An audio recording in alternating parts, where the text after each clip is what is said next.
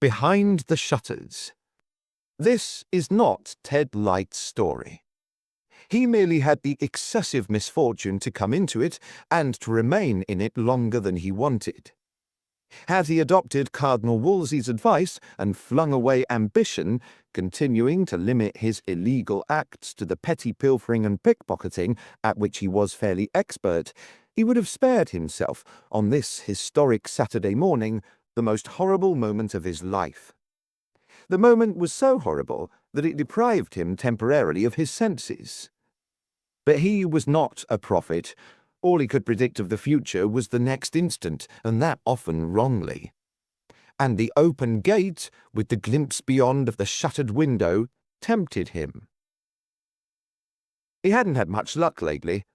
He had been brooding on that dismal fact while searching for flotsam and jetsam along the deserted shore. Pretty well all he had found there was mud, and it was mud, coupled perhaps with the depressing sound of a foghorn out at sea, that had driven him inland near Havenford Creek. But a shuttered window suggested brighter possibilities. It suggested an unoccupied house. If he could summon a little courage, it was lack of courage that prevented him from becoming a Napoleon of his trade, he might find a bit of all right behind those shutters. What about it? He glanced up and down the lane. The glance was satisfactory. Not a soul in sight, not even a house beyond this one. He glanced again at the open gate. It was swinging slightly on faintly squeaking hinges. Nasty sound. Almost as nasty as the foghorn. Ted was susceptible to any form of nastiness just now, for it was a long while since his last square meal, and an empty stomach plays havoc with your manhood. Still, till you lived in a world where people looked after you, you had to work for your living. So he took a breath and trespassed. Now he was beyond the gate, standing on gravel, and the gate was squeaking behind him instead of ahead of him. It was not nice, smooth gravel. It was rough, with weeds growing out of it. It looped round an untidy plot of grass. You could go round whichever way you chose to the front porch, if you chose. Ted wasn't quite sure whether you chose. As he stared at the house, 2-storied, grey-bricked, half-dressed in dilapidated vines, stared back with one eye closed. The closed eye was the shuttered window on the right of the porch. There was no shutter over the window on the left. The uninvited guest got an unpleasant sensation that the house was winking at him. Dear viewers, if you'd like to listen to our audiobooks ad-free, have unlimited access to exclusive content, and over 200 unique audiobooks, the best detectives, fantasy, and adventure stories, then visit our closed Telegram group. The link is in the description below the video. Enjoy watching. Still, other signs were more favourable. There was no movement anywhere, there was no chimney smoke, there was no dog. These omissions were too valuable to ignore in the state of the Exchequer, and they decided him to take the risk. All that remained, therefore, was to find the way to get in. He gave a quick glance behind him to make sure that the short length of visible lane beyond the swinging gate was still empty, then hastened round the path to the porch. The front door, of course, was no good to him, nor was the shuttered window. All the other windows in the front of the house were closed and locked, and he hesitated to break one till he had exhausted other, less noisy possibilities. Not being a professional housebreaker, he had no implements to assist him. A professional could have sliced a circle out of the glass in a jiffy. In the hope of finding an open window, he went round the house. On the left was a narrow way between the wall and a high hedge, and somehow or other he didn't like the look of it, and chose a lawn on the right. The lawn stretched from the house to a long tangle of dark trees, and a French window opened onto it. The French window, like the window on the right of the front porch, was shuttered behind its glass. "Wonder why they've shuttered one side of the house and not t'other," ruminated Ted. Had he known the reason, his knees would not have carried him any farther. In happy ignorance, he passed the French window. The lawn, which needed scything, extended beyond the back of the house, ending at a little gate that led into a wood. Beyond the wood was the low cliff that dropped to Havenford Creek. But Ted was not interested in the scenery or the geography. It was the house itself that grimly fascinated him. And at the back, to his pleasant surprise, he found what he was looking for. A little window had not been securely fastened, and on being pushed inwards, it provided an aperture just large enough for a small man to slip through. Ted was a small man, and 15 seconds after the discovery, he had dropped onto a scullery floor. His first sensation was of intense relief. When you are breaking into a house, you feel as though the whole world is watching you. But once you have entered, the world is shut outside. You pause for a few seconds to get your breath back and to enjoy the comforting privacy of close walls.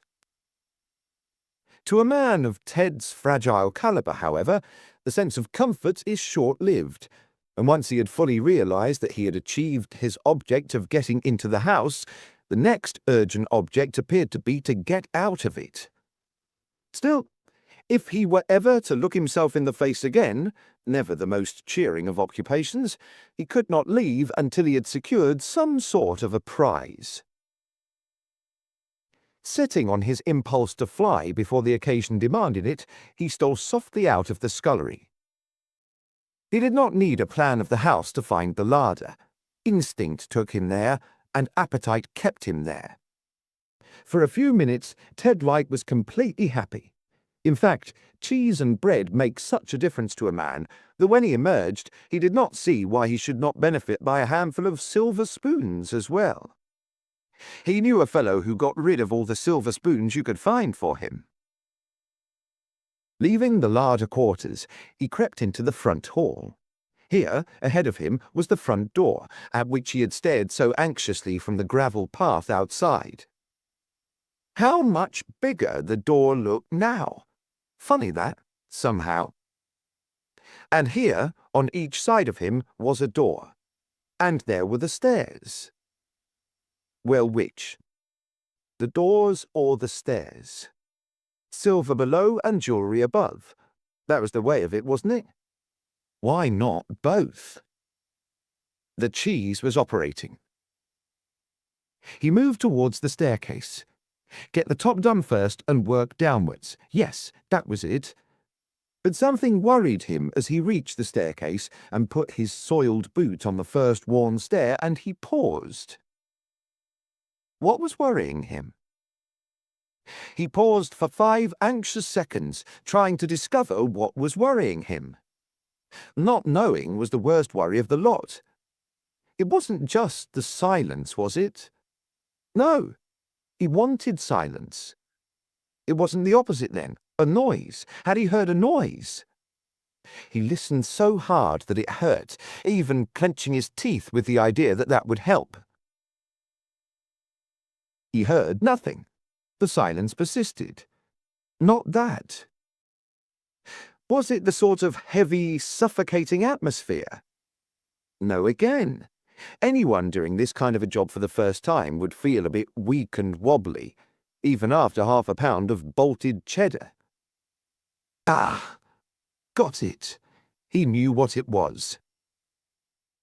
With a novice's inefficiency, he was doing this the wrong way about. Get down the stairs thumb first and work up. What had worried him was that somebody might pop out of one of these doors while he was on the top floor, and then he'd be caught. Mug. Of the 2 doors, one was ajar and the other was closed, with the key in the lock. The door that was ajar was on his right. That would be the unshuttered front window. The door with the key was on his left. That would be the shuttered room. He had turned round from the stairs and now had his back to them while studying the geography. He went first to the room with the door ajar. After listening at the crack, he pushed the door wide and looked into a dining room. In his hurry to get to the sideboard, he tripped, caught hold of a chair, and went over with it. The sound of the fall was thunderous. He felt sure it could be heard for miles around. But it produced no disastrous results, so he picked himself up, sucked a scraped knuckle, and completed the interrupted journey to the sideboard. The sideboard drawers yielded a small harvest. He left the room with a dozen silver spoons and forks added to his normal meagre weight. Was this enough? Yes. That tumble had shaken him, and the foghorn had started up again. He could just hear it moaning its two mournful notes in the distance, and the heavy, suffocating quality of the atmosphere seemed to be increasing. Yes, quite enough. He had filled his stomach well, and his pockets modestly, and this kind of thing wasn't really in his line. But, as he looked at the door with the key, the itch of curiosity got hold of him, and he found himself moving towards it. That shuttered room. He'd have to take just a peep. It was the shutters that had first drawn his attention to the house. There might be something interesting behind them, and he was no longer worried by the question of an occupant. If there had been anyone in the room or the house, the noise of that fall in the dining room would have brought them along. Maybe he'd find an ornament or two to add to the forks and spoons. He turned the handle. The door did not open. Locked. He turned the key. Now the door opened. He had expected darkness. He looked into a blaze of electric light. Ted Lyte never remembered leaving that house. The next thing he remembered was being out of it, and, as if he had not been given horror enough, he woke into a fresh nightmare. As he sped to the gate that still swung and groaned on its rusty hinges, he heard footsteps speeding after him. The shock of this produced a second period of oblivion, and once again he swooned mentally, although his legs kept on running. Had there been any spectators of this unique race, they might have imagined they were witnessing a new form of paper chase, in which the trail was spoons and forks instead of paper. Ted's pockets were plentifully supplied with holes, and in the violence of his flight he shed much ballast. But there were no spectators on that lonely lane. For half a mile, pursued and pursuer had the road to themselves. During the first part of the race, Ted looked like winning. His velocity was volcanic, which was not surprising, since he imagined he was being pursued by death itself. Then his pursuer gained ground, and gradually the gap between them shortened. It was the sound of the footsteps close behind him that finally brought him to and inspired his last frenzied spurt. He spurted into the widespread arms of a new enemy who loomed abruptly ahead. He found himself flattened against a massive chest. His pursuer, shooting into his back, completed the sandwich. "What's all this?" demanded the owner of the massive chest. The speaker was a constable. Ted's luck was dead out. "A spoon collector, I imagine," panted the pursuer. "I chased him when I saw him leaving a house in rather a hurry." "Hurry? My God," choked Ted. "Perhaps hurry is not the right word," admitted the pursuer. "He left the house as if he had been fired out of it from a cannon." "Oh, did he?" said the constable. "What house?" "Some way back along the road. I just came off my boat in time for the fun. Hey, watch him!" For the victim had begun to screech with laughter. That word fun had crashed into his solar plexus. Chapter 2. Boredom ends in Benwick. "Dull times, Sergeant," yawned Detective Inspector Kendall. Dull times." "As I like 'em, sir," answered Sergeant Wade. "Yes, theoretically that's how we all ought to like 'em," agreed Kendall, "but it doesn't make for efficiency. How can I teach you your job when nothing happens?" The sergeant rubbed his large nose. Personally, he thought he had had enough teaching during the past week to last him a year, and he was looking forward to the visiting inspector's departure. This gingering up process didn't appeal to him at all. "There was a fire on Tuesday," he murmured. "Which was out before the engine got to it," retorted Kendall. "Anyway, that wasn't your funeral." "Well, I'll expect something of that as soon as you go." "Oh, inevitably. The moment I turn my back, Bennick will burst into crime. Meanwhile, what's that?" He shoved a paper on which he had been doodling towards the edge of the desk, and the sergeant approached rather gingerly. "Elephant," the sergeant guessed. "An elephant has a trunk," replied the inspector. "Try again." "Ivo." "No, it's an elephant. There's its trunk.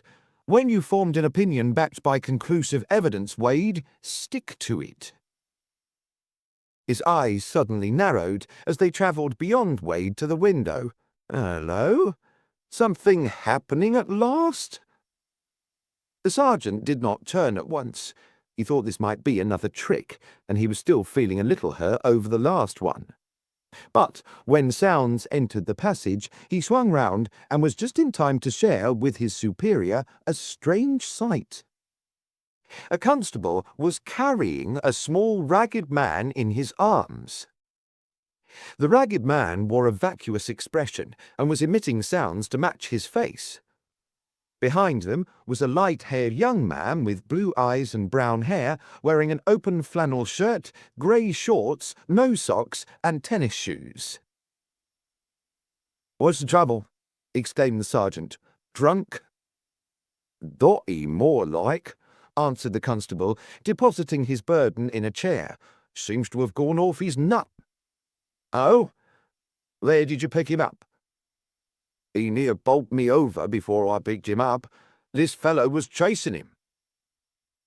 He jerked his head towards the young man in shorts and then produced a couple of spoons from his pocket with a significant wink.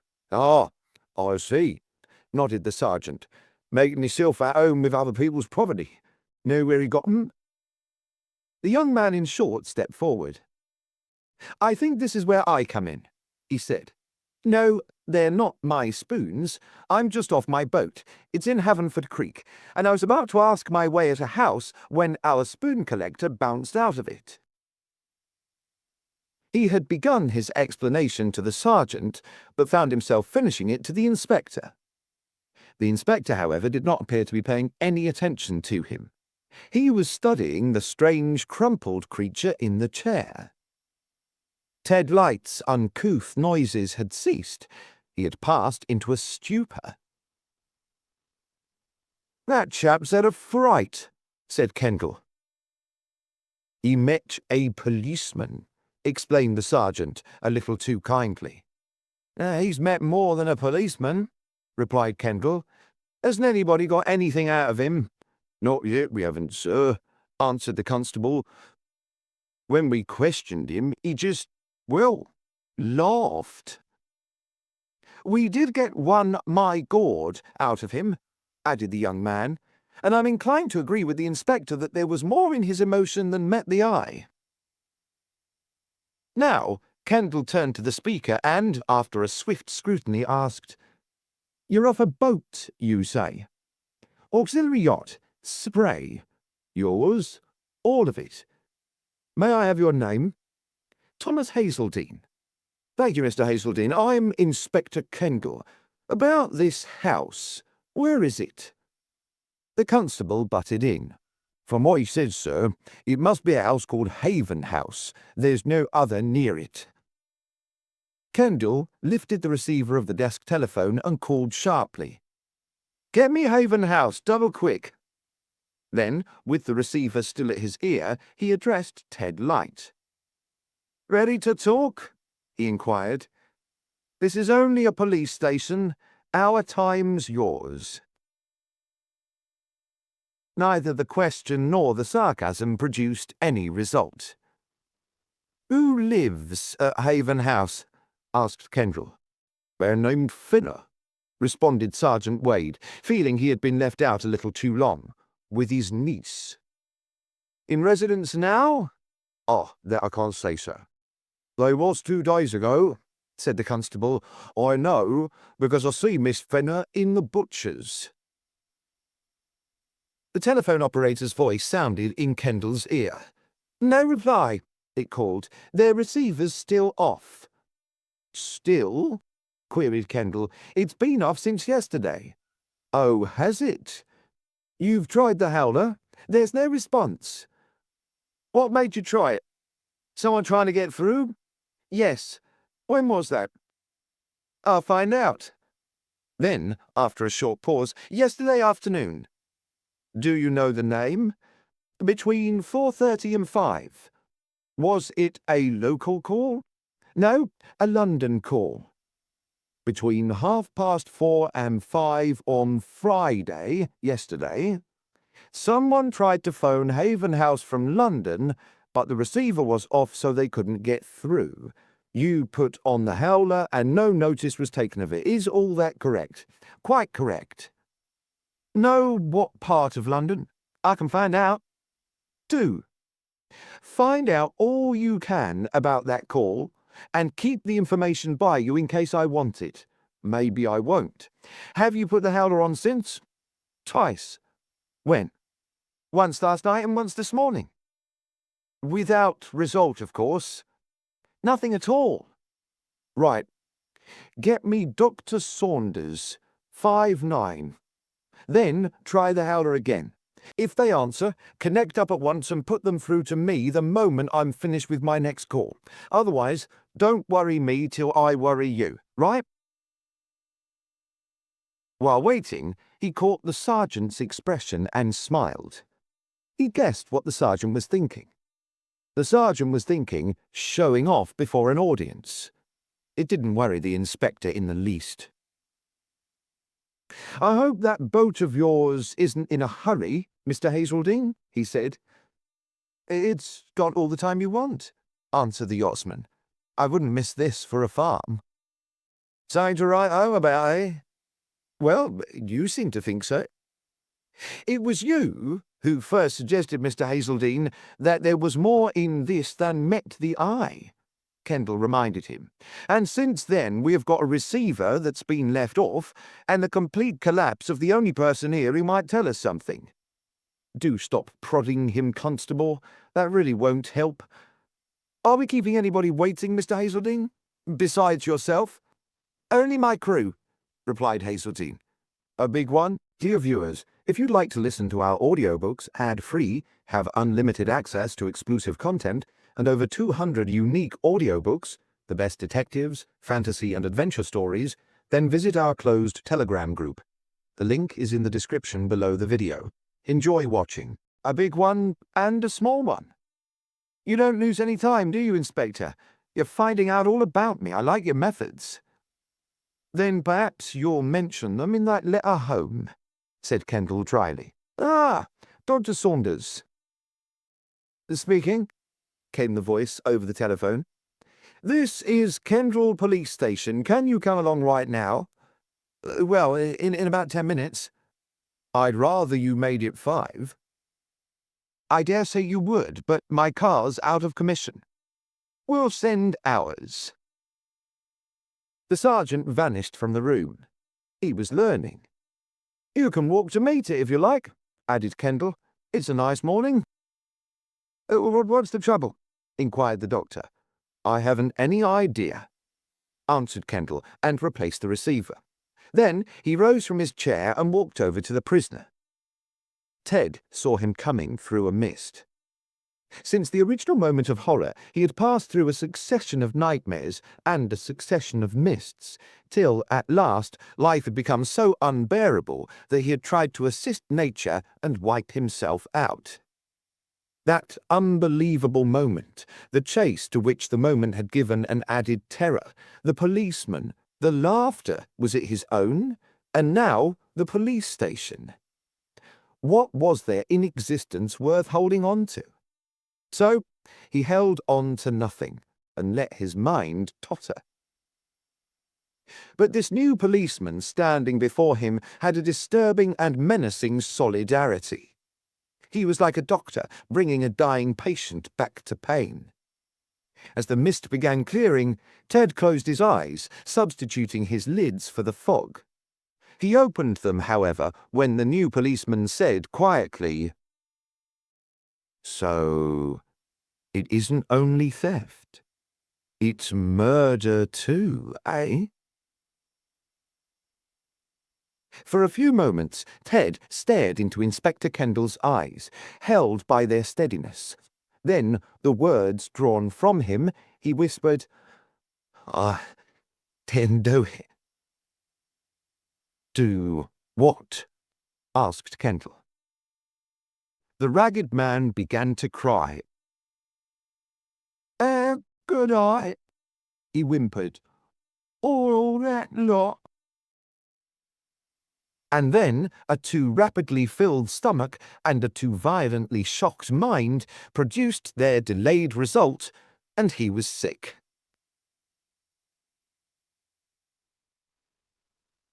Chapter 3. Horror for 4.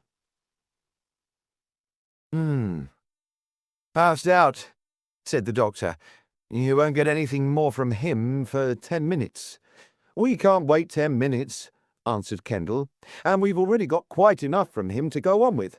Stand by him, Constable. Take down his statement when he comes back to Earth, and see he doesn't give you the slip. A cup of tea may help the situation. Get through to Millingham, and tell him to send 6 men to Haven House at once. Maybe I'll just turn 'em back when they arrive, but it's pretty scenery. Now then, Doctor. Come along, Sergeant." He turned to the yachtsman. "And what about you?" "You know my views," replied the yachtsman. "I'd weep if you left me out." "I see. You want a prize for running?" "I think I deserve it." "You like this sort of thing?" "It's my bread and butter." The inspector shot him a swift glance. They walked as they talked. "That's bad news," remarked Kendall. "I had a journalist trying to beat me on my last job." "Yes, Bolton," murmured Hazeldine. "Oh, you know that." "You mentioned your name. There are plenty of Kendalls in the world, but I remember one who did pretty good work recently at Bragley Court in the case of the 13 guests. What I liked about him was that he didn't play the violin or have a wooden leg or anything of that sort. He just got on with it." "And there's another point you may remember if you followed the case closely," said Kendall with a dry smile. "He didn't give away any presents in exchange for compliments. Are you as bad as Bolton?" "Not nearly," Hazeldine smiled back as they got into the waiting car. "But I'm bad." The car darted forward. In 3 minutes it had shed the little town of Benwick and reached the spot where Ted Lyte had toppled into the arms of a policeman. In another 3, a narrow, twisting lane had brought the party of 4 to the old gate swaying on its worn hinges. "Don't drive in," ordered Kendall. Sergeant Wade, who was driving, pulled up sharply. The 4 men jumped out. "Steady. Just a moment," came Kendall's next order. He wanted the moment in order to register his first impression. Once this invasion began, fresh footprints would be on the rough, untidy gravel, and new incidents would mingle with old ones, confusing clues. Those clues had already been threatened by 2 intruders who, apparently, had no connection with the main object of the present visit. A silver fork gleaming incongruously from the gravel, was the first evidence of this. Swinging gate, wanted oiling. Letter O almost rubbed out from words Haven House on gate. Gravel circling round grass plot. Gravel untidy. Grass plot ditto. Silver fork on right side of gravel. Disturbed spot near silver fork. Somebody tumbled? Small damaged bush near disturbed gravel. Somebody tumbled. Right lower window shuttered, front door open. "Which way did you come?" Kendall asked Hazeldine. "Through a wood at the back," answered Hazeldine. "I was on that side lawn when I spotted my man." "Who was coming out of the house?" "Well, that was an obvious deduction. Actually, he'd just reached this gate." "Right. Come along. Keep to the left and stick to the edge, and when we get in, don't touch anything." "Hey, what's that?" jerked the sergeant. Something was happening in the house. As they darted towards it, an unearthly noise issued from the hall, and the sergeant admitted afterwards that it fair went up his spine. The sound grew venomously. It was like a hive of bees that had gone mad. There seemed no rhyme or reason in it, unless it had been designed as a macabre overture to what was to follow. Even Hazeldine, whose nerves were exceptionally good, felt his heart accelerating, while the doctor's eyes became two little startled pools. But Kendall smiled with ironic grimness as he dashed into the hall. He made for a small table on which was a telephone with the receiver off. Seizing the receiver, he bawled into it, all right, police speaking. Stop that now." He replaced the receiver, and the howler died away. Then he swung round to a wide-open door. He was the first to look into the room, and to see what Ted Lyte had seen. The others, their eyes on him, watched him grow rigid. "My God," he murmured. "What is it?" asked the sergeant. "Come and see," answered Kendall. "Some work for you, Doctor. Not that you can—" They joined him in the doorway. The drawing room they stared into might have been a morgue. 7 dead people. The doctor knew they were dead before he examined them, were in that shuttered chamber, revealed with a cruel starkness by the unnatural artificial light. 6 of the people were men and 1 was a woman. The nearest figure was on its face, head towards the door and right arm extended. It was so close that the fingers almost touched Kendall's foot. A tall figure with untidy dark brown hair. Across its legs, like the top part of a capital T, was a shorter man. His hair was black and also untidy. Near the shutters of the front window were 2 men who looked something like sailors. The impression was conveyed by their coarse hands. One had tattoo marks on the back, and their jerseys. Probably the jerseys had been blue once, but now they were black with grime and age. Against the other shuttered window, the French window in the wall opposite the door, was an old grey-haired man. He had a bald spot on top, and that also was grey. The 6th man was on a couch.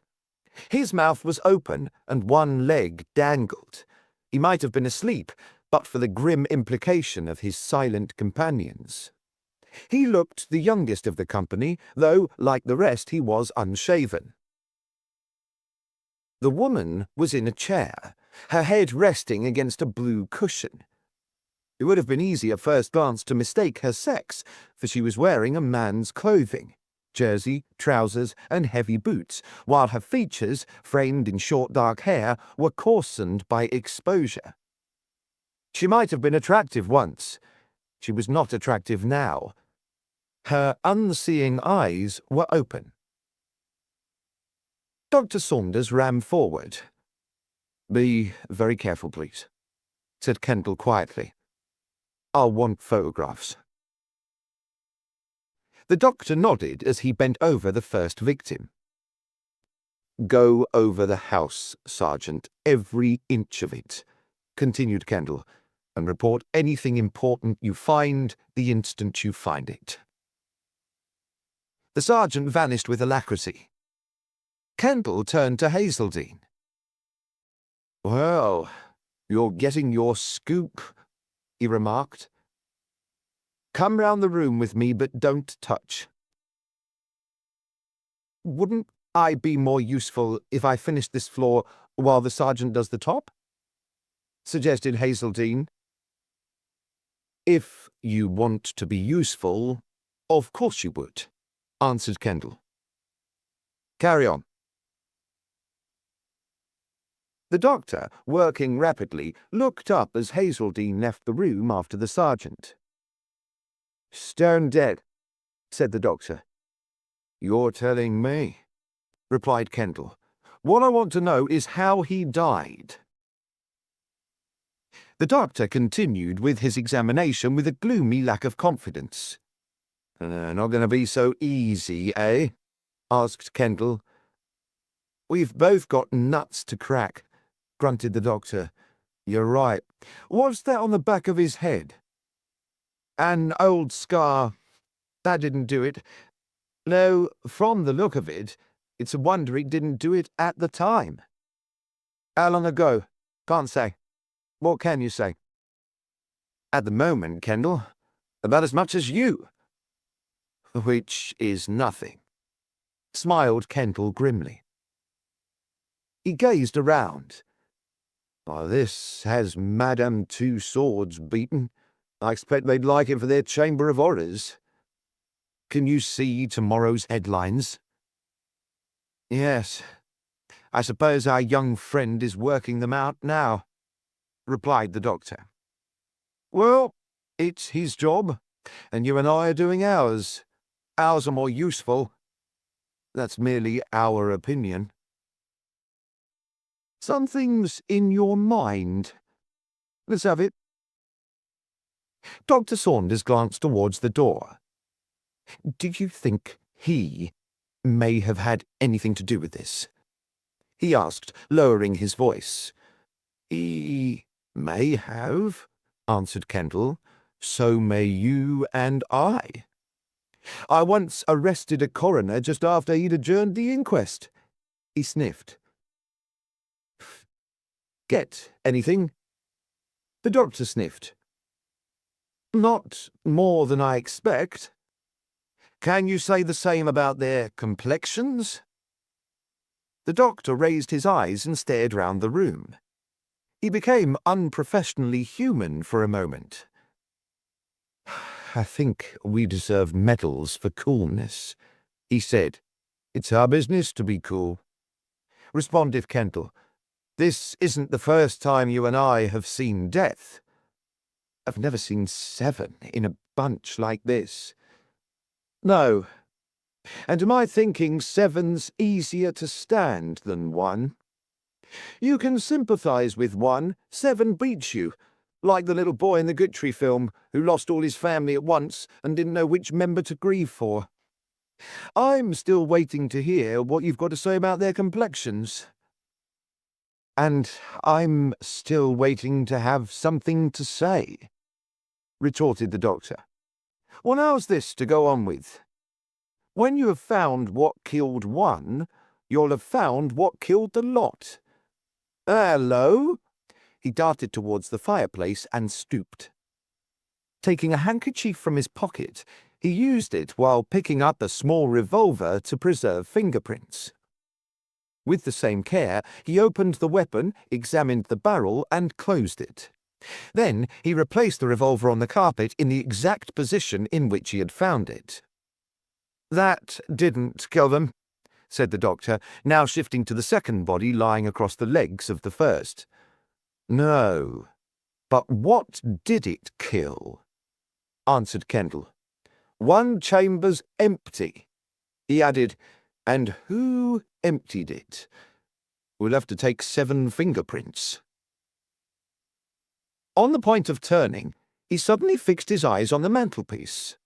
In the centre, conspicuously separated from the nearest ornaments, was a slender silver vase, designed for a small spray of flowers or a single bloom.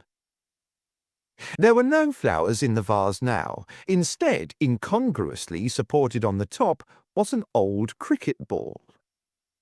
Like the jerseys of the seamen, it had lost all its original colour. It was green-yellow with age. "Why is that there?" murmured Kendall. He drew closer to it and examined not only the vase and the ball, but the spot where they stood. He noticed 4 little marks on the mantelpiece, 2 on each side of the vase. His eyes travelled along the mantelpiece to a clock at one end. "Doctor, this mantelpiece is very interesting," said Kendall. Saunders did not answer. He was moving to another body. "Here is a clock with 4 legs," went on Kendall, "that has been moved from a perfectly good spot in the middle of the mantelpiece, its usual spot, the leg marks are there, to make room for a ridiculous vase bearing a prehistoric cricket ball. The clock isn't going. You don't put clocks in a corner for that." "Here's something more interesting," replied Saunders. He was by the grey-haired man near the French window. "These shutters aren't merely bolted, they're nailed." "Yes, I've already noticed that," nodded the inspector. "They're nailed at both windows." His eyes were busy all the while he talked. "But that doesn't undermine the importance of my cricket ball. I'd like to know its story." "I'd rather know why the shutters were nailed up. The door wasn't locked." "Not when we came in, but don't forget we weren't the first. The scamp at the station's going to tell us something presently." He moved to the doctor, who was now kneeling by the old man. "This poor chap looks a cut above the others, though his clothes aren't much better." "Gosh, Doctor, these people have been through something. Through hell. But before this, too, don't you agree?" "Yes, undoubtedly. Emaciated, most of them. This chap's condition's terrible." "And plenty of will-power to endure it, I should say. Interesting face. I imagine we'll find that Anlo there's something in his hand." He knelt down by the doctor and gently opened the fingers. The stump of an old red pencil rolled onto the floor. He picked it up and then stared again at the closed eyes of the man who had held onto the pencil while he died. "My God, Saunders," muttered Kendall. "I'm going to find out who's done all this. If there's any afterlife, this fellow's watching us." "There's someone else who's watching us. In a chair," murmured the doctor unhappily. "I'll go to her next." But before he moved away, a look of despair entered his face. "I suppose you know, Kendall, I'm not getting anywhere." "No?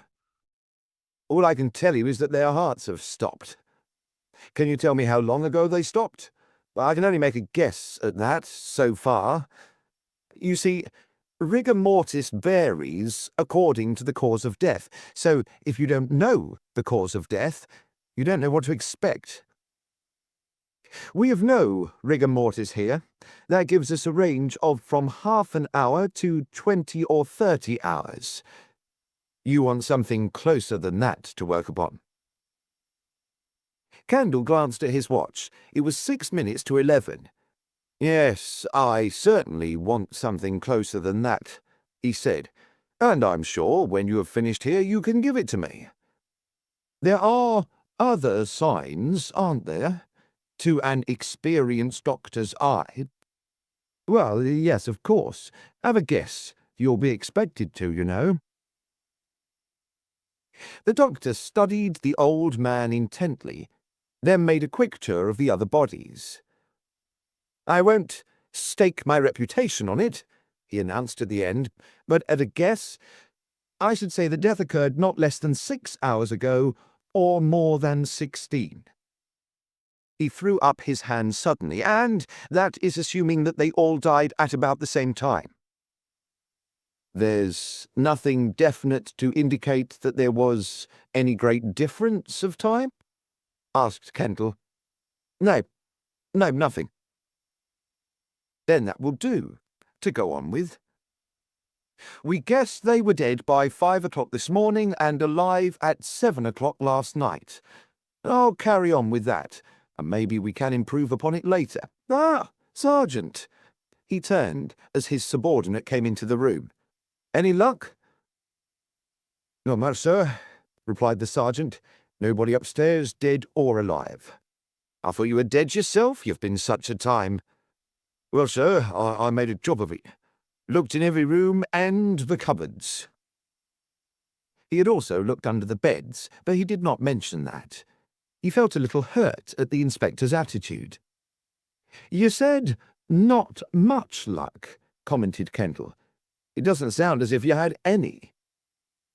"One of the bedrooms was a bit untidy." "Form any conclusion?" "Well, sir, someone might have left it in a hurry. There's a pair of shoes, ladies, in the middle of the floor, like they was kicked off and no time to put 'em away." "Anything else?" "A dress half off a chair, like it was thrown there quick and they hadn't stopped to fix it." "That the lot?" "Barring no brush and comb on the dressing table, like they'd been pecked." The sergeant thought this pièce de résistance was a particularly smart bit of observation, and was disappointed that the inspector's face did not register admiration. However, he had been in the force long enough to know that praise from a superior was rarer than currants in a bun. "I'll go up in a minute," said Kendall. "Where's Hazeldine?" "Adsum," came Hazeldene's voice as he appeared behind the sergeant, "and I've got something for you." "What?" "In the dining room. Can you come and see?" As Kendall followed him across the hall, he went on half apologetically. "I ought to have found this before, but I explored the kitchen quarters first. Someone's got in through a back window, but that was probably our spoon thief. He's left a lot of cheese crumbs. Here we are. This door was ajar." Entering the dining room, the inspector glanced swiftly around, and his eye rested on the overturned chair. "Yes, but that's not what I mean," said Hazeldine. "That picture on the opposite wall. Damn shame to treat a charming child like that." The charming child was a girl of about 11, painted in oils. She had soft brown hair and demure brown eyes, but there was a glint of hidden mischief in the eyes, which the artist had effectively caught. The dress was white, with a blue belt, but there was something on the dress that the artist had not put there. A little hole. "So, that's where the bullet went," murmured Kendall, frowning. "Right through the heart."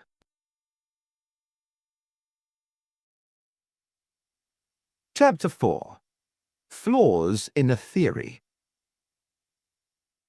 The doctor's voice recalled them to the drawing-room. "Here's your solution," he exclaimed excitedly as they ran in. "I found this under him. What he was writing just before he pegged out. My God, can you credit it?" He held out a crumpled sheet of paper. On it was written in bold capital letters, "With apologies from the Suicide Club." Kendall stared at the half-dozen grim words, while the others looked at him. Then he stared round at the 7 members of the Suicide Club. Then he stared at the paper again. "No, I can't credit it," he said slowly. "This is in ink. Well, it was probably written before they committed suicide. retorted the doctor. And then he wanted to add something with the pencil? Queried Kendall. Let's see if he did. He turned the paper over.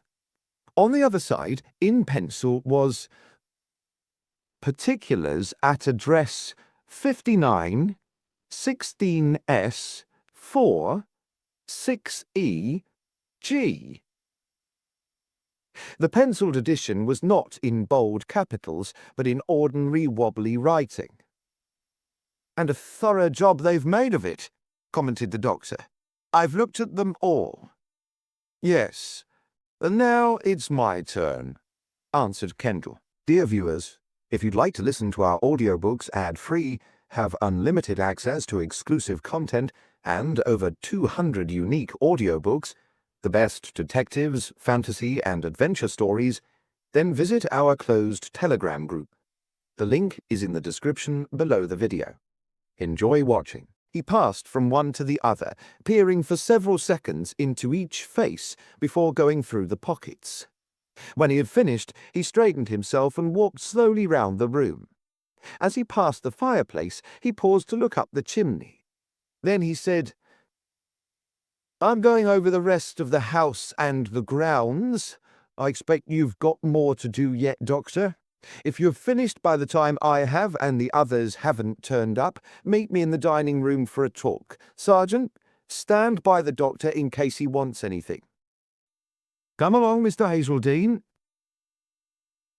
Hazeldine smiled as he left the room again with the inspector. Am I being useful? He inquired, or is it just you don't want me out of your sight? Let's say a mixture of both, suggested Kendall. I let you go once and you found a bullet hole I was searching for. Yes, and I didn't much care for the spot where I found it. Canvas doesn't feel pain. No, and some pictures deserve to be shot, only this one didn't. The inspector gave him a sidelong glance. Touché, Inspector. That kid got me. What are you doing? Looking for bloodstains on the stairs? I am looking for anything I can find, Mr. Hazeldine, but so far this seems to be a bloodless tragedy. What's your newspaper? None in particular. I see. A freelance. Yeah. Under nobody's orders but your own. Are you sure that's going to make any difference? We'll talk about that presently. The top floor had 4 bedrooms and a bathroom, but only 2 of the bedrooms appeared to have been recently occupied. One of the 2 was obviously the room of the absent owner, Mr. Fenner, and the other, equally obviously, was that of the niece. It was the niece's room that had been the subject of Sergeant Wade's special report, and Kendall and Hazeldine agreed that its condition suggested a hurried departure. The 2 shoes, dark brown and rather worn, one of them on its side, were in the middle of the floor near the end of the bed, and the dress, a morning frock, made a little soft brown heap on the carpet beside a chair. Didn't I hear the sergeant say that dress was on the chair? Inquired Hazeldine. You did, answered Kendall. The sergeant has been a naughty boy, taken it up to examine it, and replaced it nearer the edge of the chair than where he found it. And it slipped down after he left. You've got it. I suppose you're sure you've got it, said Hazeldine. Someone else may have taken it up to examine it. What? Since the sergeant left the room? Kendall shook his head. When you're surrounded with trouble, there's no need to manufacture more. However, he walked to a wardrobe, opened it, and poked his nose into a row of dresses. She uses violet scent. Quite smart, smiled Hazeldine. When you don't play the violin or haven't got a wooden leg, Kendall smiled back, smartness is all you've got to fall back on. Not that it needs much smartness to detect violet scent. Well, there seems nothing more up here. Let's get down. Will you answer a question? Probably not. You don't believe in this suicide club, do you? What makes you think that? I can be smart too. That's the trouble with you journalists. Sometimes you're too smart, and the smartness goes into the next edition before it's been properly digested. We're going to talk about the suicide club in the dining room, but not till I have finished my preliminary investigations. Inspector Kendall found nothing in the kitchen quarters beyond the evidence already mentioned to him by Hazeldine of Ted Lyte's visit. He examined the pantry window carefully, mentally cursing the little crook as he did so. Had the rascal's fingerprints obliterated any others? Yet he realized the debt of gratitude he owed the very man he was cursing. It was unlikely that Hazeldine would have entered by the back window after failing to get any response from the front doorbell, and but for the crook, the tragedy inside Haven House would still have remained undiscovered, and Kendall would still have been yawning and doodling at the local police station. He left the house by the back door, unbolting it to do so. "That's the wood I came through," said Hazeldine behind him. "And your boat's in the creek beyond?" "Just inside the point." "On holiday?" "Combining work with it. Doing a yachting series. Yachting for Fools. I'm a yacht maniac." "And you came ashore to stretch your legs?" "And to call at the post office for mail, which, by the way, I've not done." "Did you notice any dead animals as you came out of the wood?" "No, sorry." "Cats?" Afraid not. There's one by that little gate." "So there is." The yachtsman journalist focused his eyes on the little black object, then turned to his companion curiously. "I take it you're not being just conversational." "Oh, I'm fond of conversation," answered Kendall. "But when I'm on a job, I never indulge in it for its own sake. I once talked utter nonsense to a woman till she used the word knowledge with a long O. I'd heard that pronunciation over the telephone, and she's in prison now for attempted poisoning." "You came round by the side lawn, didn't you?" "Phew, yes. We all do the same." They walked round slowly. Kendall paused at the French window to examine it, and when they came to the front of the house, went right across to the narrow path on the other side. He vanished along the path, returning abruptly at the sound of a car in the lane. "I think you're reinforcements," said Hazeldine. "About time, too," grunted Kendall. "Will you go into the house while I speak to them?" "I'll join you in the dining room." Hazeldine nodded and complied. He found the dining room empty, and while he waited he stared at the painting of the pretty little girl with the bullet through her heart. He wondered where she was, and whether the shoes in the bedroom upstairs belonged to her. 3 rooms in this grim house had stories to tell, but walls lacked tongues. What were the stories? And how did they all connect? Figures moved outside the window. One came and stayed. The back of a constable made a sinister blot on the view. Footsteps sounded in the hall, and low voices. The incredible tragedy of 7 dead people was being revealed to new eyes. Neither the footsteps nor the voices interfered with the brooding silence of the place. They seemed in a queer way to accentuate it, to develop it into a conscious thing. Hazeldine turned suddenly as the doctor entered the room.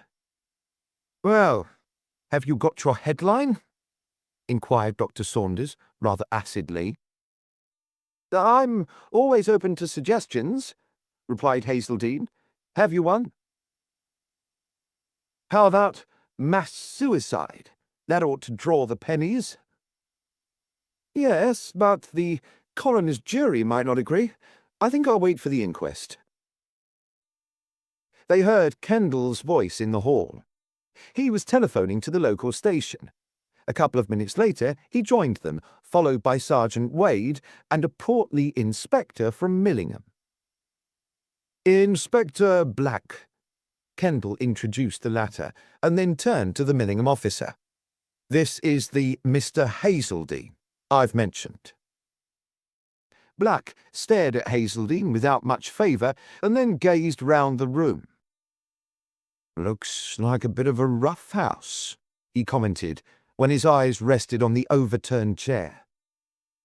"That's what I thought when I first came in here," answered Kendall, "but that chair was knocked over by our burglar." "How do you know that?" exclaimed Hazeldine. "Just learned it from the station," replied Kendall. "The fellow's begun to talk. It's that picture we're more interested in, Black. See here. I want you to tell me why 7 people about to commit suicide in a stranger's house should begin by shooting a painting." On the point of answering, Black turned again to Hazeldine, and Kendall quickly interpreted his confrere's dubious expression. "You needn't worry about him," said Kendall. "Aren't you taking me very much for granted?" asked Hazeldine. "Tell me if I'm wrong," suggested Kendall. "If you were wrong, I obviously wouldn't tell you." "If I were wrong, you wouldn't indicate any flaw in my logic. Suppose I was subtle. Suppose I am. Carry on, Black. This man may turn out a thundering nuisance before we're through, but meanwhile he may be useful to us, and we can take it he hasn't killed 7 people. Besides," he added dryly, "haven't these 7 people committed suicide?" "You don't think so," retorted Black. "But you do? How'd you get away from that written message? Ever heard of a red herring?" "Why, yes, there's always that possibility," admitted Black, slowly. "Yes, certainly. Only, somehow, it doesn't seem quite logical." "Whereas it is perfectly logical," interrupted Kendall, "for 7 people, emaciated, filthily clothed, ill-assorted, and with nothing on any of them to identify any one of them, to walk through country lanes unseen." "How do you know they walked?" "I'm guessing they didn't arrive in the Lord Mayor's coach." "And how do you know they've not been seen?" "We can check up on that anyway. But whether they were seen or not, and whether they arrived on roller skates or stilts, they end their journey at a conveniently unoccupied house." "May I interrupt?" asked Hazeldine. "I want you to interrupt," replied Kendall. "I'm making statements to annoy you into offering better ones." "Well, since I've got to justify your hope that I may be useful, I think I've hit upon 2 flaws in your reasoning already." "Number 1? If 7 people set out to commit suicide, they wouldn't march with drums, flags, and banners."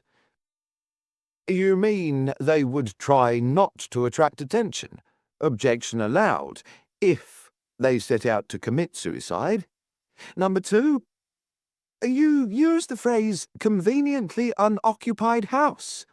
Plenty of houses are unoccupied." "Probably a house agent would corroborate you. Nevertheless, Mr. Hazeldine, this time it's objection overruled. You set out as one of a party of 7 and march through a district of which you have no previous knowledge and see whether you can find an unoccupied house so convenient that you can enter it. Have you wondered, by the way, how they entered it, and make use of it for wholesale self-destruction? Of course, your party may be lucky, but the odds are that you'll be wandering about all day and all night." "All right, but why shouldn't they have had a previous knowledge of the district?" inquired Black. "And of the house itself, for that matter. There's nothing in their message to preclude it." "I agree. That's one point I'm getting at," answered Kendall. because to me it makes the whole suicide theory less feasible. 7 people calling on a person they know to die in his house while he's out, eh? A queer sort of a joke, and, if there were any point in the joke, it should be self-evident without a message. Listen, I'm not putting the suicide theory out of court. There's some mighty queer story behind all this, and maybe, when we've unearthed it, as we are going to, suicide will fit the climax. But I'm not going to accept that theory until it's explained to me how they got into the house, why they nailed up the shutters, why they stuffed 2 weeks' papers up the chimney, how they destroyed themselves, that's your job, Doctor, and it's going to mean Westminster Abbey or professional extinction for you. Who used the revolver, why he or she shot a picture in another room, where the Fenners are, why they left in a hurry, and how the devil— here's another little tidbit I've just had from the station, Mr. Hazeldine— how the devil, these 7 people, before settling down to their final job, locked themselves in the drawing room with the key on the outside.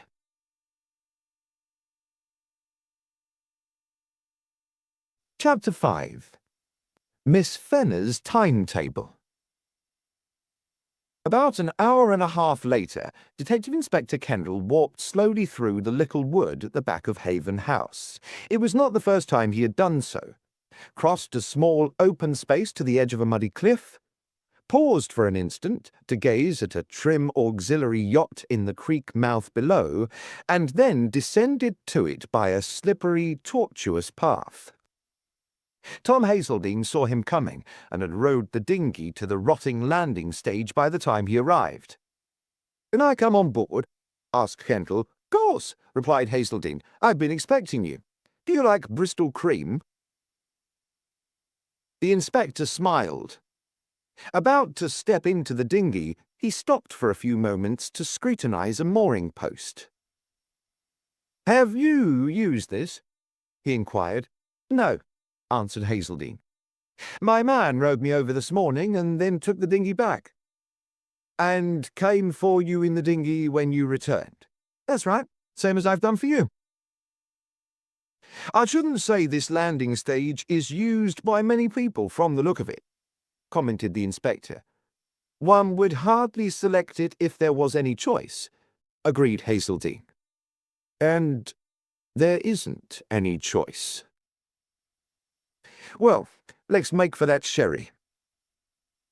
In 3 minutes they were on board the Spray.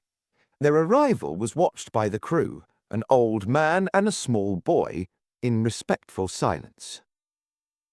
The bottle of Bristol cream was already on the long, narrow table of the saloon cabin when Kendall entered it. "A good wine to fit a good boat," commented the inspector. "The boat's even better than the wine," responded Hazeldine. "One day, when you want a holiday, I'll take you round the world in her." "What can she do?" "In the wind, all that's going. Under power, 20. But I warn you not to get me on this subject if you want to talk business. Help yourself, will you, and then give me the latest lowdown." "I'd like your lowdown first," suggested Kendall as he filled his glass. "What have you been doing with yourself since I let you off the lead?" Hazeldine grinned. "I've been a fairly good boy," he said. "Better anyway than Bolton would have been in my place, though I make no promise to keep it up. After you removed my dog collar with a warning, I returned to the village, called at the post office for letters, there weren't any, inquired whether the Fenners of Haven House had left any forwarding address. Oh, you did that. It seemed a bright idea, but it drew a blank. I see you also had the bright idea. Then I telephoned my favourite editor, who is going to publish what I told him in the afternoon editions." "And what did you tell him?" asked Kendall. "This," replied Hazeldine. "Any complaints?" He handed his guest a copy of the conversation. Kendall read it rapidly, then said, "Thank you. That satisfies me." "Did it satisfy your editor?" "If he could have kissed me over the telephone, he'd have done so." "I suppose you'll be handling the story for him?" "He asked me to, but my terms were too high." "May I know what they were?" £100 a word. As that was too stiff, I told him to send one of his own men along to carry on. He's doing it." "What was your idea?" "I thought you were good at guessing." "You wanted a free hand?" "That's it. If I get a scoop for publication, he shall have it before anyone else, but I am not going to be tied." Kendall regarded his glass thoughtfully, then asked, "Aren't all journalists tied?" "If they're inside men, certainly. Then they do what their editor tells them, but I'm an outside man." "I see. Yes, of course. Have you any special reason for wanting a free hand in this particular case?" "Inspector, I've told you a lot," responded Hazeldine, smiling, "and now I think it's your turn." Kendall nodded. "Right. Well, I've been busy too," he said. "You deserved your glimpse of the inside of Haven House because you brought us the bad news, and you haven't taken advantage of the situation. But you couldn't get in there now, even with the incentive of £100 a word." "Good night," murmured Hazeldine. "You can judge by the reception your brother journalists will receive when they turn up, and, incidentally, we've had one nosing round already. Ill winds blow fastest. He found constables at every gate and door, and they were disappointingly mum. Just the same, Mr. Hazeldine. You can cut out the mister, if you like. Thank you. Just the same, you needn't think your editor is going to get a monopoly. You can't keep 7 dead bodies quiet, so to speak. This afternoon's placards will just shout, but there'll be more noise than information." "Don't you want publicity?" asked Hazeldine. "Not more than I've got to have," replied Kendall. "These next few hours are going to be damned important, and if I could have had 6 of 'em start of the press and the public, I'd have been glad. Maybe it'll all work out the same in the end, only—" he gave a little shrug. "Well, when you're setting off on a chase, it helps to begin before the hare knows you're on the track." "You're convinced this isn't a case of mass suicide, then?" "I'm not convinced of anything, but I'm certainly not banking on suicide." "Put it that way, and draw your own conclusions. We have got a lot to do yet, both inside and outside the house. Photographs, fingerprints." He paused. "We've found a key." "What sort?" "Latchkey. It was found under a little grating just outside the front door, as if it had been dropped. We had to prise the grating up to get it."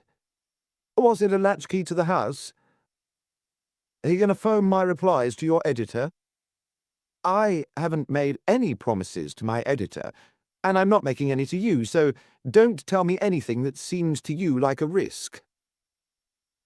"You've 2 qualities that appeal to me, Hazeldine," said the inspector. "You're independent, and you're frank about it.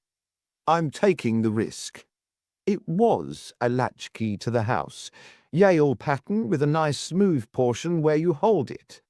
I've taken a fingerprint, and I've found some more prints exactly like it inside." "In the shuttered room?"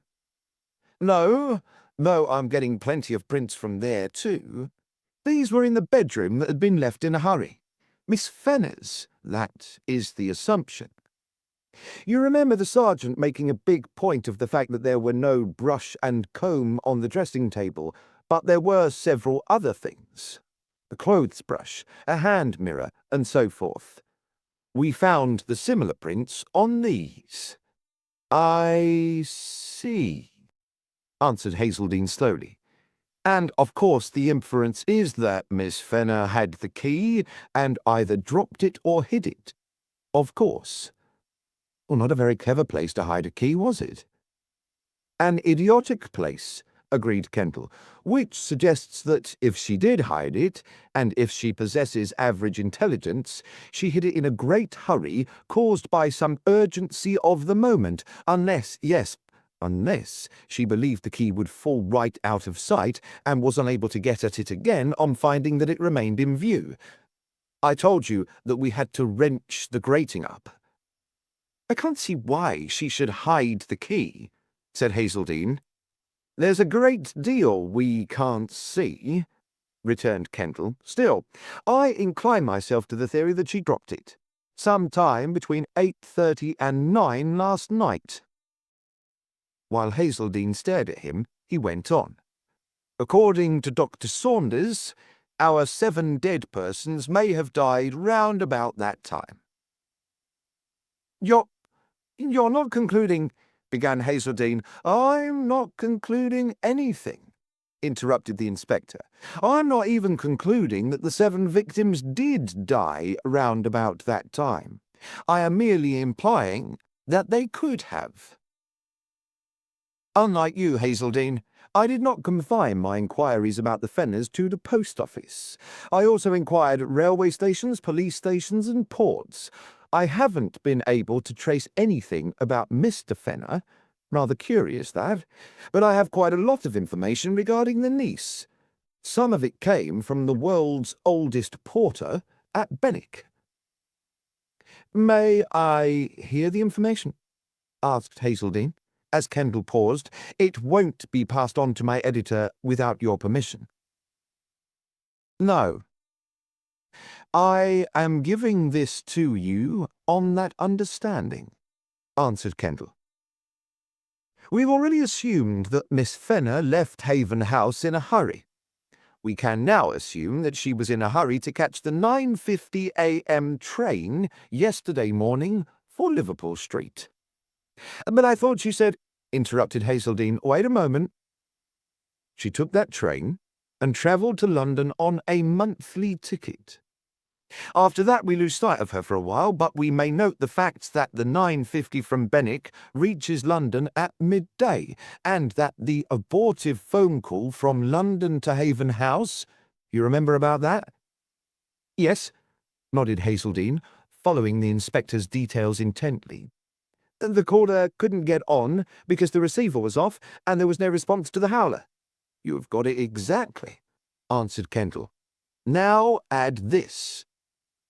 The call was made from a public call box at Victoria Station at 4:42, that is at 18 minutes to 5 yesterday afternoon, and the caller was a woman with, to quote my informant's words, a pleasant, youngish voice. Let us assume, just to see where it leads, that the owner of the voice was Miss Fenner. Let us also assume that a young woman answering Miss Fenner's description, who bought a third-class return ticket to Boulogne at Victoria some half-hour earlier, was Miss Fenner. Now then, she leaves Benwick in a hurry, without troubling to tidy her room. My information is that she is normally quite tidy. She reaches Liverpool Street at midday. She vanishes till roughly 4:15. Reappearing at Victoria, she buys a return ticket to Boulogne. Assumedly, she intends to catch the 4:30 boat train. She does not do so, for at 4:42 she is telephoning back to her house. She gets no response. No one is at the house, or else someone is there who has decided not to answer telephone calls. The latter may be unlikely, but 7 dead people are unlikely. They weren't dead then, interposed Hazeldine. We do not believe they were dead then, corrected Kendall. Having failed to speak to the person she wanted to speak to, Miss Fenner returns to Liverpool Street Station, catches the 5:57 train back to Benwick, where she is seen by the aforementioned ancient porter, whose eyesight mightn't be good. I admit that. This porter's evidence is not conclusive. Did she speak to him? No. She went by me quick as a rabbit, were his words. He could not even remember whether she carried a suitcase. The time was 8:16, so bad light was added to bad sight. Still, let me continue with these assumptions. Miss Fenner passes the old porter as quick as a rabbit and hastens, we assume, to Haven House. Our only evidence of this is the key, and, of course, that may have been dropped earlier. We know nothing more about her, nothing definite, until she is back at Benwick Station buying another monthly ticket to London. The clerk has better sight than the porter, and leaping into the last train to town, the 9:12. She catches it by a matter of seconds. She is in London once more by 11:15. "And that's all you know?" inquired Hazeldine. "Not quite all," answered Kendall. "I made an obvious inquiry and found that she slept at Liverpool Street Station Hotel. This morning, she got up early and took the 9 o'clock boat train for Folkestone." Kendall glanced at the cabin clock. "Her passport was examined in Boulogne about 40 minutes ago." He got up from his chair. "Well, I must be getting back," he said. "By the way, I don't suppose you've seen any suspicious characters or craft about here?" Hazeldine shook his head. "And you have nothing else to tell me?" "Afraid not," said Hazeldine. "I expect your next informant will be Miss Fenner herself." "I'm hoping so, only she's vanished again." "She may be on the Paris train, but in that case, most likely she'd have booked right through. She's probably in Boulogne. The Fenners go there sometimes. Funny thing, though, nobody can tell me where they stay." He held out his hand. As Hazeldine took it, he inquired casually, "What's this description that's being circulated?" "Of the girl?" responded Kendall. "Only for official use, of course. Height about 5'5", rather pale complexion, very little makeup, good figure, pretty, demure, brown hair, brown eyes.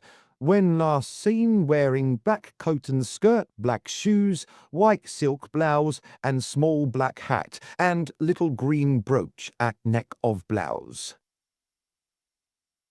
"The little girl in the picture had brown hair and eyes," commented Hazeldine. "Same girl," said Kendall.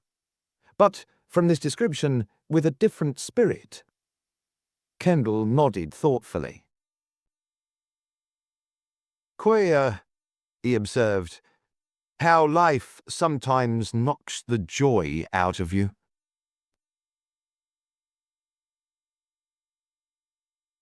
Chapter 6. Trailers in Boulogne.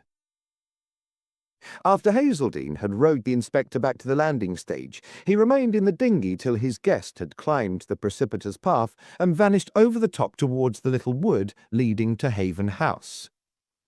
It seemed impossible in the peace and silence immediately around him that a grimmer peace and silence lay only a little way off, concealing a tragedy of hidden origin.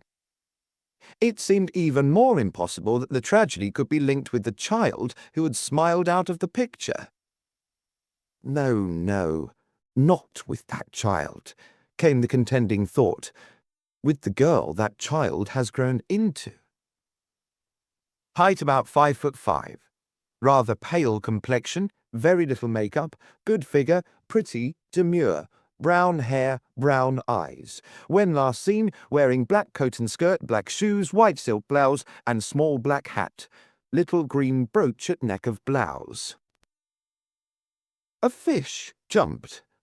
He turned to watch the widening circle on the disturbed surface of the water, and as the rim touched and faded out against the landing stage, an odd comparison entered his mind. The impulse of an unseen fish had caused this little disturbance. Emotion of a different kind, yet responding to the same basic principles, had occurred in the silent house beyond the wood, and its invisible circle had widened to the shores of Boulogne and faded out. He lit a cigarette. He visualized Inspector Kendall walking through the wood, his keen brain busy, his sharp eyes skinned for clues. Then He tried to visualize Dora Fenner and the spot in Boulogne that contained her at that moment, if she were still in Boulogne. The inspector believed that she was, and Hazeldine agreed with this belief. Was she near the wide bridge spanning the river? Was she climbing one of the narrow streets of steps in the fishermen's quarters? Was she walking, unconscious of trouble, in the green-flowered gardens beyond the casino? Was she ascending the steep, wide road at the back of the town towards the ramparts? Dear viewers, if you'd like to listen to our audiobooks ad-free, have unlimited access to exclusive content, and over 200 unique audiobooks, the best detectives, fantasy and adventure stories, then visit our closed Telegram group. The link is in the description below the video. Enjoy watching. Ramparts, murmured Hazeldine. Ramparts. Something about ramparts. What about ramparts? For a few seconds, his thoughts puzzled him. Why had the ramparts entered them so vividly? He knew Boulogne well, but he had only once been on the ramparts which encircled the old town, hiding it from the new behind 13th-century walls. Why on earth? Then, in a sudden flash, the solution came to him. The mind takes many photographs, but all are not immediately developed, and some, failing to meet the right circumstances, are never developed at all. Now, on the surface of the muddy water at which Hazeldine was moodily gazing, came the vision of a little mantelpiece, and on the mantelpiece a picture postcard. The picture was of La Porte des Dunes, showing a portion of the ramparts, and the mantelpiece was Dora Fenner's. He had noticed it subconsciously during his few moments in the bedroom with Inspector Kendall.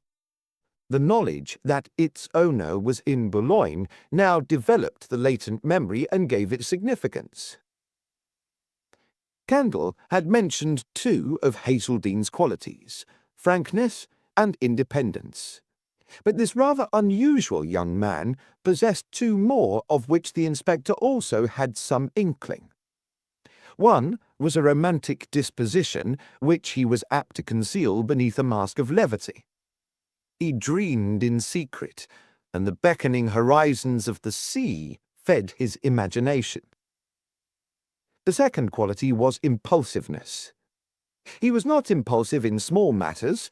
The lesser details of his life were dictated, as a rule, by a practical, well-ordered common sense, but periodically some compelling impulse caused him to throw the common sense overboard and to indulge in adventurous madness. His friends had called him mad when he had given up an excellent and lucrative position in a journalistic office. They had called him mad when he had spent most of an unexpected inheritance in an auxiliary 10-ton cruiser. They would certainly have called him mad now had they been aware of the impulse that caused him suddenly to toss away his half-smoked cigarette, swing the dinghy round, and make for the spray with rapid strokes. "Full steam ahead, Bob," he shouted before he reached the side. "Aye, aye, sir," came the senior member of the crew's voice. "Where for, Mersey?" "Boulogne," answered Hazeldine, "and we're going to do it in record time." "There ain't much wind," commented Bob Blythe. "Wind be blowed," retorted Hazeldine. "We're using petrol." Bob grimaced, then accepted the situation philosophically. He never liked petrol. It could get you about, true, but it was an insult to the sea, which had been designed under wind, and should therefore have stuck to it. To the average map reader, the land is full of interest, and the sea is just a flat blue space. But to those who lived in boats, Bob had lived in boats all his 70 years, and he hoped his grandson would do the like.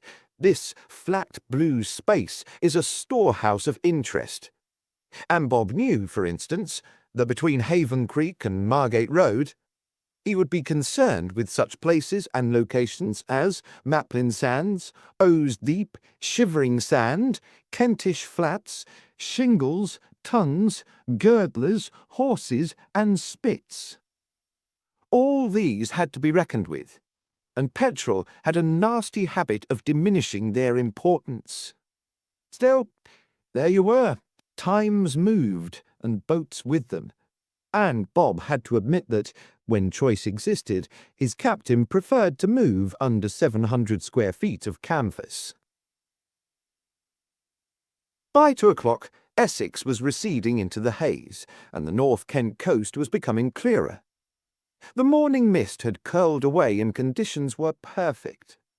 By 3, the boat had curved round North Foreland and was heading south for the Channel, keeping inside the good winds. "She's going," grinned Joe, the junior member of the crew. "She's meant to," retorted the captain. He kept her going till she reached Boulogne. "More waiting?" inquired Bob, as the Spray entered the harbour. "Afraid so," answered Hazeldine, "but be ready to start off again the moment I return, if necessary." "Aye, aye, sir. Where will it be next time? South Pole?" The chance jest reverted to Hazeldine's mind later. The late afternoon sun was burning on the cobbles when he found himself free to begin the next stage of his strange adventure. He stood for a few moments on the wide bridge over the River Liane, raising his eyes towards the hill that formed his objective. On that hill was the Haute Ville, the original Boulogne, nestling within high walls like a bit of sunken history. Ghosts lurked there for those with vision to see such things. The ghosts of Godfrey de Bouillon and his crusaders, of English soldiers storming and capturing the terrified town, of Napoleon and his vast army waiting for the moment that never came to invade England's shore, of an unknown warrior who rested for one night before returning home to English soil. But Hazeldine saw none of these ghosts in his mind's eye. His ghosts were 7 more recent spectres, disturbing a quiet spot to which they seemed to have no right. "Shilling. Very pretty. Only 1 shilling." He turned. A dark-skinned man was smiling at him, showing very white teeth. Over the man's arms were silks of many colours.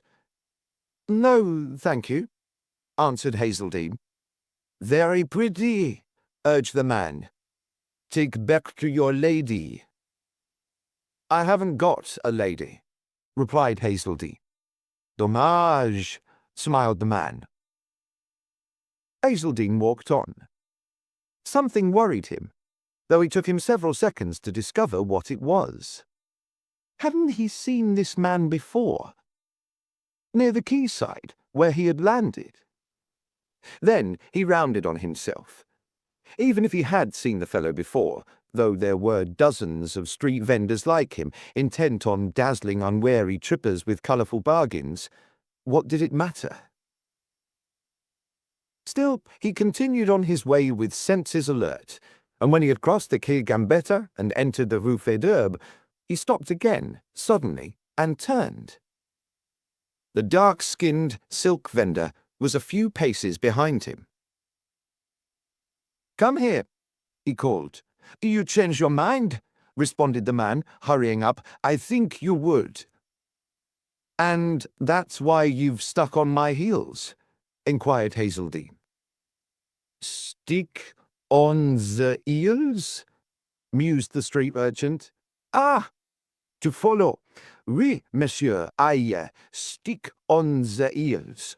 Once, no buy. The second time, yes. The first time, a swingle. Yes, I hear that word quite much. The second, perhaps not. Perhaps a bargain. Perhaps you remember you could not buy so pretty silk in London for 1 shilling. Voyez, the yellow corn colour, shilling, for the lady you do not yet meet." He grinned, once more displaying his excellent teeth. "Shilling." Hazeldine smiled back and paid the shilling. The man whipped the corn-coloured square from his bundle, folded it deftly on a raised knee, and handed it to his customer with an air of modest triumph.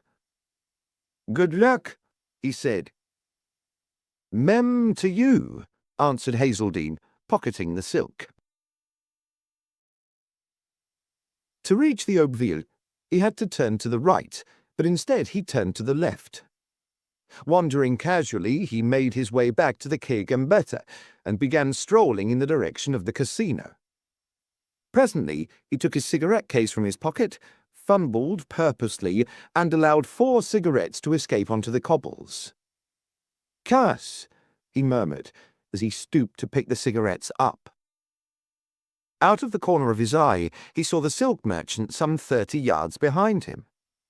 Even at that distance, and in that quick glance, he recognized the man, despite his resemblance to others of his breed. He had studied him carefully during their last encounter. An empty taxi came by. He hailed it, called "Ruler, s'il vous plaît," and jumped in.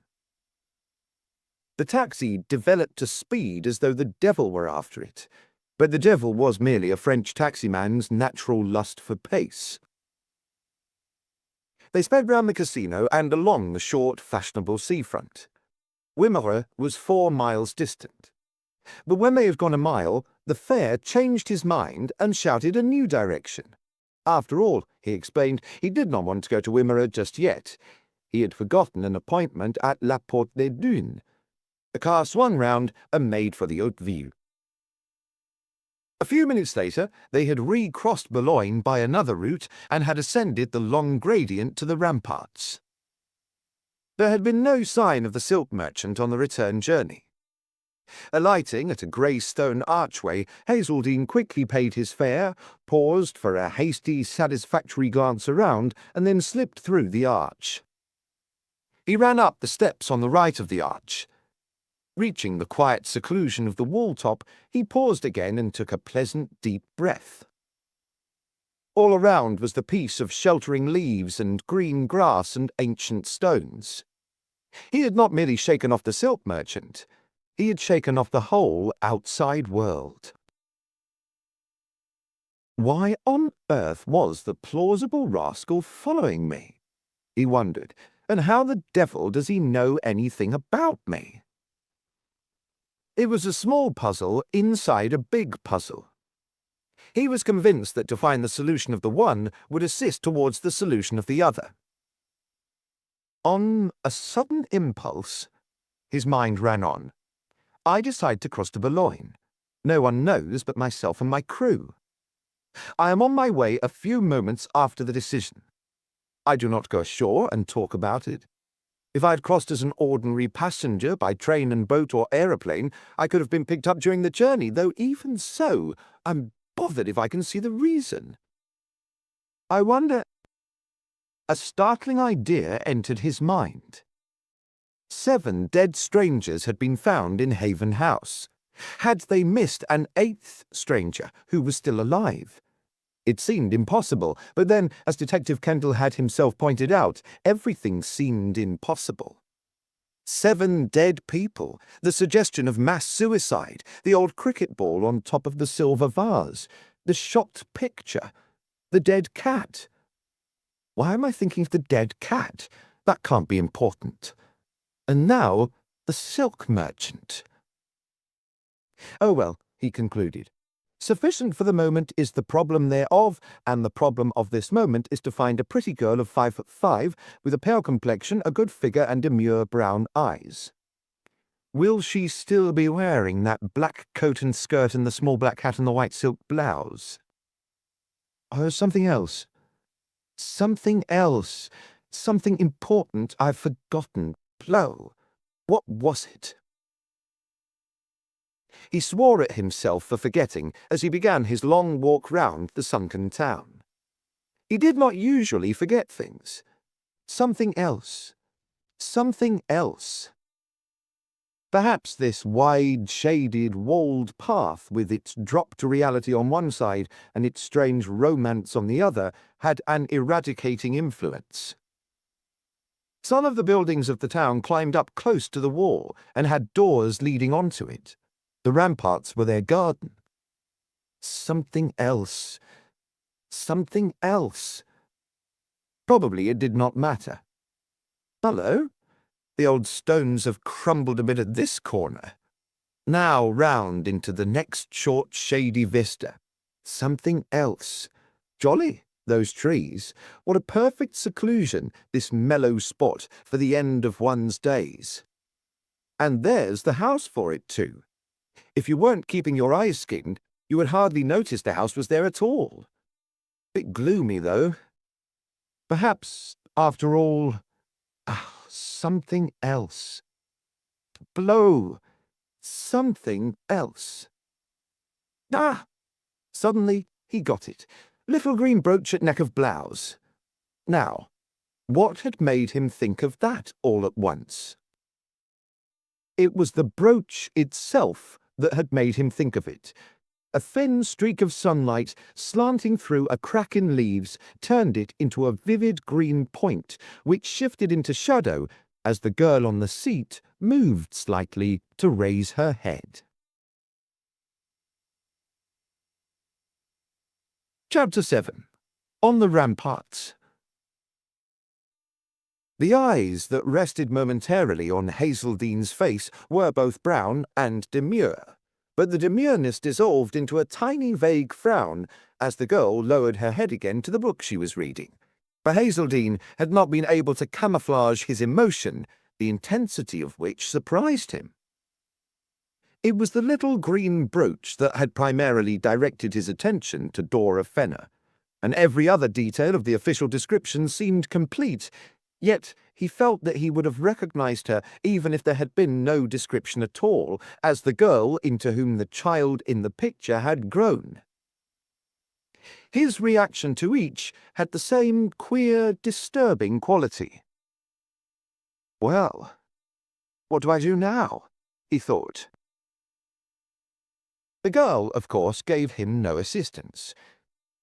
If she were aware that the young man who had suddenly stopped by the parapet had not resumed his interrupted walk, but remained still looking at her, she gave no sign, saving perhaps in a slightly exaggerated absorption in what she was reading. Hazeldene's problem was not the unsavoury one of trying to pick a girl up, but of avoiding that unpleasant appearance in order to secure her confidence. He decided on a bold opening. Approaching her till he was close enough for a low voice to carry, he felt her tightening as he drew nearer, he said, "Good evening, Miss Fenner." She almost dropped her book. The brown eyes were on his again, bright with both astonishment and alarm. He discovered within himself an intense desire to dispel the latter, and dreaded the moment ahead when he would have to introduce a far greater alarm than any she could now be feeling. "I'm quite harmless," he smiled. "Who are you?" she asked. "I don't know you, do I?" "No." "Then how do you know me?" "I've seen your picture." Her bewilderment grew. "I'll explain that presently, if you'll let me," he continued quickly. "But first I'm going to find out whether you will let me." He knew she would have to let him, but he wanted to establish an easy relationship before he spoke of serious matters, and he was banking on his own personality and the responsive spirit he had glimpsed beneath the paint of the portrait.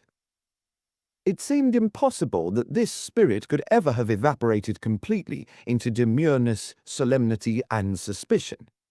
"My name's Tom Hazeldene. That won't mean anything to you. I'm a writer." He thought journalist might alarm her. "And an amateur yachtsman. As a matter of fact, I've just come across in my boat, especially to see you. Yes, look astounded by all means. I would in your place, but please don't look alarmed. I'll tell you something at once to get it over. If there's any trouble, you can count on me to help you all the way through it. Does that sound any good to begin with?" "Yes, of course," she answered. "Thank you very much. Only, I don't know what you're talking about." "That will come in a few moments. What I want to know is, are we over the first fence?" "Yes." "You don't want me to walk round the ramparts while you think about it?" She smiled faintly. "You needn't do that. It would take you half an hour. Yes, I think we're over the first fence. What's the second one? And what did you mean by trouble? He took a deep breath. He felt he had started well, for without her complete confidence, his assistance would be negligible. One thing he had already learned, although another man, Inspector Kendall for instance, might have waited for confirmation before making up his mind. Dora Fenner knew nothing of the tragedy at Haven House. "Do you trust me enough on this very short acquaintance to answer a few questions?" he asked. "Yes, I think so," she replied. "But you're not sure?" She considered her answer before she gave it. "I'm as sure as one could be in the circumstances." Suddenly, she shot a question of her own. "You said you are a writer, is that all?" "I added yachtsman. You must see my boat sometime." "You know I didn't mean that." "What did you mean?" "Are you... I mean... Yes, are you anything to do with the police?" "What makes you ask that?" "I don't know. It just came into my mind." "Well, Miss Fenner, I'm not. I'm just exactly what I said, plus, I hope, a good friend." "All right, ask the questions. Of course, it may depend on what they are." He realized that she was trying hard not to let her anxiety get the better of her, and although he was banking on her ignorance of the major tragedy, he was convinced that the anxiety had existed before this interview. He was convinced of this both from her attitude and from the timetable of her movements on the previous day, as reconstructed by Inspector Kendall. "Okay, we'll begin. Is your uncle here with you?" "Oh, you know about him too?" she replied. "I know you've got an uncle, Mr. Ferrer." "Do you mean, is he in Boulogne?" "Yes. Yes, he's in Boulogne, but not here at this moment." "Where is he at this moment? Do forgive me if my questions sound a bit blunt." That's all right. I don't know where he is. He went out after lunch." "But you expect him back soon?" "Yes." "And I suppose he came over here with you?" She did not answer at once. He watched a frown dawn. The cheeks that lacked makeup became a little flushed. "No, we didn't cross together," she said. "I don't suppose it matters why we didn't. It was just, well, rather a mix-up. He crossed yesterday on the 4:30 boat. I mean, the train that leaves Victoria at that time. But I only came over this morning." "I see," murmured Hazeldine. "Your uncle was in Boulogne all night, then?" "Of course." "And you're quite sure of that?" "Why, yes. Madame Paula, she runs this pension where we're staying, she'll tell you so." Hazeldine raised his eyes and looked beyond the seat at the small grey stone building that climbed up from the encircled town to lean its chin on an inner edge of the wall. A little door in a dark porch was ajar. For the first time he noticed the name Pension Paula over it. "If this is going to be a long conversation, hadn't you better sit down?" suggested the girl. "Thank you. That's a good idea." He nodded and sat beside her. For some indefinable reason, he did not like having that half-open door behind them. "It's a pension, then, is it?" "Yes." "Are there many people staying there?" "No, only my uncle and me." "You and your uncle and Madame Paula? She runs it." "Oh, I said that. She and her husband." "Oh, there's a Monsieur Paula." "I don't know why you're asking. I'm sorry." "No, I am. I forgot for a moment I was letting you." She gave him a quick, nervous smile in a pathetically obvious attempt to wipe out her doubts. "What was the last one?" "Oh, yes, Monsieur Paula." She smiled again. momentarily becoming the child in the picture, laughing away the ogre with a joke. Actually, his name is Jones. He's a doctor, but Madame Jones sounds funny, I suppose, so she calls herself Madame Paula. And Dr. Jones completes the party? Nearly. Do you want the rest? Might as well, while we're at it. There's a girl, a sort of maid, Marie, and there's an old man who does odd jobs, Pierre. That makes 6, and that's all. I'm doing my best, aren't I? You're doing wonderfully, he replied. Please go on as you've begun. Apart from your uncle, is everybody at home? Not Dr. Jones, she answered. I've not seen him at all yet, and I don't want to. The next moment, she looked astonished at herself and a little ashamed. Please pretend I didn't say that. I don't know why I did. You didn't say it, Hazeldine assured her. What you said was, Dr. Jones is terribly, terribly nice, and I can hardly wait for him to turn up. By the way, Miss Fenner, I'd better tell you something else about myself. I've an awful habit of making jokes in the middle of serious matters. They just come and go, and they don't mean anything, except that I adore fun. Once I got caught in a terrible storm at sea. I thought it was all up with the Spray. That's my boat. And all up with me, too. I was puffing and blowing and half naked, and all at once I thought how funny I must look. It gave me a good moment. I grinned, and I pulled through. I'll remember that, said Dora Fenner gravely. I expect you meant me to. I did, he admitted. Though I don't really think you need the reminder. That picture I saw of you, the one in the dining room, he was steering the conversation to its next phase. I rather fell for it. I hope you don't mind. You look so full of fun yourself.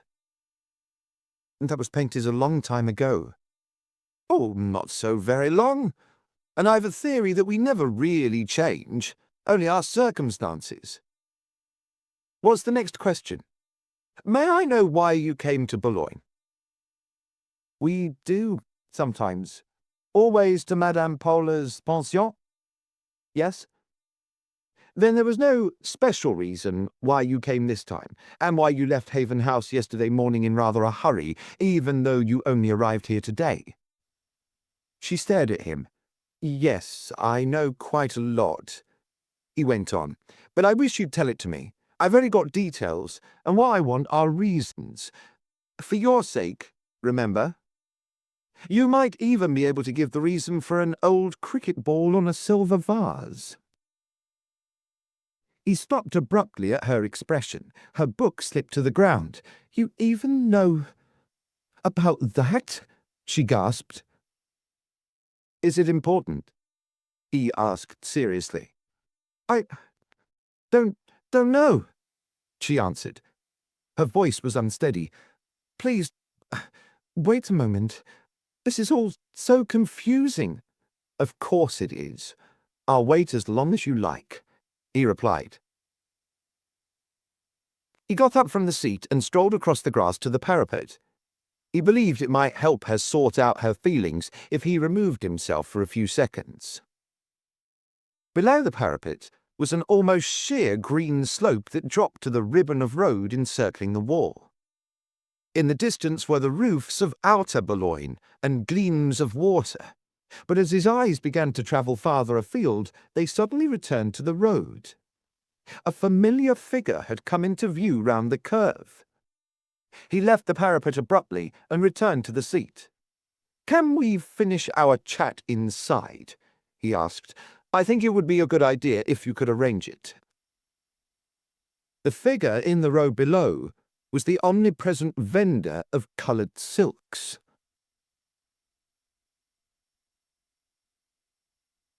Chapter 8. In the Little Parlour. She led him through a dark green doorway from the leafy dimness of the ramparts to the greater dimness of a hall. As she paused to peer for an instant towards a curtain at the back, he had a sense that he had left pure air for an atmosphere less salutary, and a vision of that unnaturally tragic room, 100 miles away, came to him suddenly with macabre vividness. What had this girl, standing momentarily in a strained position, to do with such horror? And why was her position strained? He was the one who should have caused her uneasiness, but he was convinced she felt far less easy about somebody beyond that curtain. In the dark silence of the hall, he heard her heart beating. Then she moved away from the curtain. She turned into a narrow passage that ended in a staircase, a short one of only half a dozen steps. The top step led almost immediately to a small door. "You'll have to stoop or you'll bump your head," she said. A moment later they were in a parlour, and the door had been quietly closed. It was a low-ceilinged room, quaintly proportioned and almost as dim as the passage. The one little window had diamond panes, and half its meagre area was screened outside by the branches of a tree. A quick glance told him that it looked out upon the ramparts. He saw one end of the seat. "No one will disturb us here," murmured the girl. "Please sit down." He took a chair near the window. She took another by a small table. In the little silence that followed, each seemed to be waiting for the other to begin. The atmosphere between them had subtly changed.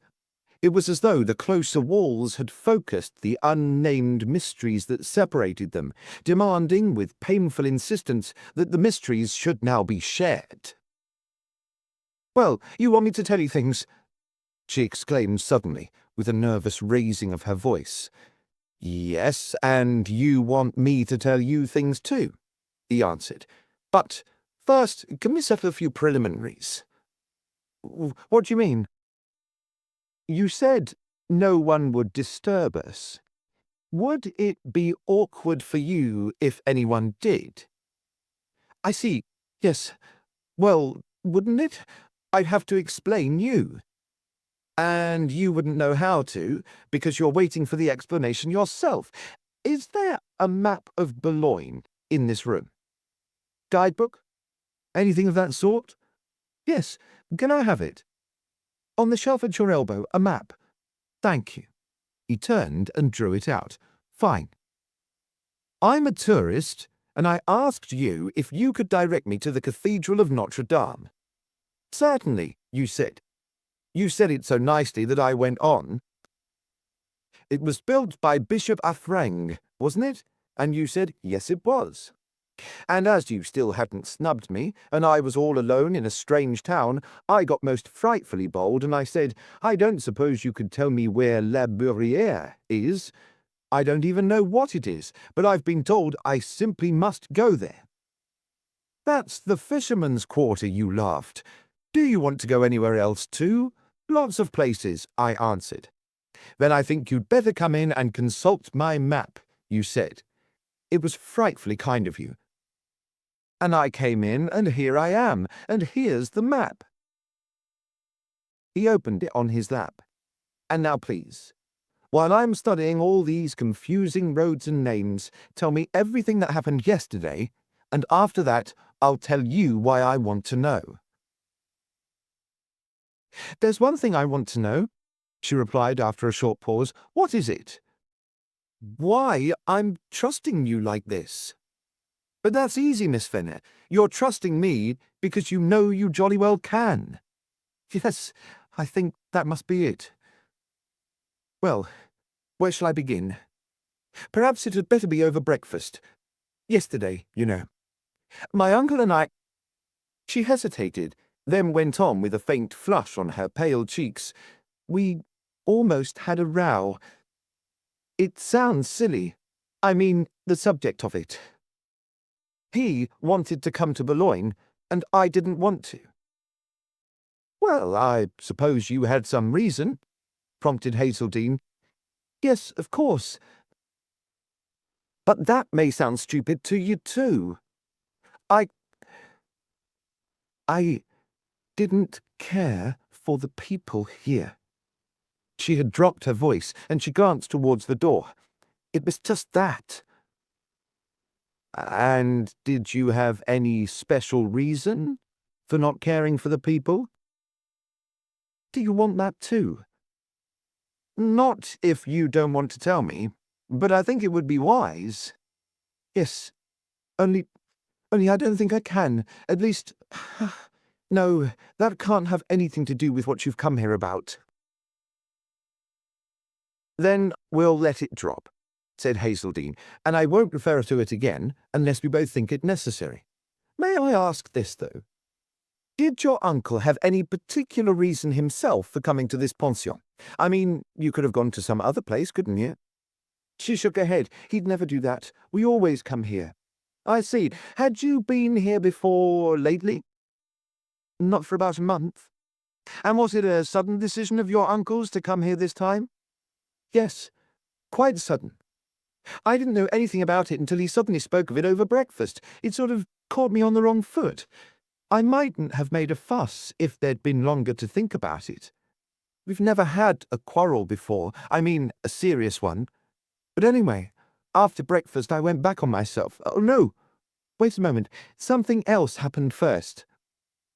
The cricket ball. Ah, the cricket ball, murmured Hazeldine, his interest tightening. What about the cricket ball? Did your uncle hurl it at you in a rage? She looked astonished. Sorry, Miss Fenner, he smiled. I was just trying to be funny. It's that bad habit. She answered rather unexpectedly, No, it's a good habit. One ought to do it more. It was the little child speaking again. The child who had forgotten how to laugh. Something tugged at Hazeldine's heart. He wished he could have dissolved the ugly facts that had brought him to her and taken her to a dance. Where was I? No, my uncle didn't throw it. He didn't have it. Somebody else threw it. It came through a window. All this sounds ridiculous. Perhaps it is. Did it break the window? No, it was open. Which window was it? My bedroom window. I was making my bed. Doesn't the maid make your bed? Why'd you ask that? You know as well as I do. I'm trying to find out very subtly whether you keep a maid. You needn't be subtle, she responded. We don't keep a maid. But a cook? Not even a cook. I look after things. Not here in Boulogne, of course. Where was I? Still at the cricket ball, he answered. I hope you don't mind all my interruptions. The ball has just come through your open bedroom window and, naturally, you immediately rush to the window and look out. No, I didn't. Why on earth not? That's what I'd have done. I dare say, but I'm not you. People don't always do the same things. That's true. Besides, I was startled and then upset too from the row. I hate rows. I always feel I'm in the wrong. I mean, with everybody, whether I'm really in the wrong or not. I didn't used to. When my father was alive, I remember I always thought I was in the right. I don't know why I'm saying all this. Where? Oh, yes. Anyhow, what I did was to stare at the ball. It came right on the bed. Horrid old thing. It looks as though it had come from the bottom of the sea. I don't know why it gave me such a shock. I mean, even apart from coming in suddenly like that. But it did. When I did go to the window at last, you know, I couldn't see anybody. Whoever had thrown it had gone. Your window's at the back, isn't it? Yes. How do you know? That will come presently. What did you do then? I took the ball to Uncle John, to my uncle. And what did he do? The worry in her half-shadowed face, a worry that only retreated temporarily when he joked, became more definite. It was very queer, she said. I mean, he seemed even more startled than I was. He looked at it for a few moments without saying anything. I got a funny feeling. Oh, Well, that wasn't anything. Please, tell me, he interposed. I believe in funny feelings. Well, this is silly. I felt as if he was looking at a ghost. The ghost of a cricket ball, murmured Hazelty. Why not? That ball was dead enough to have one. You've seen it? Yes, he responded quickly, to a startled light in her eyes. No, I didn't throw it. At present I know as little about it as you do, almost. Yes, and then? He ran to the window. What room were you in then? Oh, I see. I'm afraid I'm telling this very badly. We were in the drawing room. That's where I took the ball to him. What's the matter? Nothing. The drawing room. You were using the drawing room then? Yes? Why not? Only that when people manage without servants, they sometimes close a room up, fasten the shutters and lock the door and have one less room to look after, but you didn't do that. She gave him a swift, shrewd glance before replying, No. Well, Uncle John ran to the window. By the way, which one? All these details are important, aren't they? Tremendously. No, that's wrong. They just may be. Well, I'll give you all I can. He went to both windows. First the window in the front, and then the window that opens onto the lawn at the side of the house. Did he see anybody? He didn't say so. But you thought he did. I didn't say that. No, I'm asking you to say it now. Well, She stopped dead, then rose quietly and walked to the door of the parlour. Careful, he warned in a low voice. The warning came too late. She seized the handle suddenly and flung the door open. Then she closed it almost as quickly and returned rather weakly to her chair. He looked at her with sympathetic reproof. Miss Fenner, he said, may we interrupt our story for a moment, for the sake of the end of it? What do you mean? She asked, but her voice was rather guilty, as though she half guessed what was coming. What would you have said if you'd found somebody outside that door? He inquired. I don't know, she admitted. Would that have been a bit awkward? Yes, I see. It would have rather upset our neat little tale about the map, wouldn't it? I suppose it would. When you're at sea, in a boat, and you think a storm's coming, you don't try to hurry it up. Not that you could, but no matter. You study the signs and concentrate on being prepared, in the best position for the storm when it strikes you. If it does strike you. Get the idea? Of course, but I'm not clever at this sort of thing. Nor am I, particularly, but the two of us will make a team. Now then, back to the story. Uncle John didn't say he saw anybody, but you got the impression that he did? Is that right? Yes. What gave you the impression? I don't know. Yes, I do. It was his manner. It seemed to alter. Only I really wasn't sure. You can't always remember just how your mind works. Anyway, I can't. And his manner may have been just about the cricket ball. I mean, he'd been upset, well, worried. No, upset before that, as I told you. Did you have another look out of any windows? No. What did he do next?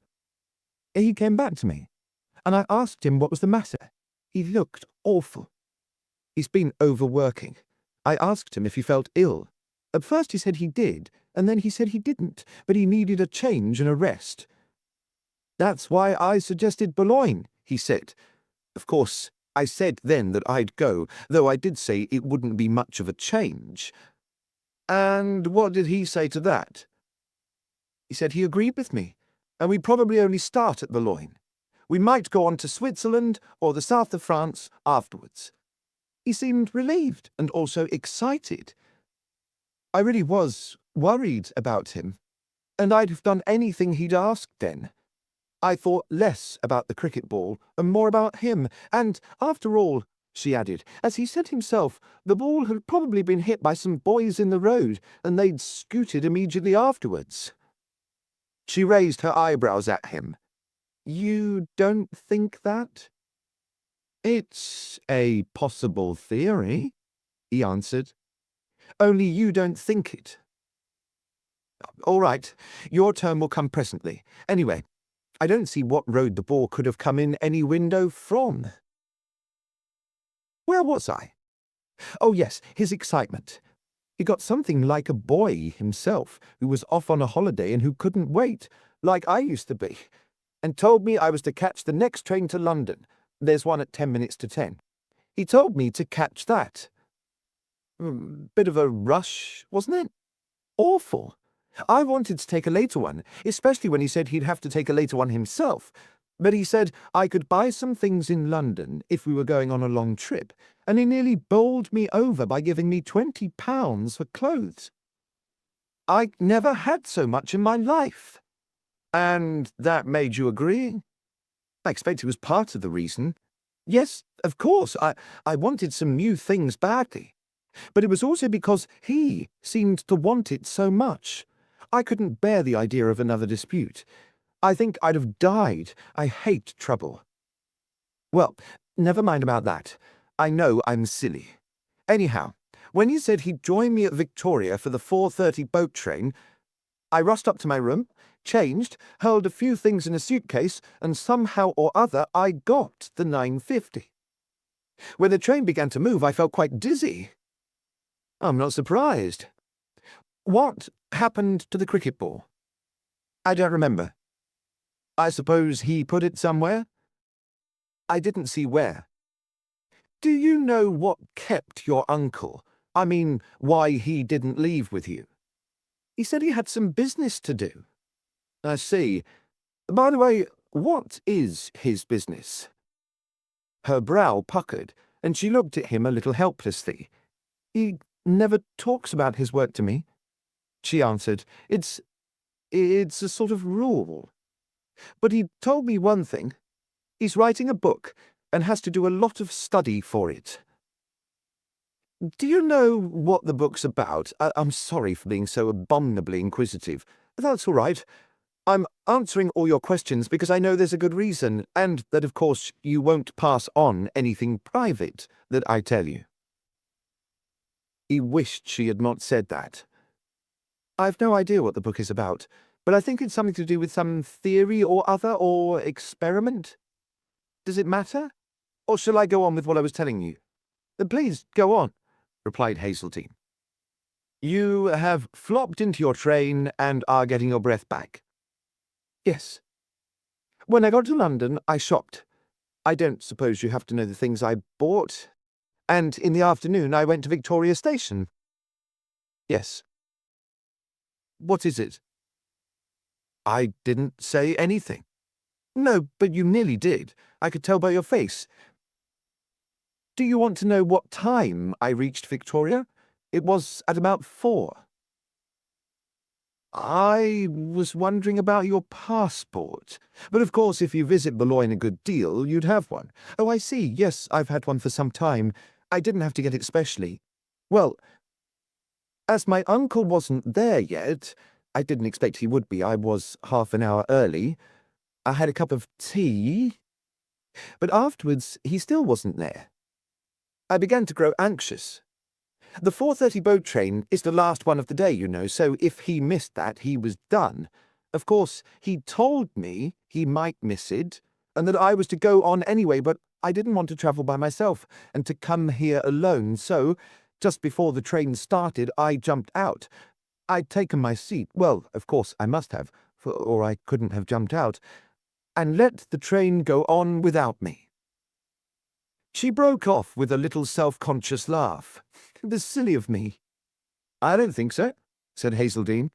But you know, I've told you, he was on the train, she answered. He caught it by a matter of seconds, and must have got into his compartment just before I got out of mine. It was rather funny, really. At least, it would have been if I'd known and not got in a panic. Box and Cox, eh? But why the panic? Oh, I don't know. I get panicky too easily. I didn't used to. I had a feeling I can't explain that, but of course that was silly too. She gave him a quick glance, as though seeking corroboration.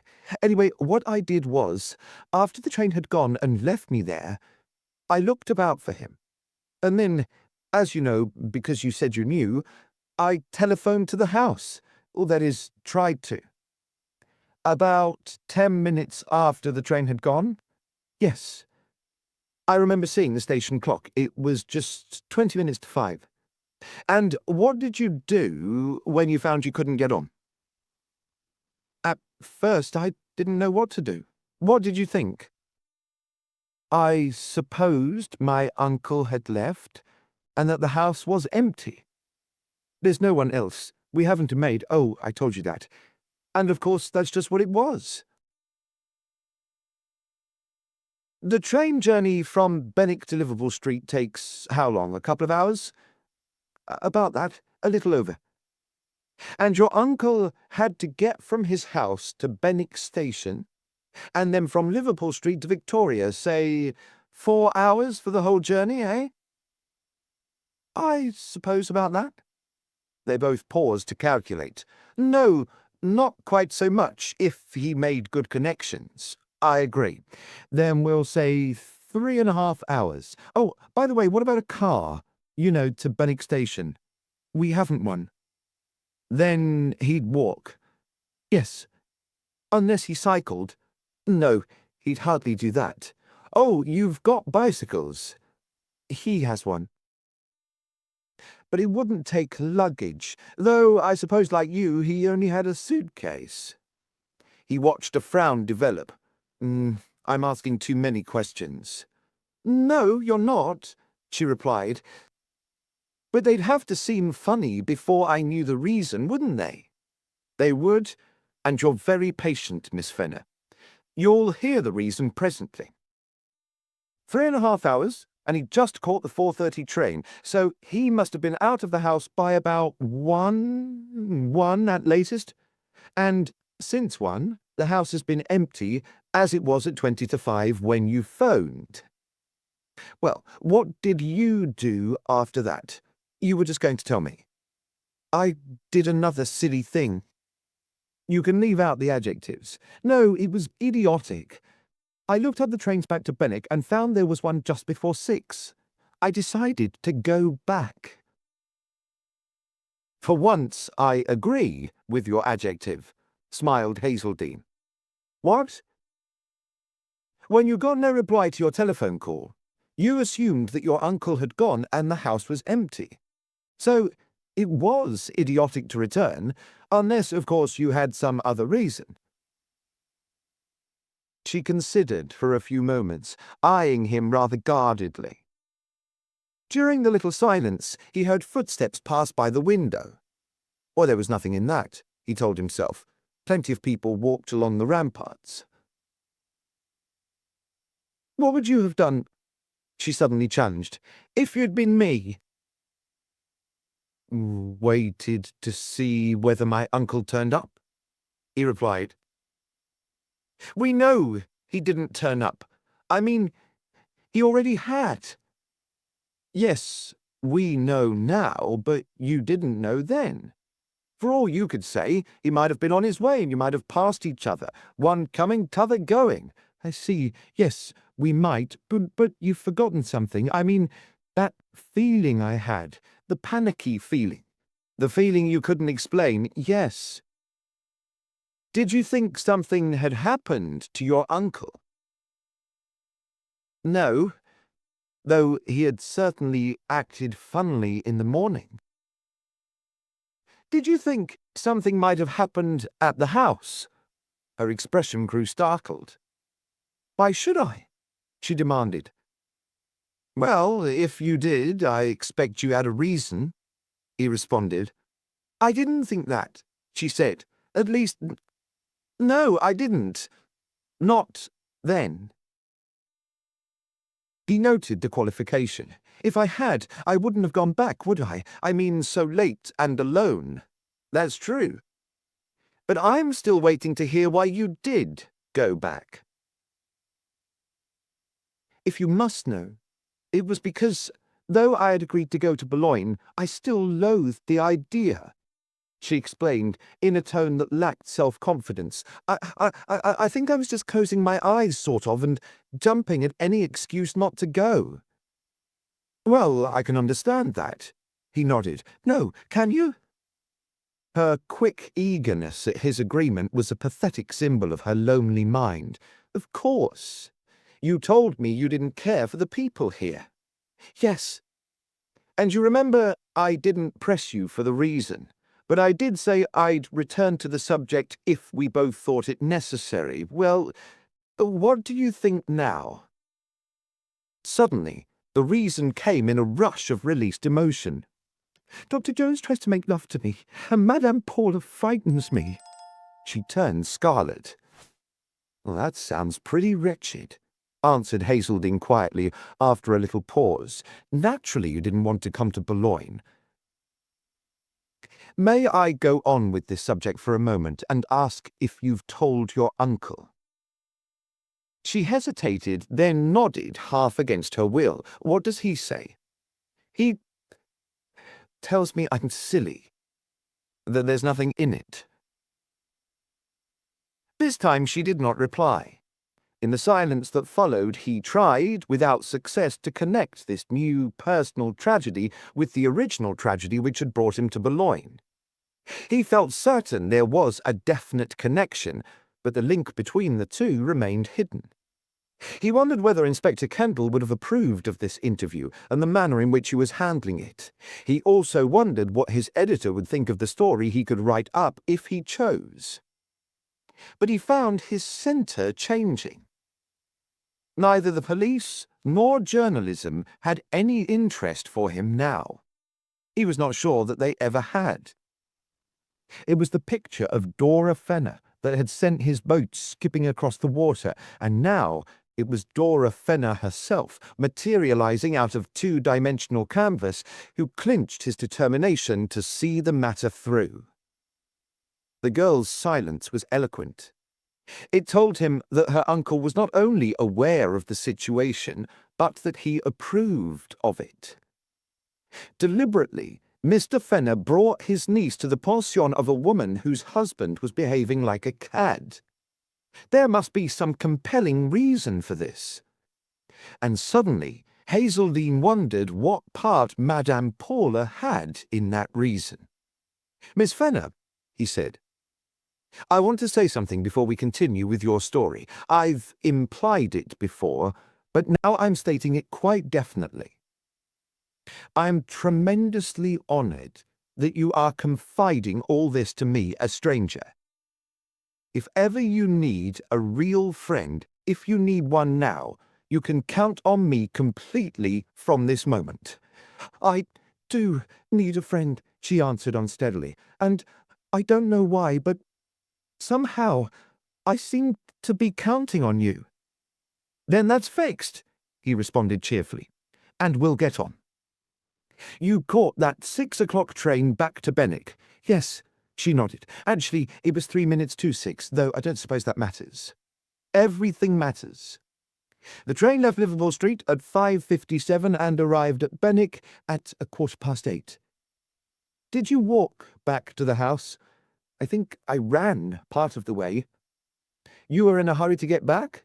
"Yes, though somehow I dreaded it too. I don't know why.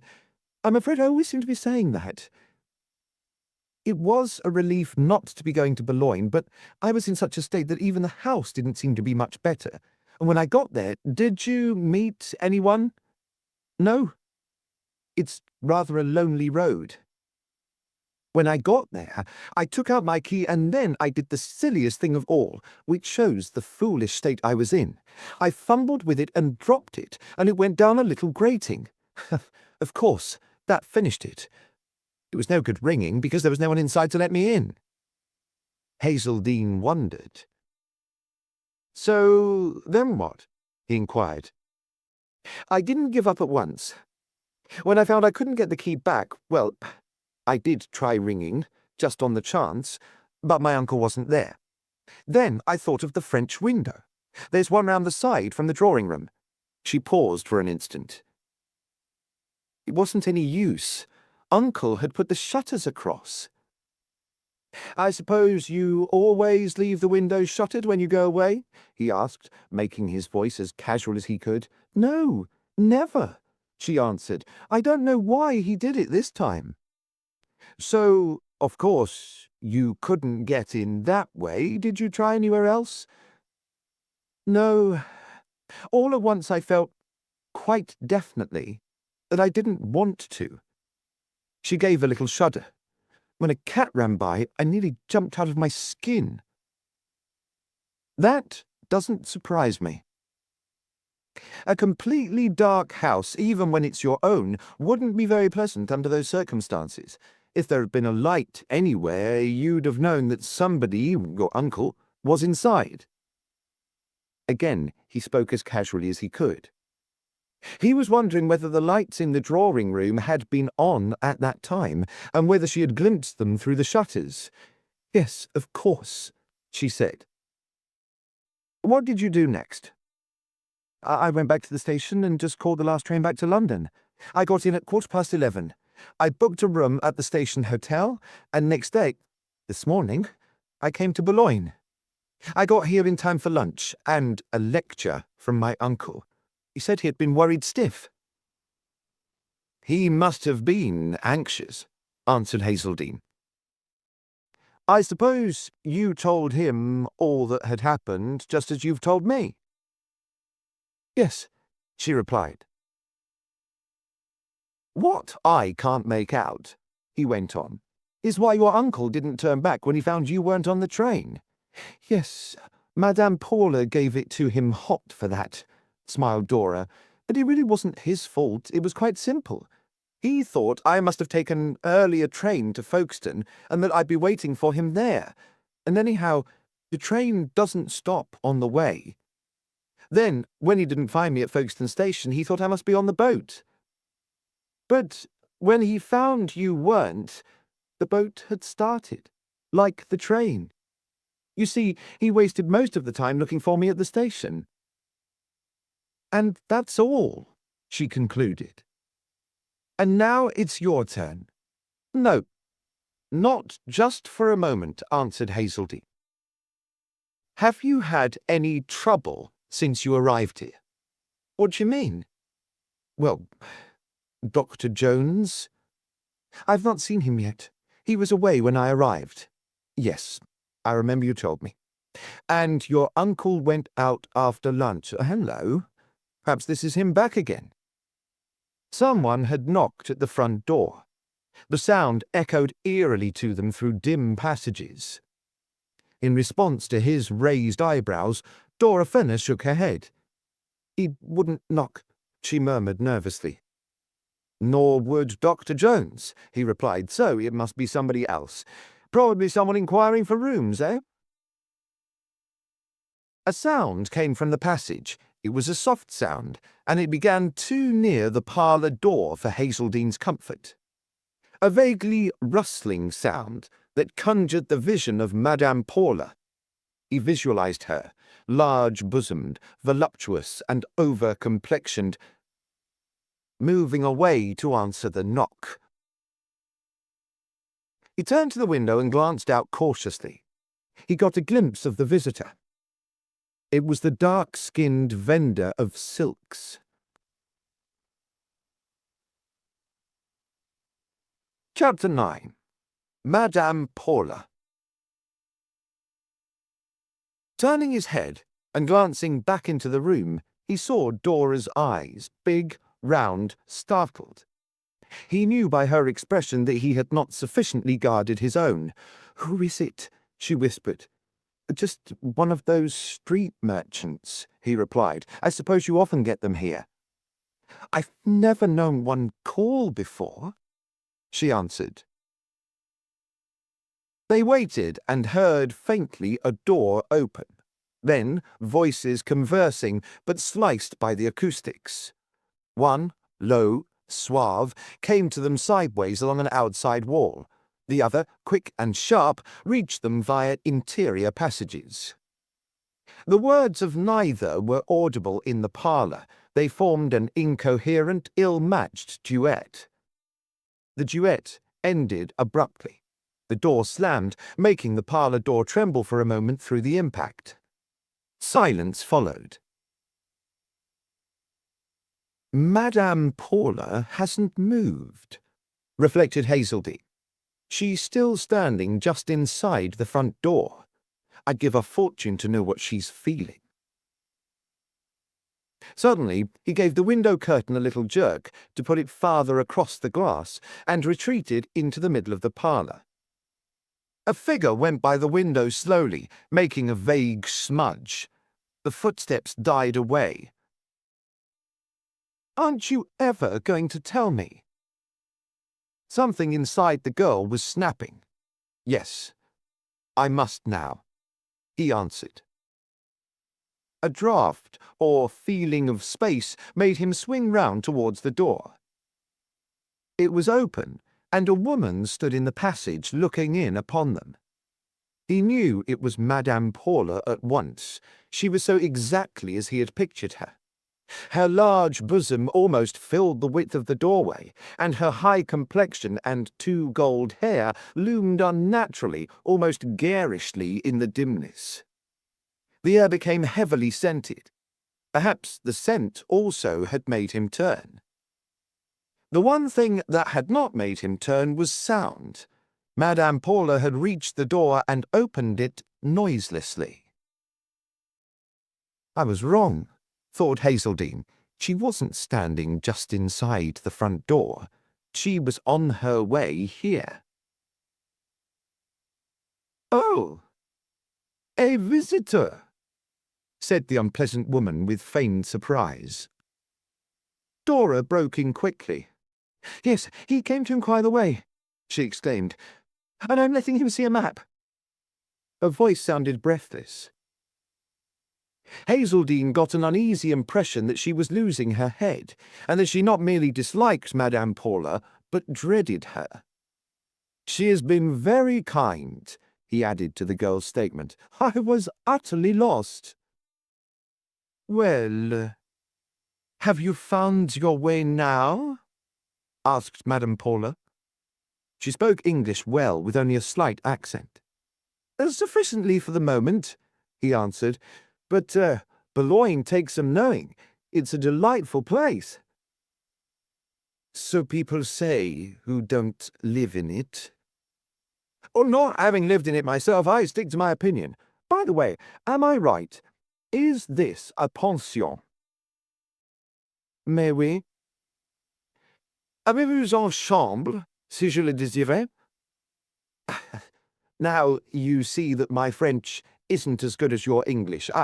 I like this spot so much I thought I might perhaps spend a night here.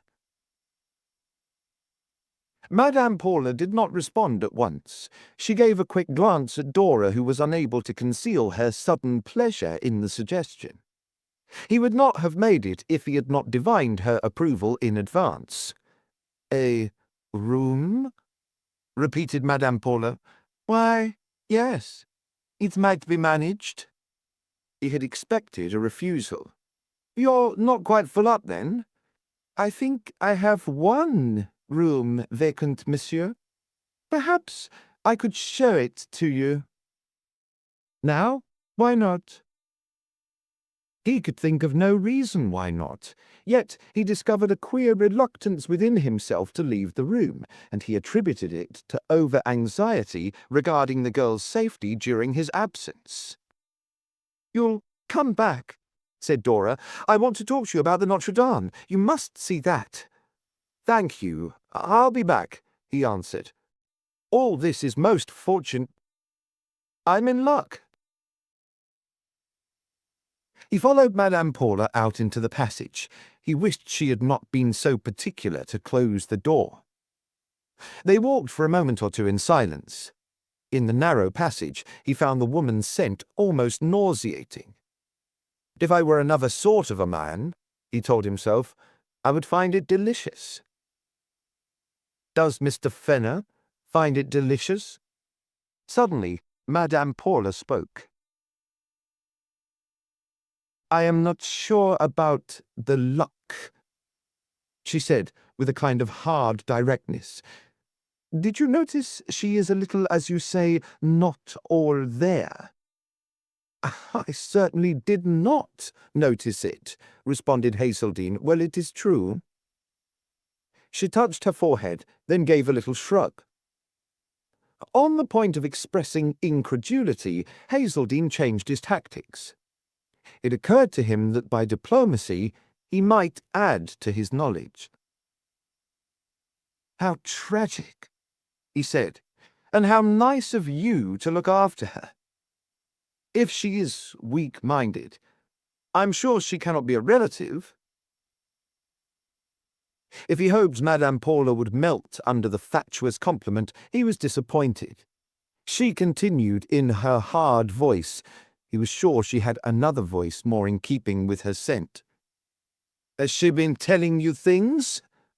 "Yes." "Ah, the way about Boulogne." "I do not mean that." She frowned. "What other things should she tell me? A stranger," he replied. "But that is what I say. She is not normal," retorted Madame Paula almost impatiently. They had reached the front hall now, and she had stopped. "If she told you any other things, you would not believe them?" "Madame Paula," he began. "Oh, you know my name," she interrupted. "It is over your door." "How can I say whether I would believe things or not till I know what the things are? All this is very mysterious. May I know what's in your mind, so I can be warned when I go back to her?" Madame Paula's frown grew. "But you will see, it would not be wise to go back to her," she exclaimed.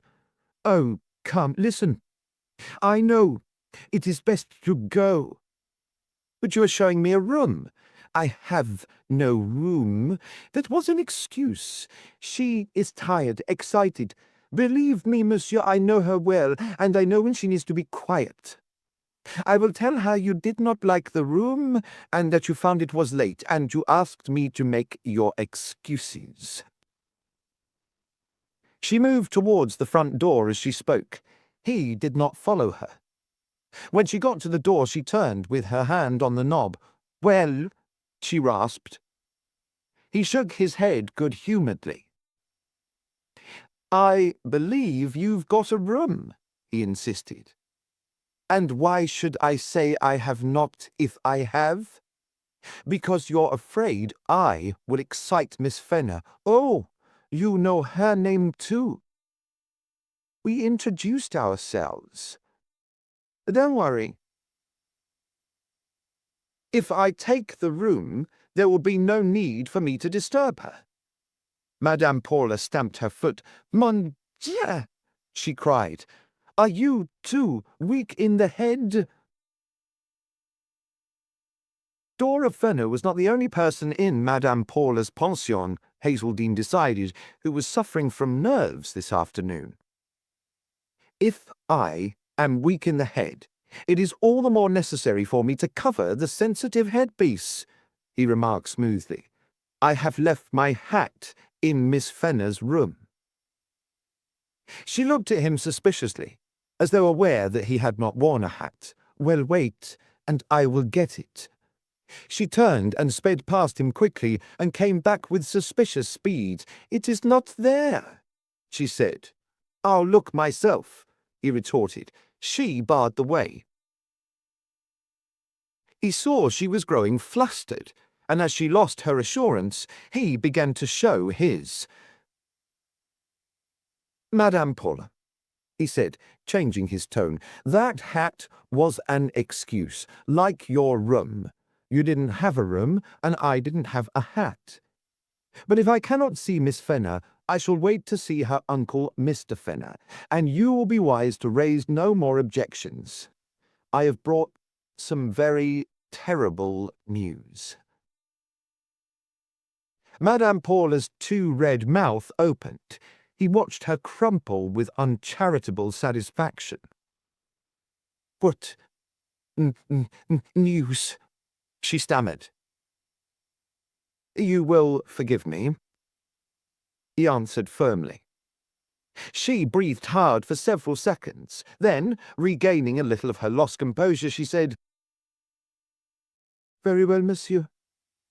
I am a helpless woman, and I can do nothing. Yes, I have a room. It is right, I see now, that you should have it. Please come this way." She turned and invited him towards another passage. He followed her along it, and they mounted a twisting flight of stairs. At the top she paused. "Have you told Miss Fenner yet?" she asked. "Not yet," he replied. "I think that is well, monsieur. Perhaps she could not stand it. Her uncle should be told first. He will know how to pass it to her." "Terrible news, mon Dieu. You will pardon my rudeness, monsieur, but how was I to know when you took so long to—" Her voice trailed off. She moved on to a small door. "This is the best I have," she muttered, pushing the door open. "I will tell Mr. Fenner as soon as he returns. Any minute now. Such things make one weak. My legs are jelly." She stood aside as he went into the room. It was an attic with a small window in a sloping roof. "Is this really all you have?" he asked. He received no answer. She had vanished, and he heard the key turning softly in the lock. Chapter 10. Mr. Fenner. During the moments immediately following Madame Paula's startlingly swift departure, Tom Hazeldine passed through many equally swift emotions. The first was self-anger. He was angrier with himself than he was with Madame Paula, for his ego was humiliated by a sense of inefficiency. "Am I as smart as I thought I was?" he asked himself. "Am I a bungler outside my boat? What would Kendall think of me, allowing myself to be locked in a room by a confounded woman?" He had scored one victory over the confounded woman, but she had duped him and prepared the way for a greater victory even while he had been congratulating himself. Then a new emotion came to his aid. If he had been a fool, she had really been little cleverer, for she had declared her hand by definitely starting a war. There was something exhilarating in that fact. Action was far more to his liking than maneuvering. The obvious action before him was to escape from the attic and confront Madame Paula again, this time without finesse. For all her momentary triumph, she must be in a fine panic. She could hardly expect him to wait quietly for his release. Probably she was listening now for his ominous banging on the door or his shouts. Then came a third emotion. Fear. Not for himself, but for Dora Fenner. Madame Paula's desperation might not end at locking a door. Perhaps, at this moment, she was hurrying to Dora's parlour, urged by unintelligent terror to some new act. It was the third emotion that ended his inactivity and took him back to the door. He did not bang on it.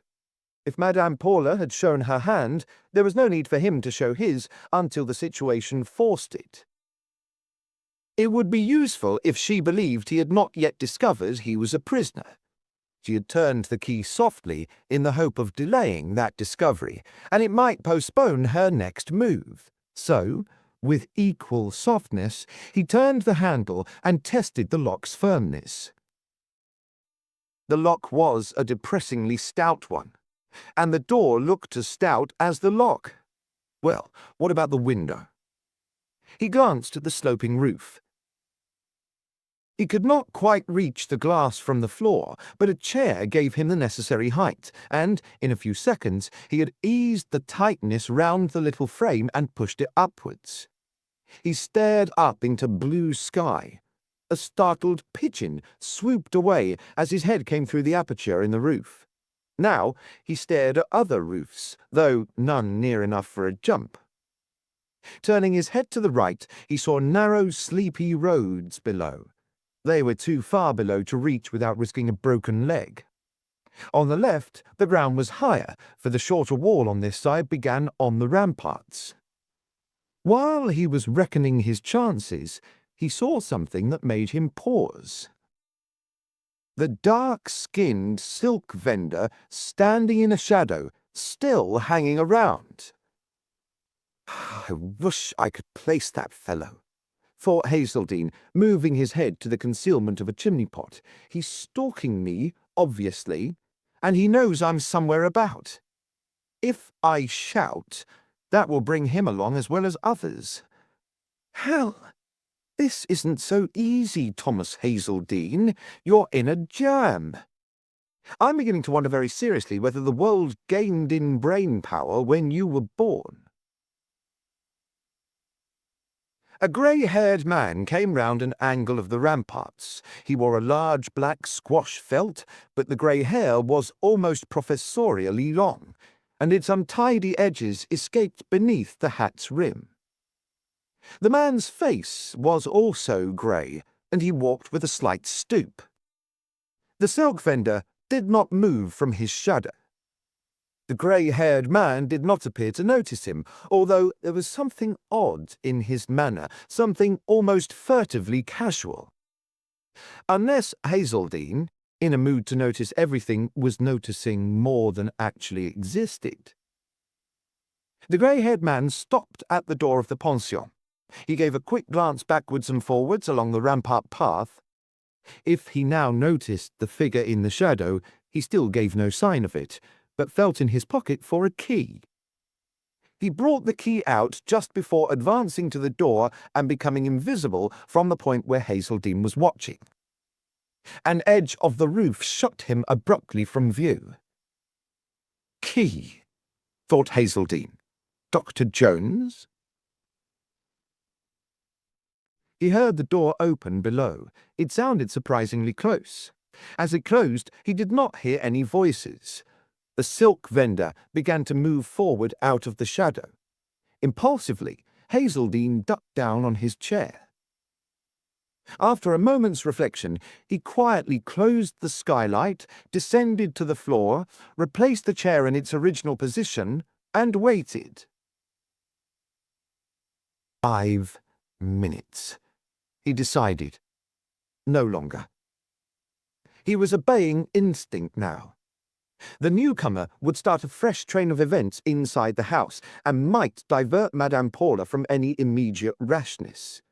He wanted to give the new events their chance, but his ears were not going to miss anything they could catch, and he stole to the attic door and listened. The 5 minutes ticked slowly away. He timed them by his watch. It was something to do during the painful inactivity of waiting. He had to keep his imagination in check, for it had begun to paint exaggerated pictures.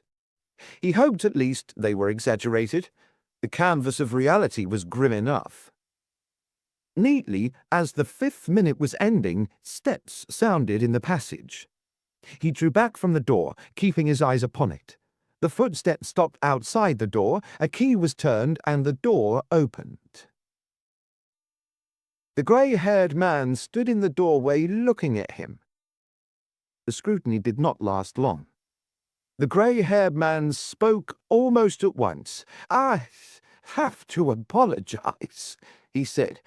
"I'm afraid we are all a little upset today, but it was, of course, a mistake to lock you in, unwarrantable." "Well, I can't disagree with that," answered Hazeldine. "Are you Dr. Jones?"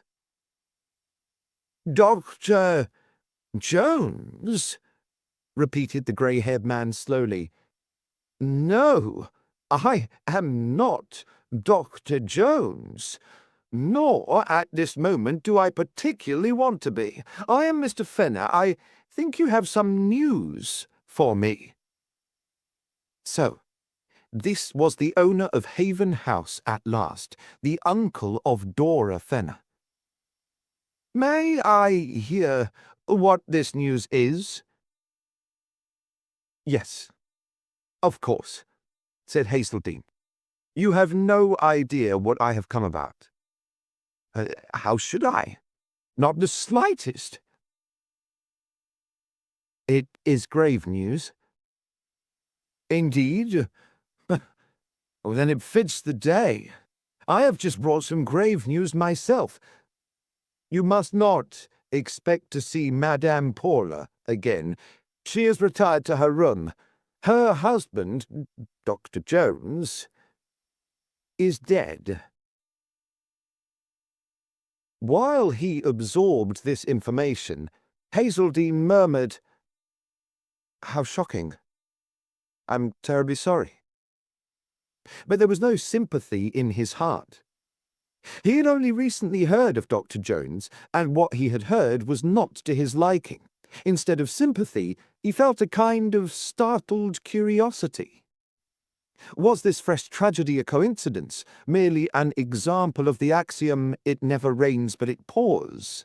Or could it have any connection with other happenings? "It was an accident," continued Mr. Fenner. He did not seem to be suffering from much sympathy himself, though this might be self-control or a concession to a disinterested stranger. His aeroplane crashed a few miles from here, but there's no need to worry you with that. Yes, this other news. Has my house burned down? No, but something else has happened there. Well, some people have been found dead in your house. I beg your pardon? 7 of them. Mr. Fenner's eyebrows went up. Then he smiled. "And now, please, explain the joke," he suggested. "I'm afraid it isn't a joke," answered Hazeldine. "I see. Someone I have never seen tells me that 7 people I do not know, at least I presume I do not know them, have died in my house, and I am expected to believe it. 7 is a somewhat large number, sir. And they must have taken possession of my house and died in it exceedingly quickly. I was in the house myself yesterday at 1:45, and it was certainly empty when I left it. Perhaps, after this, I may let you into the secret of why you were locked in this room. You alarmed Madame Paula, and she came to the conclusion, forgive me for mentioning it, that you were mad." "I will certainly forgive you for mentioning it," replied Hazeldine, "because if you shared Madame Paula's opinion, you obviously wouldn't do so." "I wonder if that is as clever as it sounds," mused Mr. Fenner. His tone had become a little impersonal. "Would I not? Not unless, forgive me for suggesting it, you were also mad yourself." Mr. Fenner frowned. "I'm not sure that I appreciate this conversation," he said. "I am quite sure I don't," retorted Hazeldine. "So what about ending it? I expect, after all, I should have left it to the police, who are in your house at this moment, and from whom, of course, you will hear. Meanwhile, if you're not interested, that's your affair, not mine. By the way, the police are particularly curious about an old cricket ball and the drawing-room shutters. Good afternoon." He hoped, as he moved, that the bluff would succeed. It succeeded instantaneously. Mr. Fenner closed the door and stood before it. "What the devil's all this?" he exclaimed. "I'm trying to tell you," responded Hazeldine. "Do you know anything about a cricket ball?" "God above! I am told of 7 dead people in my house, and then I'm expected to be interested in a cricket ball. Perhaps I do know something about a cricket ball. Perhaps I don't. Why should I tell you? But shutters? Drawing room shutters? He moved closer to Hazeldine and stared at him hard. I retract any suggestion of your madness, sir. You look sane enough. Now tell your story. No, wait, what's your name? Thomas Hazeldine. Thank you, Hazeldine. Are you connected with the police? No. I come into this by mere chance. I see. Let us hope it will prove a fortunate chance. Pray proceed. If there are truly 7 dead people in my private residence, it is right, I admit, that I should hear about it. He motioned Hazeldine to a chair and then sat down himself, breathing rather heavily. Hazeldine told his story.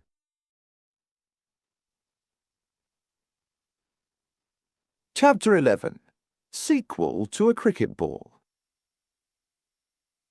Mr. Fenner did not speak for a full minute after Hazeldine had completed his narration. His grey eyebrows were lowered over his grey eyes, and his pupils, piercing the floor towards which they were directed, were almost hidden by stiff, wiry hairs. Hazeldine had no clue to what he was thinking. The listener had spoken no word, and revealed nothing by his expression. Suddenly, the pupils contracted, their focus shortened, and Mr. Fenner exclaimed, "The thing's incredible!" "But true," added Hazeldine. I must believe it, but 7 people committing suicide. That's not so necessary to believe." "What do you mean?" exclaimed Mr. Fenner sharply. "Just that the police aren't banking on that theory," answered Hazeldine. "But of course they're not excluding it. They'd be fools if they did, with that written confession."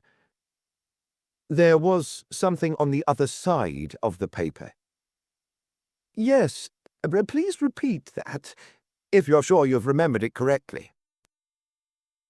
"With apologies from the Suicide Club on one side," repeated Hazeldine, "and, in what looked like a different scrawl, particulars at address 59 16S 4 6E G on the other." "Odd sort of address. Very." "What did the police make of it?" "They didn't say." "What do you make of it?" "Nothing." "What do you?" "No more than you do." "Probably some message in cipher." "But if the writer was trying to write a message," asked Hazeldine, "why should he conceal his meaning?" Mr. Fenner threw up his hands. "Why should 7 people walk into my house and kill themselves?" he retorted. "Why anything? Unless we are dealing with madness, which itself upsets all logic." He paused, then added slowly, "Why the cricket ball?" "Yes, but you've got some theory about that," answered Hazeldine, taking a chance shot. "What makes you think so?" demanded Mr. Fenner. "Just a guess," admitted Hazeldine, "but I'm willing to wager it's a good guess." "Before I tell you whether it's a good guess or a bad guess," said Mr. Fenner, "may I know a little more about that fellow you mentioned at the end of your story, the fellow you thought was shadowing you?" "Oh, the silk merchant," replied Hazeldine. He had referred to him briefly. "Yes, I think I saw the man as I came in just now." "You did? Eh? You know that?" Hazeldine smiled. "When you are locked in a room, you test all the possible exits." He glanced at the skylight. Mr. Fenner's eyes followed him. "I see," he murmured. "Or rather, you saw. So, he's shadowed you all the way from the quay?" "It seems like it. And you've no notion why?" "Not the remotest." Mr. Fenner nodded, got up from his chair, and walked slowly to the door and back. He was thinking hard. I must go back at once," he said. "But before I go, I will tell you something that I shall also tell the police. The reason I did not mention it before, Mr. Hazeldine, was because, well, it was natural, you will agree, I think, because I wanted to hear all you had to say first. You were a stranger to me. I had no reason to confide in you. On the contrary, I had some reason to doubt you, as you will understand in a moment. And, moreover, what I am about to tell you has so far been told to no one, not even my niece. It concerns the cricket ball." "You say, by the way, that it was on top of a silver vase?" "Yes," replied Hazeldine. "I did not put it there. Some queer irony is behind all this. Among all the unanswered whys and wherefores, we must include the position of the cricket ball. It symbolizes something, but what?" He frowned, then shrugged his shoulders. "A little while ago I received an anonymous letter. It was in printed writing, similar, I take it, to the admission of suicide. It said, 'One day you will receive a cricket ball. When that happens, be advised and clear out.' Just that. What would you have done?" "We never know what we would do till the occasion arises," answered Hazeldine noncommittally. "I might have taken it to the police." "Well, so might I," responded Mr. Fenner dryly, "but I did not. The thing was too ridiculous. I threw it on the fire." "That was a pity." "I agree. At the time, however, I had no desire to risk ridicule. I am already regarded locally as something of an eccentric. That is always, perhaps, the fate of a man who does not fraternize, who prefers thought to company. When a second communication came, I did the same thing. I burned it. I was annoyed and angry, and still assumed the whole thing was a silly practical joke. Yesterday morning, being tired and overworked, I suggested coming here. My niece was not enthusiastic. But when the cricket ball arrived, it was my niece who found it. Something snapped inside me, and I admit I was disturbed.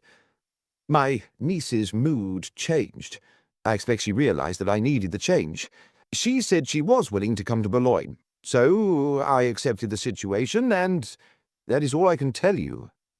"I see a question coming. Let me forestall it.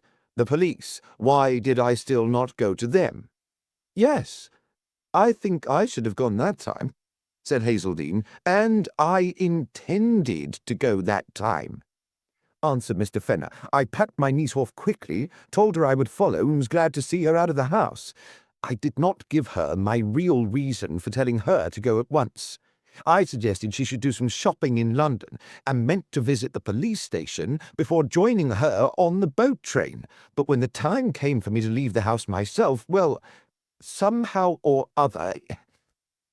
Tell me, Mr. Hazeldine, have you seen our local sergeant?" "I have." "Does he strike you as a man burdened down by brains?" "I wouldn't quite put it like that. I am sure you would not. And having seen him, can you visualize his attitude, his face, when I informed him that I was leaving my house because a cricket ball had suddenly appeared there, and would he kindly keep an eye on the place till I returned? The two communications giving significance to the ball were burnt. Do you think, frankly, he would have been very helpful?" "You wouldn't have had to depend on him," replied Hazeldine. "The case is in the hands of a far smarter man, Inspector Kendall, if you know him." "I do not know him." "Well, he's in charge." "I am glad to hear it, if he is as smart as you suggest. But I had no knowledge of this at the time. I came away, leaving my premises empty, it appears, for the next meeting of a suicide club, but one member does not seem to have committed suicide." "Who?" Our silk merchant. Now you're guessing, said Hazeldine. Of course I am, retorted Mr. Fenner. But maybe I can guess as well as you can. That fellow worries me.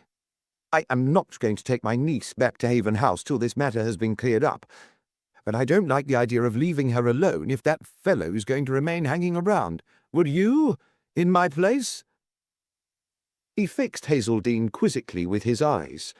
Not particularly, admitted Hazeldine. I suggest that is putting it mildly. Very mildly. Mr. Fenner rubbed his nose thoughtfully, then went on. You have been very good, Mr. Hazeldine. I will not pretend to understand why, whether it is your natural disposition to help people, or whether you have some special interest you have not explained.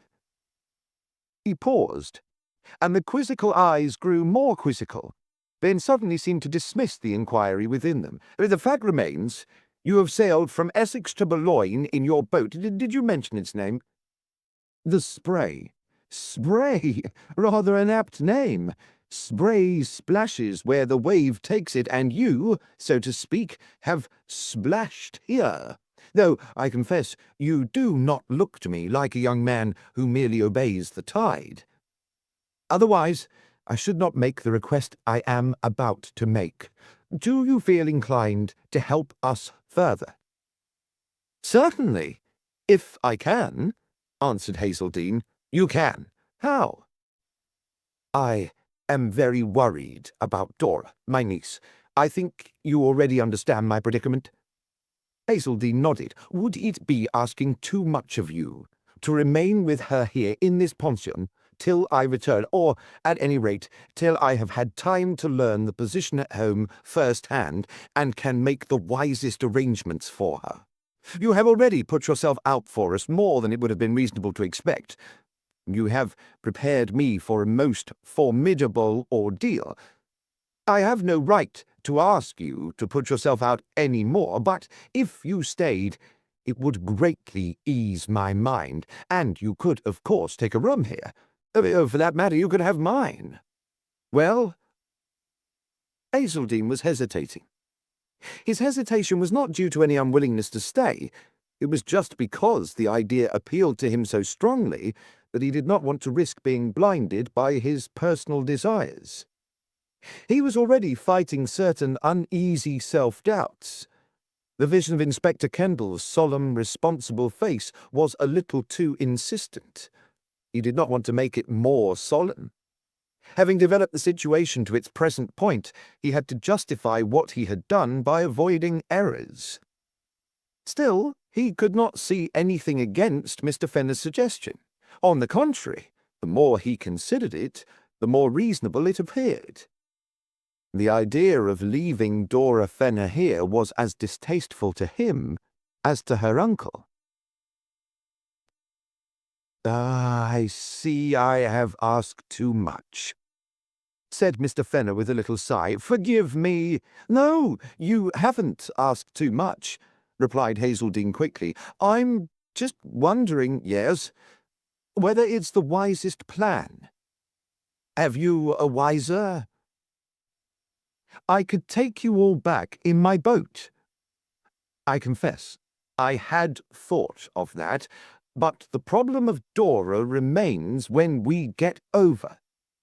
I positively refuse to take her into the middle of all this ghastliness, or anywhere near it for that matter. You know what it would be like. Even if she were not pestered by the police, the publicity. She is in no condition for that sort of thing. I doubt whether she could stand it. Could I take her to friends? But Mr. Fenner again shook his head. This may surprise you, Mr. Hazeldine. We have no friends, or none, at any rate, whom I could leave her with. You can believe me when I assure you that, provided she is safe, and has someone with her, she will be much better staying quietly here at present. Still, I do not press my request naturally. I should not have made it, that is, I might not have made it, if Madame Paula had been in a better condition to look after her. Unfortunately, now Madame Paula has a tragedy of her own." "Yes, what about Madame Paula?" asked Hazeldine. "Wouldn't she prefer it if we all left, instead just now of having a new guest saddled on her?" "That is a point," admitted Mr. Fenner. "Although, of course, there is a staff here. There would be no need for her to be worried. Still, wait a moment." He left the room abruptly. In 3 minutes he was back.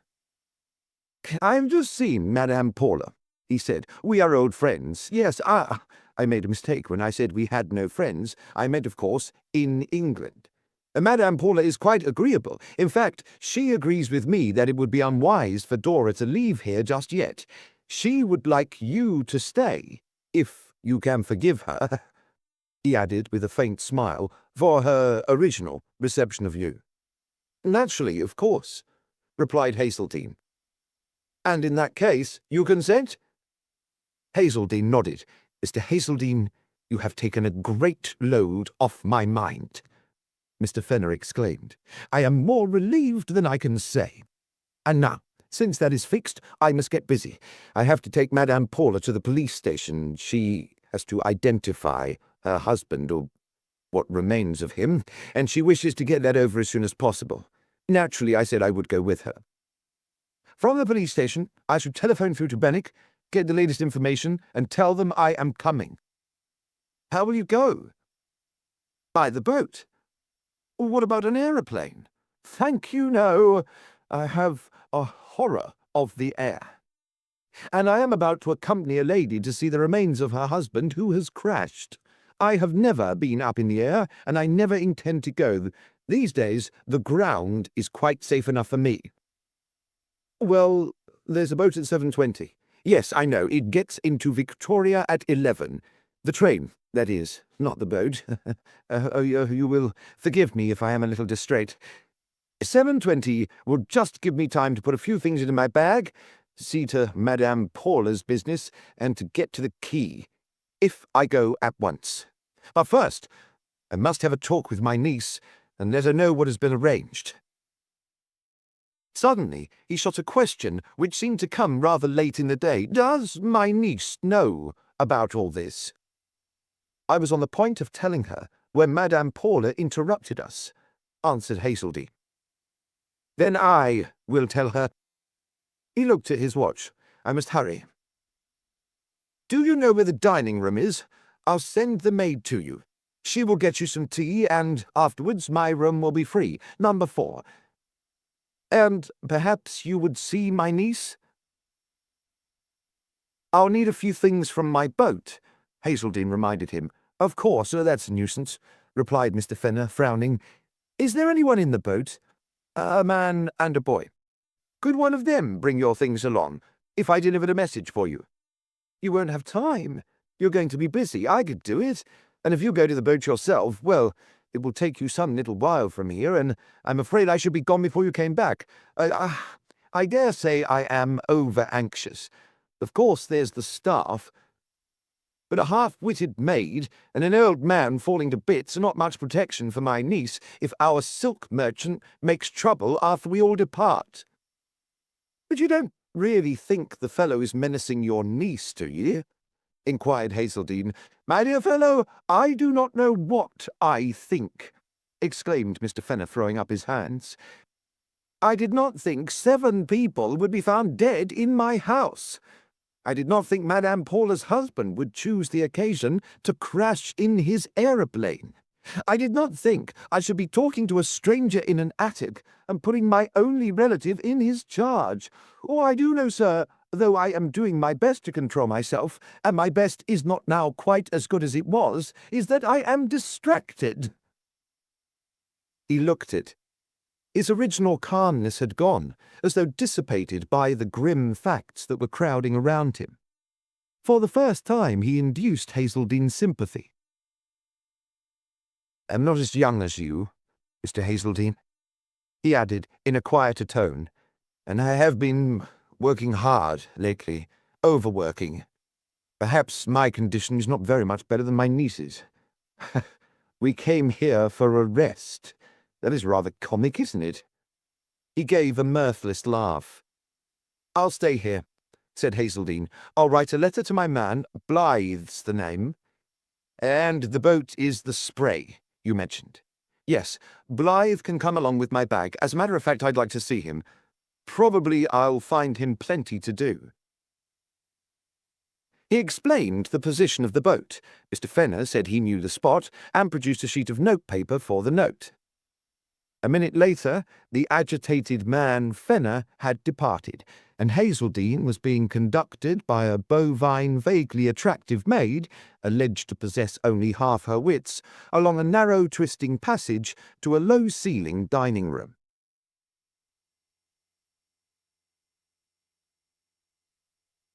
Chapter 12. Interlude in a Dining Room. The dining room had not been designed for brightness. Hazeldine chose a table by the one window, but the view was disappointing. He looked out through heavy lace curtains on a small, deep yard, closed in by walls, that gave it the appearance of a pit. "I wonder if anything really happy has ever happened in this spot," came the thought. If gloom could be stored and passed on through the generations, the spot on which Madame Paula's pension had grown had certainly preserved it. Perhaps at some period in the history of Boulogne, when the high walls had been stormed with battering rams and scaling ladders, and the attackers had been repelled with burning oil, some particularly terrible incident had happened here to leave an indelible mark. He contrasted the room with his cosy cabin, the delight of which had withstood the menace of wind and storm and mountainous seas. Places were sometimes like people, shaping incidents to their moods. Yet, in spite of its brooding atmosphere, the dining room had a queer attraction. So had the bovine maid, with her heavy, dormant beauty. After accompanying him to his table, she had departed for the tea, and now she was returning with a tray. Well, the contents of the tray looked good enough, and would help to while away a rather anxious quarter of an hour. Part of the anxiety was due to the persistence of his self-doubts. "Should I be sitting here?" he wondered, uneasily. "Isn't there something else I could be doing?" Yet, for the life of him, he could not think what it was. His problem was becoming more and more centralized in the safety of Dora Fenner, imprisoned, that seemed the right word, amid these grim surroundings and unsatisfactory people. If any other duty called him, it would probably lie outside the pension, and for the time being he was refusing to go outside unless Dora Fenner came with him. The maid put the tray down on the table. "Do you speak English?" asked Hazeldine. "Little, mais not much," she answered. "Et moi, je parle not much French," he smiled. "Vous avez charmante place ici." She smiled back, seeming rather surprised either at the compliment to the place or to herself.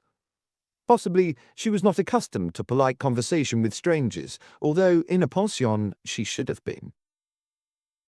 "Avez-vous téléphone ici?" asked Hazeldine. "Non, monsieur," she said. "It is, She could not find the word. "Long way." The news did not surprise him, for it confirmed the impression he had received from Mr. Fenner. If there had been a telephone, he need not have waited to get through to Benwick from the police station. And there would have presumably been some advanced telephonic communication about the tragedy of Dr. Jones. Yes, Dr. Jones. How were others reacting to the tragedy of Dr. Jones? "Monsieur Fenner, il me dit de Dr. Jones," he said. "C'est tragique." "Oui, c'est terrible," answered the maid. Her rather thick eyebrows descended in a frown, but she did not display any personal grief. It was bad news, as one might read in a newspaper.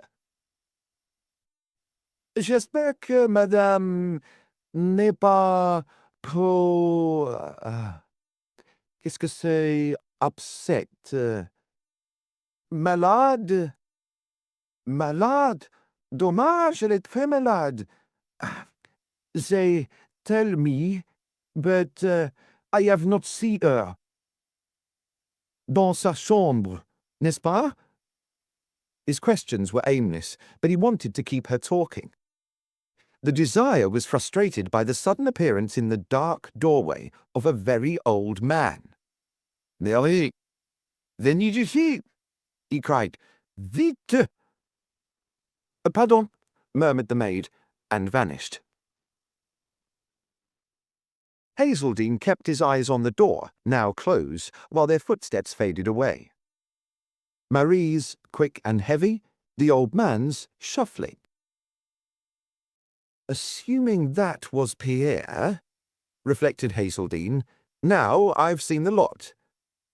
Pierre and Marie. I don't mind Marie, though I could quite easily live without her, but I don't like Pierre. Why don't I like Pierre? Just the nasty, suspicious nature I'm developing? Why on earth does Mr. Fenner bring his niece to this very unpleasant place? Feeling more and more disturbed, he began his meal. The tea was as good as he would have expected in England, and he could not complain of the rolls and the toast and the gâteau. But they gave him no enjoyment. Somewhere, in a cobbled street outside, distant but distinct, a piano organ tinkled. The intermezzo from Cavalleria Rusticana. It gave him a sense that nothing moved here save primitive, unseen things.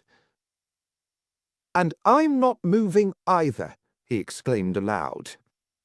Abruptly, he jumped up, following an instinct that reversed his previous policy. But as he neared the dining-room door, he heard the sound of shuffling. Recognizing it, he returned quickly to the table and rang a little handbell. He was seated again when Pierre materialized once more in the doorway. The old man stopped, blinking at Hazeldine like an ancient furrowed owl. "Do you speak English?" Hazeldine called.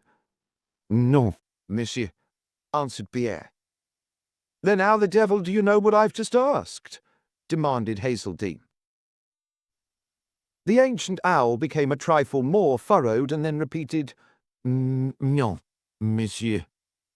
"Meaning exactly?" "Non, monsieur." Hazeldine mistrusted his attitude. There was no perplexity in the old man's vaguely apologetic smile. "Then, if I were to offer you £100 to direct me at once to the nearest telephone, you would not be able to earn it." "Pardon? All right, have it your own way. Où est Monsieur Fenner?" "Il est parti, monsieur." "Already? Pardon?" "Et madame?" "Aussi." If this were true, the reversed policy would have to be reconsidered, for it meant that Dora Fenner was already alone with her unsatisfactory bodyguard. "Où est Mademoiselle Fenner?" "Mademoiselle Fenner? Mais dans sa chambre, monsieur." Pierre's raised eyebrows added mutely, "Where else should she be?" "I see." Hazeldine paused, then went on in an audible mutter, as though to himself, "Nuisance the others have gone. How am I going to get this news to him about Dr. Jones? It's vital to them, too." Watching closely, Hazeldine noted Pierre's expression change at the name Dr. Jones. Le pauvre homme," murmured Pierre. "Tragique. Tragique." Hazeldine thought, "This damn rascal's beating me. He's cleverer than his fellow domestic. He had the sense to realize that, even if he couldn't speak English, he's recognized the name of his late master when I mentioned it. But, perhaps after all, he couldn't speak English. Giving it up, Hazeldine rose. Pierre, still standing in the doorway, glanced at the table. Fini, monsieur? Yes, thanks. Oui, merci. Mais non. The tone was deprecating. Too many cakes remained on the dish. Vous n'êtes pas content? Oui, everything was delightful, answered Hazeldine. Charmant, sir. Merci. Numéro 4, monsieur, s'il vous plaît. He turned as Hazeldine reached him and hobbled ahead. Hazeldine followed till he found himself in a spot he recognized and knew that the direction he wanted was not Pierre's. Pas numéro 4, he said. Mais oui, 4, insisted Pierre. Non, pas encore. Je vais voir Mademoiselle Fenner. The old man stopped abruptly, peered at Hazeldine as though to make sure that he meant what he said, and then smiled. Un moment, monsieur. Je vais voir. In that moment he had vanished. Confound the fellow, muttered Hazeldine. He darted after him. He was not going to let Pierre win all along the line. Round a bend, he nearly ran into the maid. Oh, monsieur, gasped the maid. What's the matter? Demanded Hazeldine. Marie put her hand to her heart. She was breathless. A belief that she was purposely obstructing his progress lasted only an instant. Her distracted condition was genuine. She's faint, panted Marie. Who, Miss Fenner?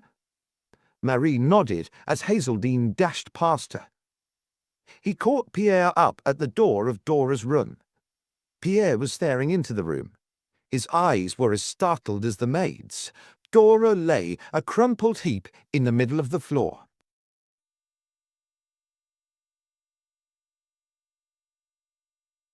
Chapter 13. Gathering Darkness. Take it easy, said Hazeldine quietly as Dora opened her eyes. He had lifted her into a chair after dismissing Pierre from the room. The old man had objected to the dismissal, but Hazeldine had not been in a mood to listen to his objections and had bundled him unceremoniously into the passage, closing the door in his indignant face. Possibly the face was now plastered to the keyhole, but Hazeldine did not mind the thought of that, since the key was in the hole on his side of the door, and in the event of further trouble he was quite ready to turn it. Dora's eyes rested on him for a moment or two, during which the distress in them became less acute, and then they closed again. When next they opened, they remained open. Had a shock? Asked Hazeldine. She nodded. Tell me about it when you're ready, he answered, but don't hurry. We won't be interrupted, he added, as her glance wandered towards the door. She waited a few moments longer while the colour returned to her cheeks, then said, It was silly of me to go off like that. Don't expect me to agree with you, he replied. You seem to think everything you do is silly. There's a limit, you know, to what any of us can stand. Yes, I suppose so. Thank you. I expect it was coming on top of everything. She paused and gulped, and now her glance wandered towards the window. What came on top of everything? Inquired Hazeldine. Something at the window? Yes. What? A face. Dark. Foreign. The brief description was sufficient for Hazeldine to recognize it. It was only there for a moment, but it must have been a very nasty moment. Yes, and you see, I'd still got that awful news you brought in my mind. Ah, your uncle told you about that. Yes, he'd just gone, so I suppose the shock did it. Fainting isn't a habit of mine, though I do sometimes. It always annoys me. I never used to. Well, if you've grown into it, you'll grow out of it, he answered. It's nothing to worry about. How are you feeling now? Better, she replied, responding to his encouraging smile. How much better? I'm quite all right. Do you need anything? Shall I ring for the maid? Oh, no. The negative was very definite. Have you seen her? What do you think of her? Of Marie? He replied. Well, she was quite pleasant while she served my tea. I can't say I was wildly enthusiastic, but I can't say I minded her. No, that's right. She was comparing her own opinion with his. And what about Pierre? Have you seen him? Yes. Are you wildly enthusiastic about Pierre? The form of the question pleased him. It was her first real attempt at humour, the invaluable tonic for jarred nerves. Do you remember a little rhyme about a certain Dr. Fell? He asked. No? It goes like this. I do not like thee, Dr. Fell. The reason why I cannot tell. But this I know and know full well. I do not like thee, Dr. Fell. Her laughter rippled round the dim parlour with pleasant incongruity. So now you know my opinion of our friend Pierre. Incidentally, he hasn't got Marie's enterprise. What do you mean? Well, Marie can speak a bit of English. Oh, but so can Pierre. Oh, can he? Thus Hazeldine drew from Dora the information that Pierre had been lying, which further reduced the popularity of Dr. Fell. My mistake. By the way, he hasn't been bothering you, has he? She shook her head. Or Marie? Was she here when you fainted? No. I'd just had my meal. A tray was still there. You say you've had yours, or I... What are you going to do now? Didn't your uncle tell you? He asked. No. That's funny. He was in a hurry, she explained. He had to go to the police station with Madame Paula. Yes, of course. I'm staying here for a bit. A pleasant moment followed. The spontaneous relief in her expression was ample repayment for his decision, though all she said was, I'm glad. Are you? Then so am I. It was your uncle who suggested it. Did he? But I expect I'd have suggested it myself if he hadn't. My man will be here shortly with some things from the boat. She looked a little puzzled. But didn't you suggest it? She asked. I mean, when you left, wasn't Madame Paula going to show you a room? So she was, he recalled. Only I wasn't sure you'd really decided. Well, I've decided now, anyhow. I'm in charge of you till he comes back. Do you mind? She smiled at him. I like it. I hope it's a nice room. Some are very poky. I'll tell you something. I didn't think Madame Paula wanted it first. You, to stay here, I mean. I had an idea she'd show you the horridest room there was, so you wouldn't take it. Yes, but now, of course, everything's different. Poor Madame Paula. I don't expect we'll be seeing much of her.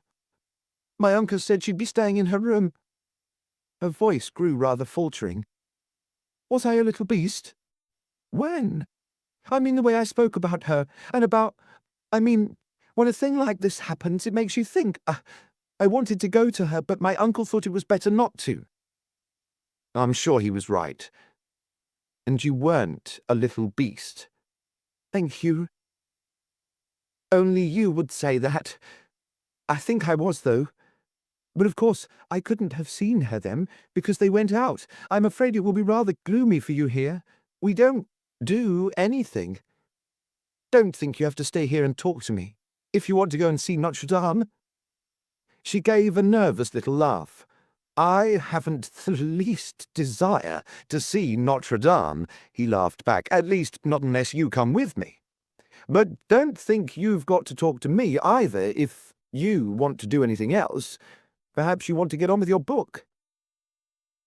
The book she had been reading when he had first met her was on the little table by the tray. "No, I'd much rather talk," she answered.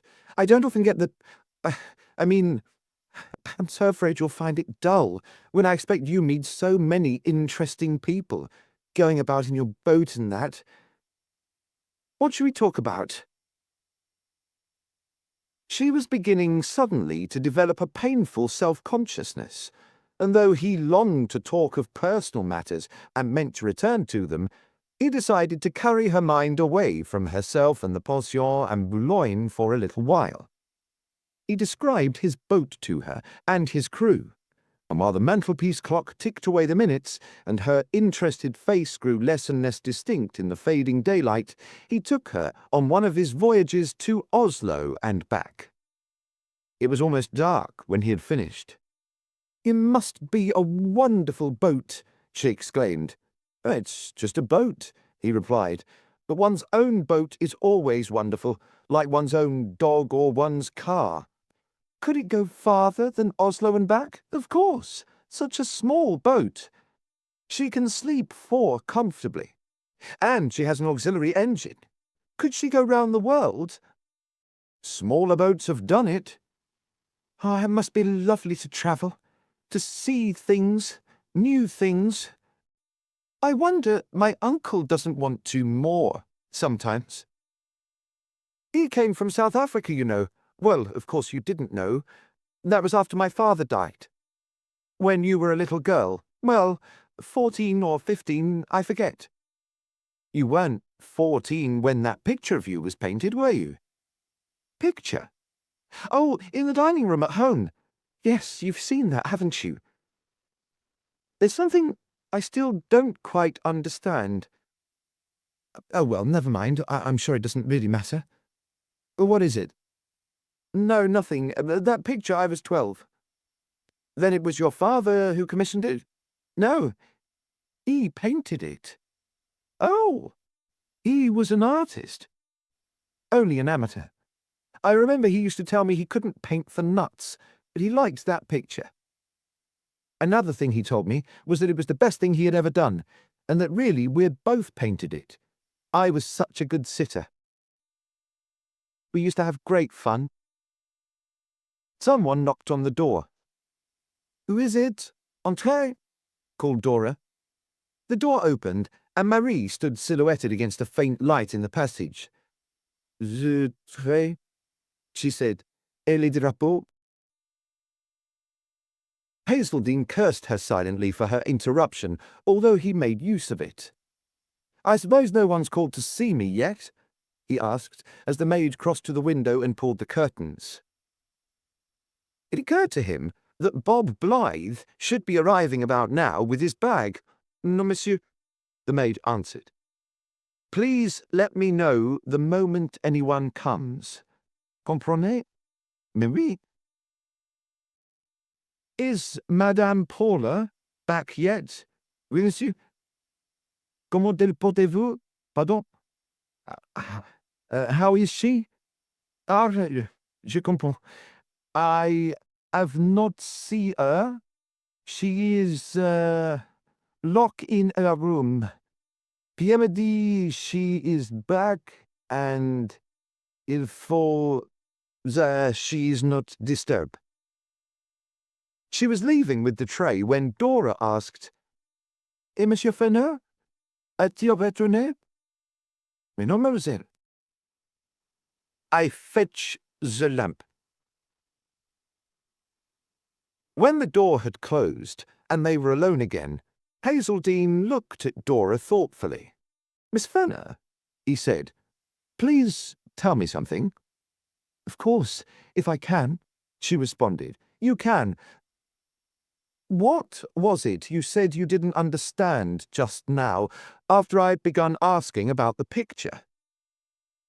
She hesitated for a moment, then answered, "Please don't mind, but I was wondering why you asked me all those questions about myself and my movements yesterday." "I see," murmured Hazeldine slowly. "And you don't know." "But I don't mind. Really and truly, I'm sure you had a reason, and also for not telling me about Dr. Jones when I was talking about him." Hazeldine got up, turned, and stared towards the little clock on the mantelpiece. He was not especially interested in the clock, although time was beginning to have some significance, but he wanted to think for a few moments without Dora's inquiring eyes upon him. "What's the matter?" came her voice behind him. "I'm just, working things out," he said. He turned round and faced her again. Each was a faint outline to the other, and would remain so till Marie returned with the lamp. "What did your uncle tell you?" "What you told him about Dr. Jones." "And, of course," said Hazeldine, after a little silence, "you couldn't understand the connection between all my questions and Dr. Jones. No, though then I did understand why you had left with Madame Paula." "Let me see whether you understood that right. Wasn't it because you wanted to tell her alone? The room was just an excuse. That was why I decided afterwards that you mightn't really be staying on here, and why I was so glad when you said you were." He nodded. "All very good reasoning," he smiled. "Whether you were right or wrong, then wasn't I?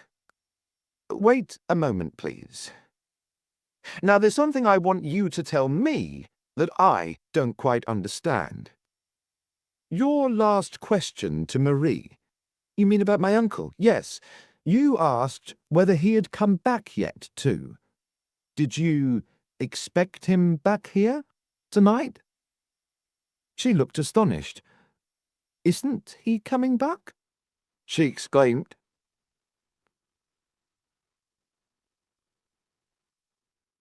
Chapter 14. Marie. From beyond the parlour door came the sound of footsteps, and yellow light glowed and augmented in the crack. Before the door opened, thoughts raced through Hazeldine's mind in orderly procession, tripping over each other's heels. He didn't tell her. He didn't tell her about the 7 dead people at Haven House. She's no knowledge of this. She's sitting here, and she doesn't know. Why hasn't Bob turned up yet? I'll have to tell her. Shouldn't he be here? She thinks I called to give the news of Dr. Jones's accident. Why did Fenner let her think that? Why did he let her think he was going to return tonight? What did he tell Madame Paula? Where's the silk merchant? I suppose it was his face at the window. Marie is walking very quickly with the lamp. Still, she always does. Pierre. What about Pierre? He speaks English. Madame Paula's back and in her room. We're not to disturb her. So, Dora's father painted that picture, and they had fun. Does she have any fun with her uncle? South Africa. Aeroplane. Jones crashed. Dead cat. What was that about the dead cat? Why didn't Fenner tell her about 7 dead people? The door was open. Lamplight entered the room. It redeveloped objects that had faded, made shadows as it moved across the carpet, picked out the hands of Marie, who was grasping the lamp pedestal. Marie's face, above the lampshade, looked like a little orange mist. No one spoke. Was there any reason in this fragment of ordinary domestic routine why one should? Hazeldine studied the little orange mist moving above the moving shadows.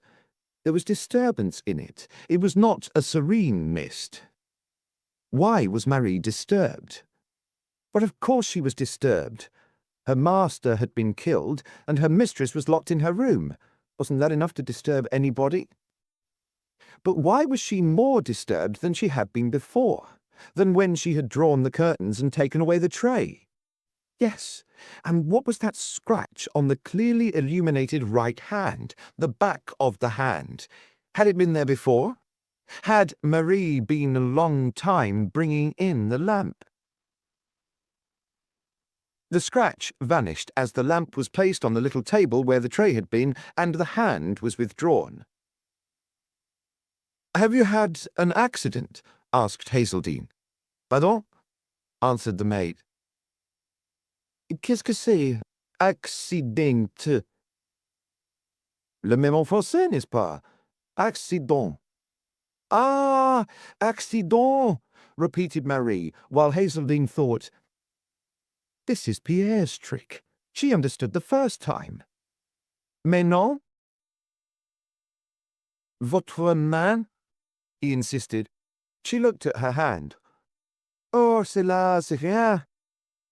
Avoiding Hazeldine's sceptical eye, she transferred her gaze to Dora and explained, "I break the cup."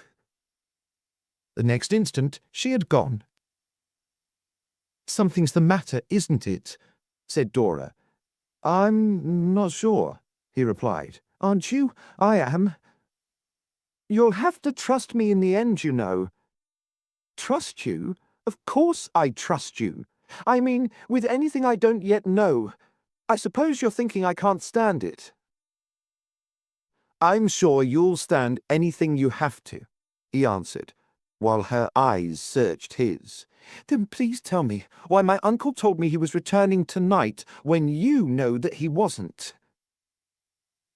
"I'll tell you that, Miss Fenner, when I know it myself. Will you stay here for a few minutes till I come back? You want to ask Marie some more questions? Yes. I could ring for her. I'd rather go after her." "Mr. Hazeldine," said Dora, "you have seen me faint. That won't happen again. But do you want to hear me scream?" Then she smiled a little wearily. "I'm sorry. I didn't mean that. Go after Marie." He had been hovering near the door. Now he left the door and went to her. She looked up at him from her chair with a pathetic attempt to conceal her apprehension. "Listen, Miss Fenner," he said. "If I'm not handling this as well as I ought to, if I'm bungling a bit, I know you'll forgive me. But I do understand what you're going through, and if you screamed, I wouldn't blame you in the least. Only, you're not going to scream. I am going to trust you shortly with something you don't know that will end your indecision. But until just now, I thought you already knew it. I thought your uncle had told you." "You mean there was something besides Dr. Jones's accident?" "Of course.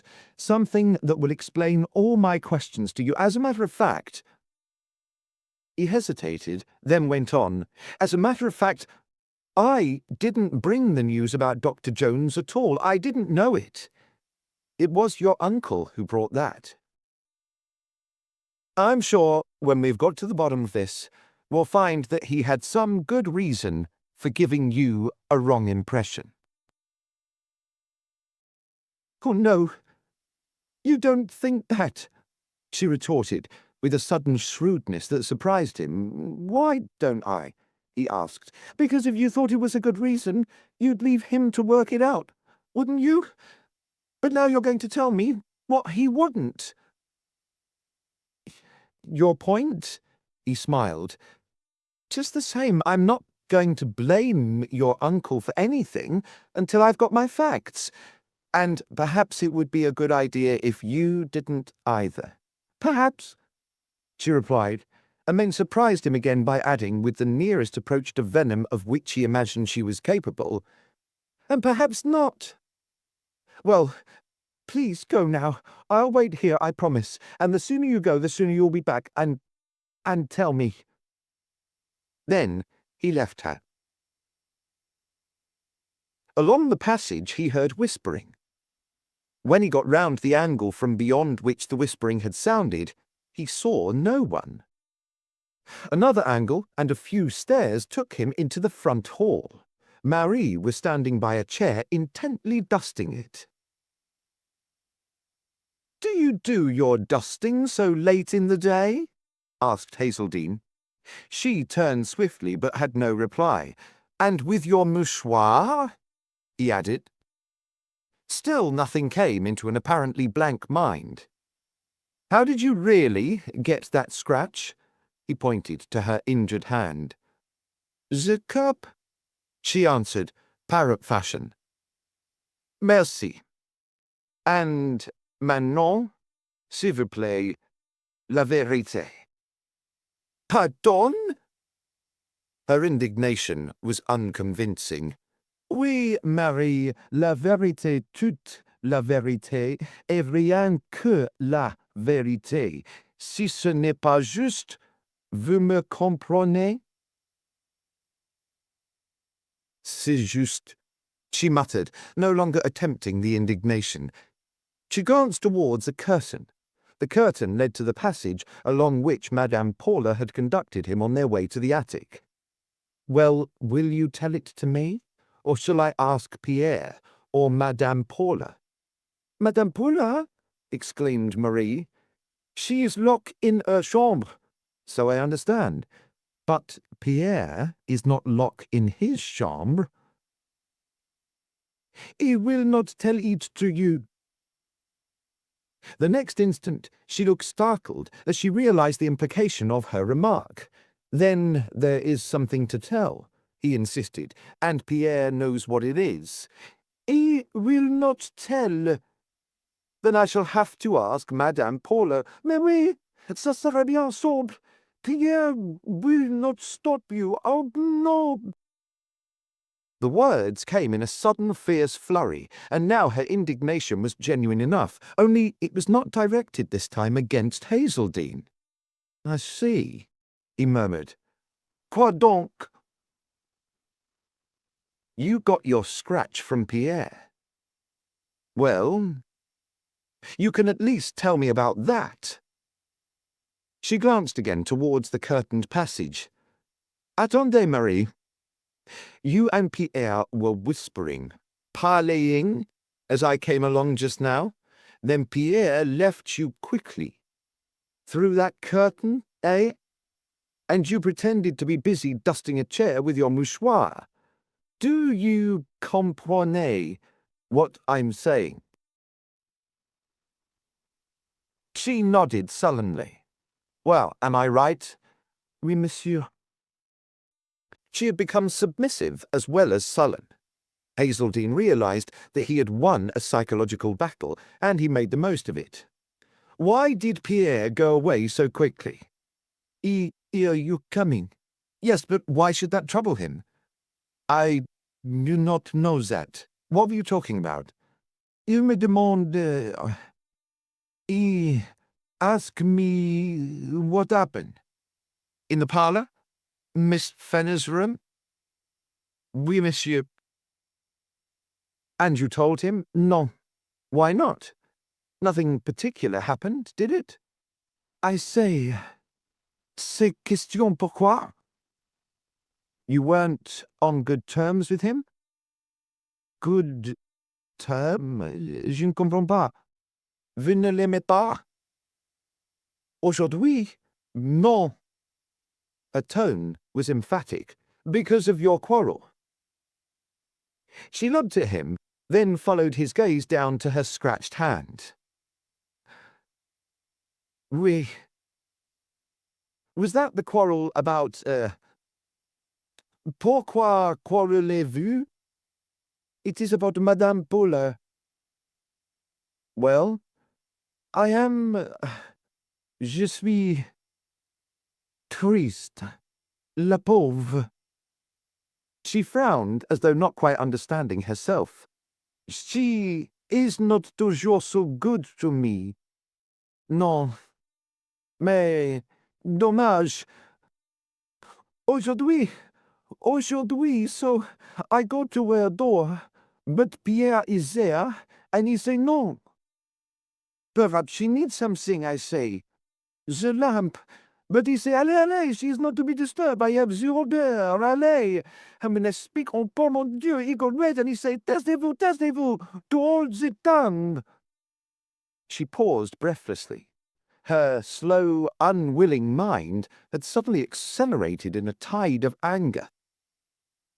Hazeldine took advantage of the pause to ask, was this when you went for the lamp for Miss Fenner? Oui, answered Marie.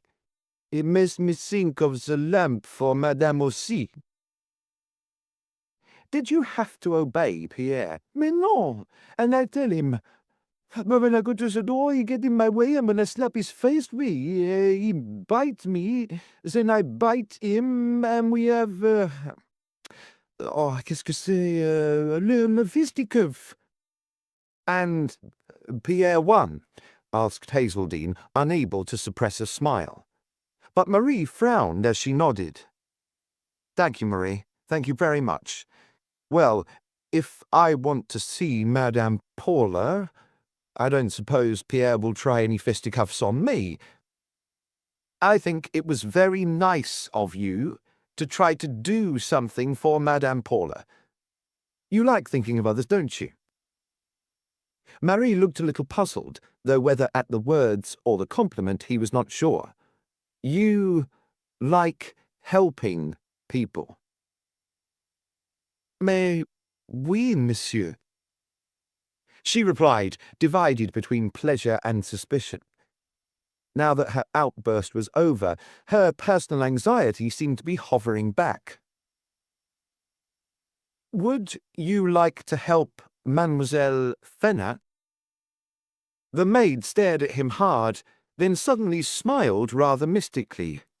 Ah, la pauvre, she murmured, and tapped her forehead. Who the devil told you?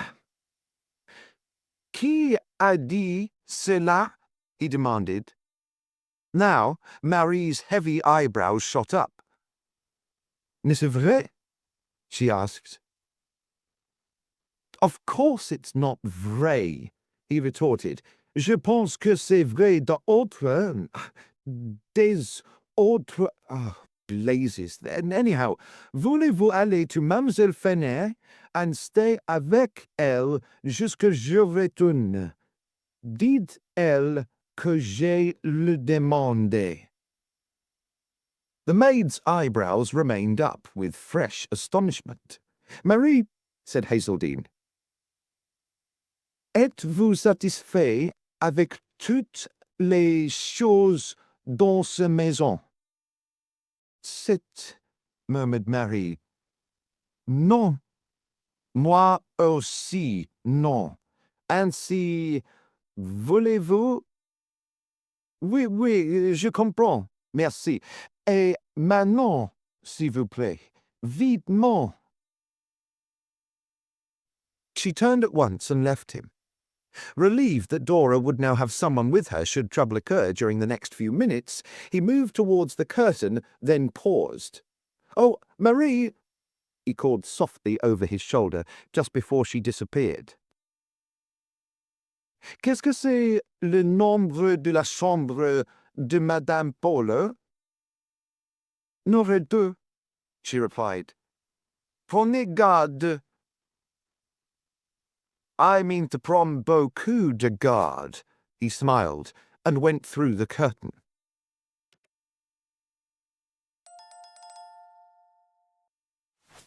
Chapter 15. Numéro 2.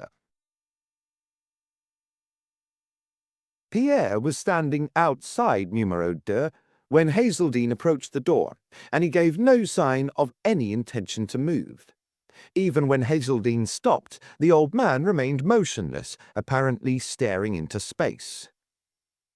S'il vous plaît, said Hazeldine. Pierre's only response was to shorten his focus vaguely and to raise his shaggy eyebrows. I spoke distinctly, remarked Hazeldine, and I spoke in French, but you're understanding me just as well this time, aren't you? Pardon? Frowned the old man. You're wasting time, retorted Hazeldine. You and I have several things to clear up in due course, but we'll clear up one of them now. Why have you been pretending not to understand English?" Doggedly, Pierre continued the pretense. "And while we're at it, why are you guarding that door so solicitously when you know as well as I do that Madame Paula is in the dining room with a policeman?" Pierre opened his mouth, then closed it quickly, but not quite quickly enough. The little ruse had succeeded. "You're not even a clever rascal," said Hazeldine contemptuously. "Get out of my way." "Pourquoi?" growled the old man. "Did you hear me?" "Mais si madame est dans le salle à manger avec la gendarme." The words were spat out, malicious in their admission. "Quite so. But as you already know, she isn't in the dining room and there is no gendarme here, yet. Now, will you move?" The old man gave a surly shrug and stayed where he was. "Or must I make you?" The old man's eyes became watchful. "Well, if I hurt you, it'll be your fault," said Hazeldine. "It doesn't amuse me to be rough with white hairs. For the last time of asking, will you get out of my way?" Pierre's reply was swift and unexpected. Adopting the axiom that attack is the surest means of defense, and with every reason to assume that defense was going to be necessary, he shot out a bony fist and caught Hazeldine on the chin. "Some blow for 80, muttered Hazeldine. "Is that a wig you're wearing?" "Allez, allez," rasped Pierre. "Sorry, but now you're going to get hit yourself. Don't say I haven't warned you. 1, 2, 3, bang!" The warning was a mistake. Pierre ducked, and his long, lean arms wound themselves round Hazeldine's body. In the next few seconds, an Englishman had a taste of a Frenchman's method of fighting. Teeth, nails, feet, everything was utilized, and with a strength and skill that added the element of surprise. Whatever Pierre's age, he was a very long way from falling to bits. He fought like a tiger. But Hazeldine, once he found half measures fruitless, gauged Pierre's strength and learned his tricks. One trick had tripped him to the ground, but they had fallen together, and they began rolling along the passage. This, Hazeldine discovered, was another trick, for the passage led to a steep flight of stairs, down which there could be a very nasty accident. Managing to pull up on the brink, he twisted his adversary round and sat on top of him. "Phew! That's that," panted Hazeldine. "Only, I think before we part company, I'd like your keys." The old man glared speechlessly. His strength seemed spent. "You see," continued Hazeldine, groping for his pockets, "you may have the key to numero 2, and I don't want to have to come back for it." He found a bunch of keys, and one separate one. He took the lot. Then, rising from Pierre's chest, he walked back to the door of Madame Paula's room. "Madame must be sleeping very soundly if that row didn't wake her up," he thought. He knocked on the door. Softly at first, then more loudly. Madame Paula gave no sign of having heard. Of course, she may have taken a sleeping draught, he reflected, giving every possibility its chance. He glanced back along the passage.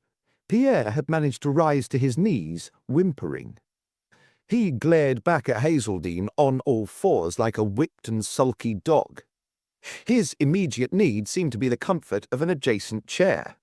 "Well, now for it," decided Hazeldine. He tried the separate key and found that it fitted. He turned it, and a substantial lock left its socket with a click.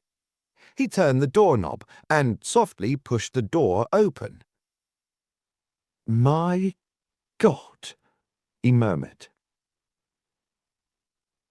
A figure lay stretched on the bed, but it was not the figure of Madame Paula. It was the dark-skinned vendor of coloured silks. The next moment, something descended with a crash on his head.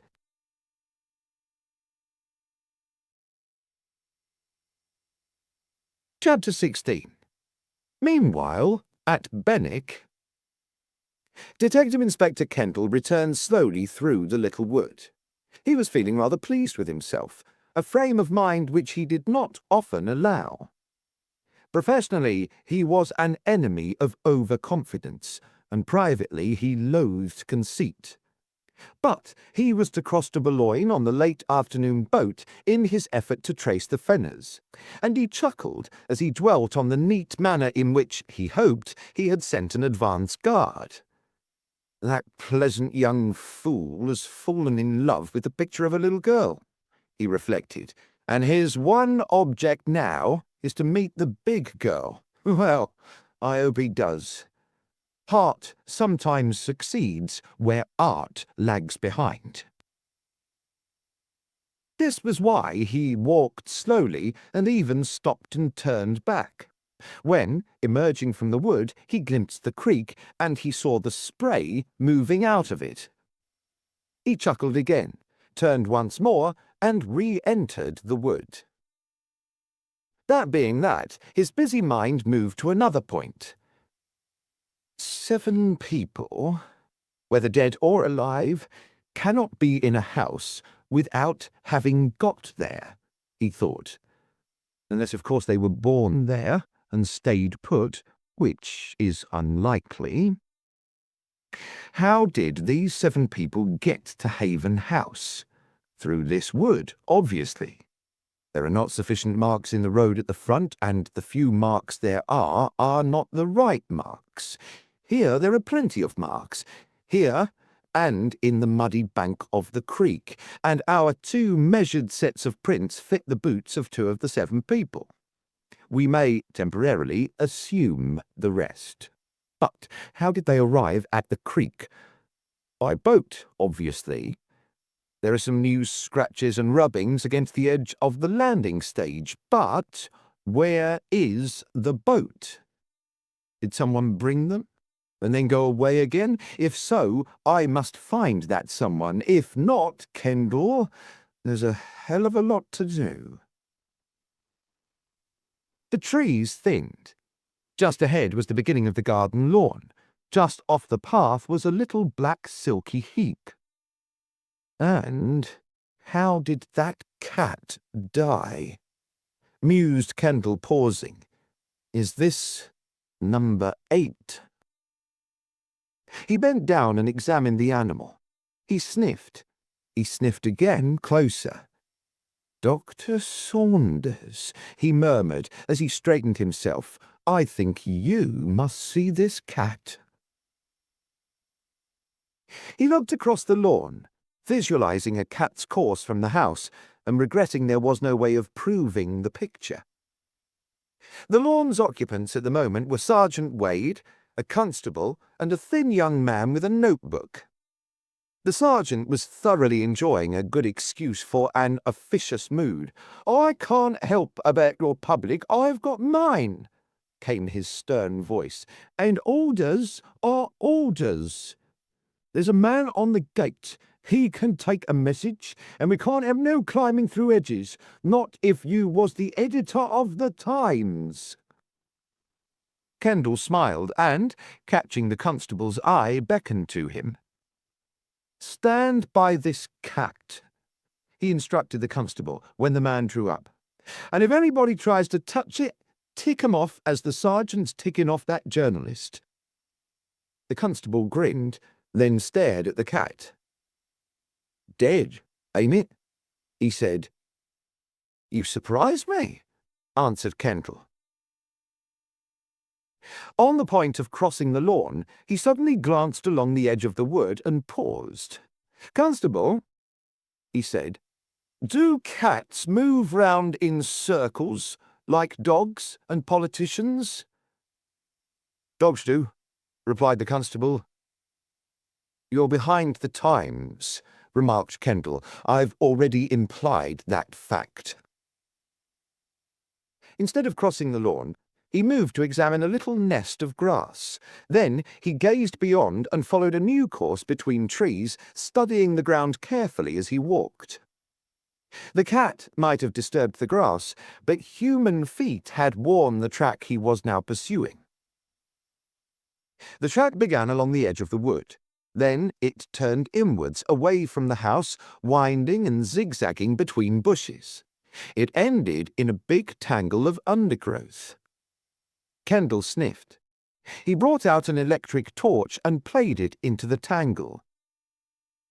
"Someone's closed the front door," he murmured. "Why? And what's beyond the front door?" He parted some branches, most, though not all of which, appeared to have been recently introduced. Forcing his way through, he found himself in a short, narrow tunnel of twigs and leaves and creepers. He sniffed again, made a grimace, brought out his handkerchief with difficulty, wiped his forehead, blew his nose, and played his torch down a large hole. Gingerly, he let himself into the hole. He dropped onto earth. Ahead, his torch glowed on a long cavity fitted with shelves. "ARP?" he murmured skeptically. There were other things besides shelves: a bench, a stool, rubber tubing, a pail, empty bottles, indecipherable oddments, and a considerable quantity of broken glass. Also, another dead cat. He lingered in the underground cell for just as long as was necessary, which was also just as long as he could stand, and then escaped back into the air, taking a bit of the rubber tubing with him. On his way out, he noticed two more things. One was a substantial slab of wood, about a yard square. This was near the entrance to the hole, and its area was sufficient to cover the hole comfortably. The second, which he pocketed, was a fragment of grey cloth caught on a twig. He found the constable still guarding the cat. Sergeant Wade had joined him and was airing his views. "That cat never died natural," declared the sergeant. "How do you make that out?" asked the constable. "Because," replied Wade, "a cat that dies natural don't look like that." "What does a cat look like, Wade?" inquired Kendall as he drew up. "When it dies natural?" "Not like that," insisted the sergeant. "Well, what did this cat die of?" "Ah, there you are." "It died of a complaint similar to that which killed 7 people in a drawing room." "Come along, stop staring, and let's get back to the house. Carry on, constable. Anything new, Wade, while I've been away?" "They're still trying to find that old forwarding address at the post office," replied the sergeant, falling into step. "Died the same way as the others, did it?" "It's a confounded nuisance they can't trace the redirection form. I've told them they've got to. See, if it had been filled in more than once, they might have remembered it, but a year ago, and they don't think there was anything to forward even then." "What happens to the Fenner's mail ordinarily when they're away?" "I expect it stays. Waits for 'em." "Queer they don't always have it forwarded, isn't it?" "Well, they aren't often away for very long, and they get very little anyhow, so the postman says. Oh, yes, I forgot. There was a letter came yesterday morning with a French stamp." "Yesterday morning?" exclaimed Kendall. "Why the devil didn't you tell me before?" "Well, I'm telling you now, sir." "By which post?" "First post, early morning. Anybody notice the postmark?" "Boulogne." "Wade, do you know who killed those 7 people?" "Eh?" "No, sir." "I only thought you might have forgotten to mention it. We are trying to find a man. We learn that a letter from Boulogne is delivered to him shortly before he vanishes, and you bring it in casually with the weather. Well, what else?" Those descriptions, have they been circulated? All 7. Yes, sir. Photographs. Being rushed, sir. Black looking after that? Yes, sir.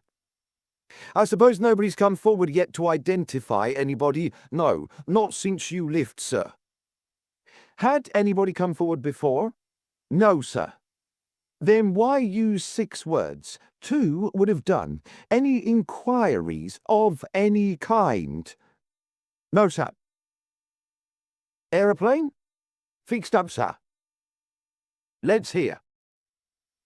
They came through quarter of an hour ago. Start at 3:30. That'll get you in Folkestone in time for the boat. The sergeant paused, then added, Why don't you go all the way by air? And miss the Isle of Thanet? No, thank you. Once I'm at Folkestone by air, the rest won't take much longer by sea, and I'm interested in that voyage. Also, I'm meeting someone at the other side. Fingerprints? You could paper a wall with them. Quite an idea for a detective study. Wallpaper, eh? He stopped as they reached the French windows. Something damnable about those shutters, Wade. Not merely closed, but nailed. Nailed. Shutters nailed and chimneys stuffed up. And there are some people who don't believe in capital punishment. Well, perhaps they're right. Ever seen a man swing, Wade? That cricket ball intrigues me. Funny colour, isn't it? There's no doubt about it. We've got a puzzle on. But we're moving, and we'll unearth some devil or other before we're through. Come along. Revolver. Whose fingerprints were on that? The old man's, sir, answered the sergeant as they moved again, and stepped off grass onto gravel. Ah, then he did fire it, unless someone else pressed his fingers on the thing afterwards. Improving, Wade.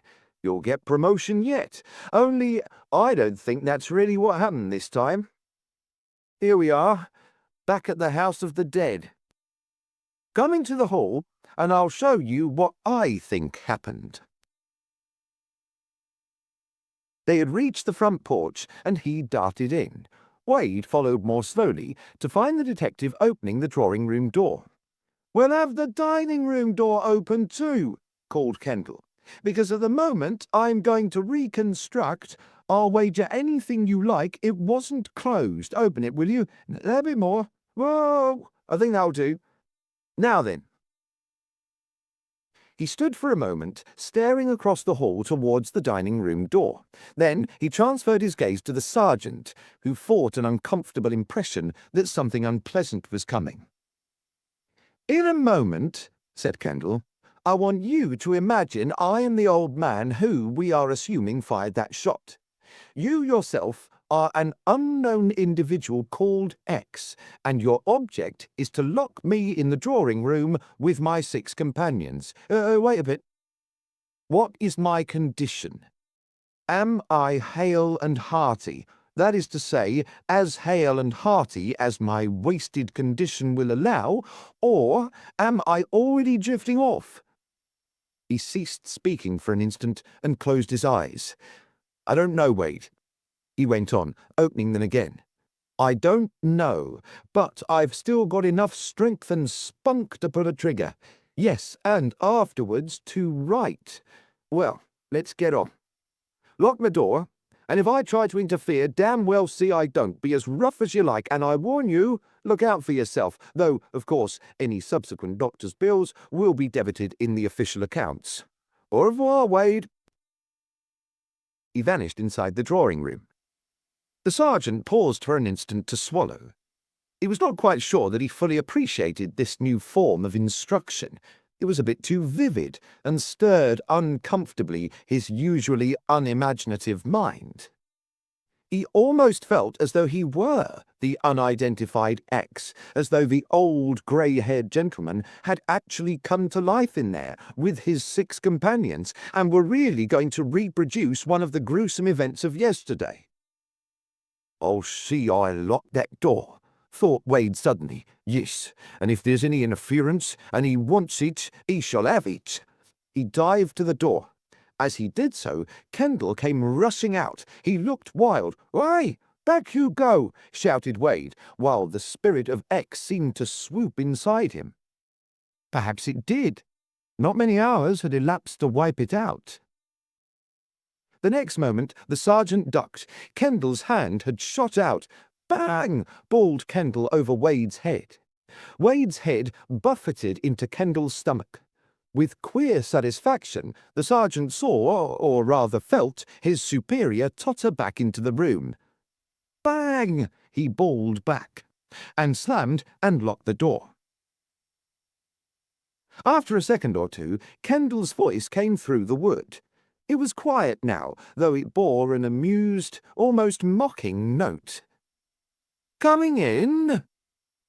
"No, thanks," muttered Wade, now feeling a little ashamed of himself for his overacting. "Why not?" "Perhaps I shan't be so lucky next time." "Exactly. I missed you, didn't I? As you say, next time you might be less fortunate and I might hit you. You see, I've still got this revolver, and you have no need to press my fingers on the barrel. Unlock the door now, Wade, and let's see where my bullet went." All quiet on the western front. Wade unlocked the door. Kendall smiled at him, then looked beyond his shoulder. Wade turned, following his gaze. Out of the drawing room, over your head, across the hall, into the dining room, and across to the picture. Follow the line? That's what happened, Wade. That's what happened. Yes, but afterwards. Sergeant Wade mopped his brow. "Yes, what happened afterwards?" he muttered. Kendall did not reply. He was looking very thoughtful, and there was a little extra colour on his usually uninformative cheeks. He turned back to the drawing-room door, closed it, and re-locked it. Then he removed the key. Then he took a length of thin rubber tubing from his pocket and, after squinting through the keyhole, inserted an end of the tubing in the hole. "Just fits, doesn't it?" he murmured. Of course, there was something more on this end. It seemed to the sergeant that he held the tubing in the keyhole for a full minute. Then he withdrew the tubing and replaced the key. "And all we have got to do now, Wade," he said, "is to find the man and the motive."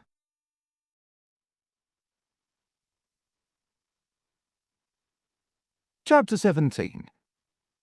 Exit a bicycle and enter a boat. While Detective Inspector Kendall had a busy period with the telephone in the hall, Sergeant Wade made another tour of the grounds, returning just as Kendall replaced the receiver for the last time. "Well?" asked Kendall. "I've had a look at that dugout," answered Wade, "and I ain't making no offers for it. Didn't like the smell. Filthy. But you recognized it?" The sergeant nodded. "What's your opinion?" "Well, same as yours, sir. Sort of a, underground workshop, eh?" "With some of the original contents removed." "That's right. What I'd like to find," said Kendall, "is whatever fitted onto that tubing." "Maybe he wouldn't leave it around," replied the sergeant. "He? Who?" "X," smiled the sergeant. "That's me, ain't it?" Kendall smiled back. "I think you're right. X wouldn't leave it around. He's probably left more around than he meant as it is, but you can't think of everything when your first thought is your own skin. I've phoned up the doctor and I've suggested that he gets in touch with your local decontamination squad. He's coming along with a foreman to look at our funk hole, also the cats. But of course, Saunders already knew death was due to some form of gas, only he doesn't know what form. I've a notion the form is going to be more important than he seems to think himself. I've suggested the Home Office as a further reference. You might keep 'em up to that if they get in a tangle and I'm not around." The sergeant reacted pleasantly to the subtle flattery. He'd keep 'em up to it. "Aren't you going to be around?" he asked. "I'm off to Boulogne at 3:30, Kendall reminded him, "and I've a lot to do before that." Did you get on to Boulogne just now, sir? Yes. Fix it up? That's all okay. The next question came after a moment's hesitation. Have you thought about the yard, sir? I see you have. Well, yes, sir, admitted the sergeant. 7's a bit of a handful, and too many cooks spoil the broth, interposed Kendall. Don't you think you and I and Black and Saunders can handle this? He smiled. Make your mind easy about that, Wade. I'm in touch with the yard. So's the chief. That was another of my phone calls, and they'll send someone along the moment we need him. We may need him, if I'm detained in Boulogne, though Black's a good man. He doesn't play the violin either, or quote Shakespeare. By the way, what's your instrument, eh? All the best people have a hobby, Sergeant. Oh, I'll get you. Dots. Capital. Now then, listen, I've a job for you. Black's got his hands full, and anyway, as you're the local man, this is up your street. I want the complete history of John Fenner, all you know about him and all you can find out. His habits, his character, his work, his movements, how long he's been living in Benwick, when he came here, if he wasn't born here, where did he come from? Never mind if some of it's repetition, write the whole damn thing out from A to Z and pack in all the details you can. You can even mention his toothpaste if you like, but what I'd rather you mentioned than anything else, he added, is how Fenner left Benwick yesterday, since he doesn't seem to have gone by train, and the absence of a garage suggests he hasn't a car. That's right. There's no garage here, nodded the sergeant, but there's a shed, and his bicycle's gone. Kendall stared at him. There are moments, he said, when you come out with the most interesting remarks. Well, sir, didn't you notice the bicycle was gone? Asked the sergeant. How could I have noticed it was gone, answered Kendall, when I didn't know it had ever been there? Ah, I get you. So Fenner rides a bicycle. I've seen him on it often. Lately? A couple of days ago. What kind? Hercules. How'd you know, eh? What made you notice it? Have you had anything to do with it? Do you notice the make of every bicycle you see? If so, you shouldn't be a sergeant in Benwick, you should be one of the big five. Oh, I get you. Well, see, he come in the bicycle shop last Thursday when I happened to be there. Rather an attractive girl in the bicycle shop, isn't there? Eh?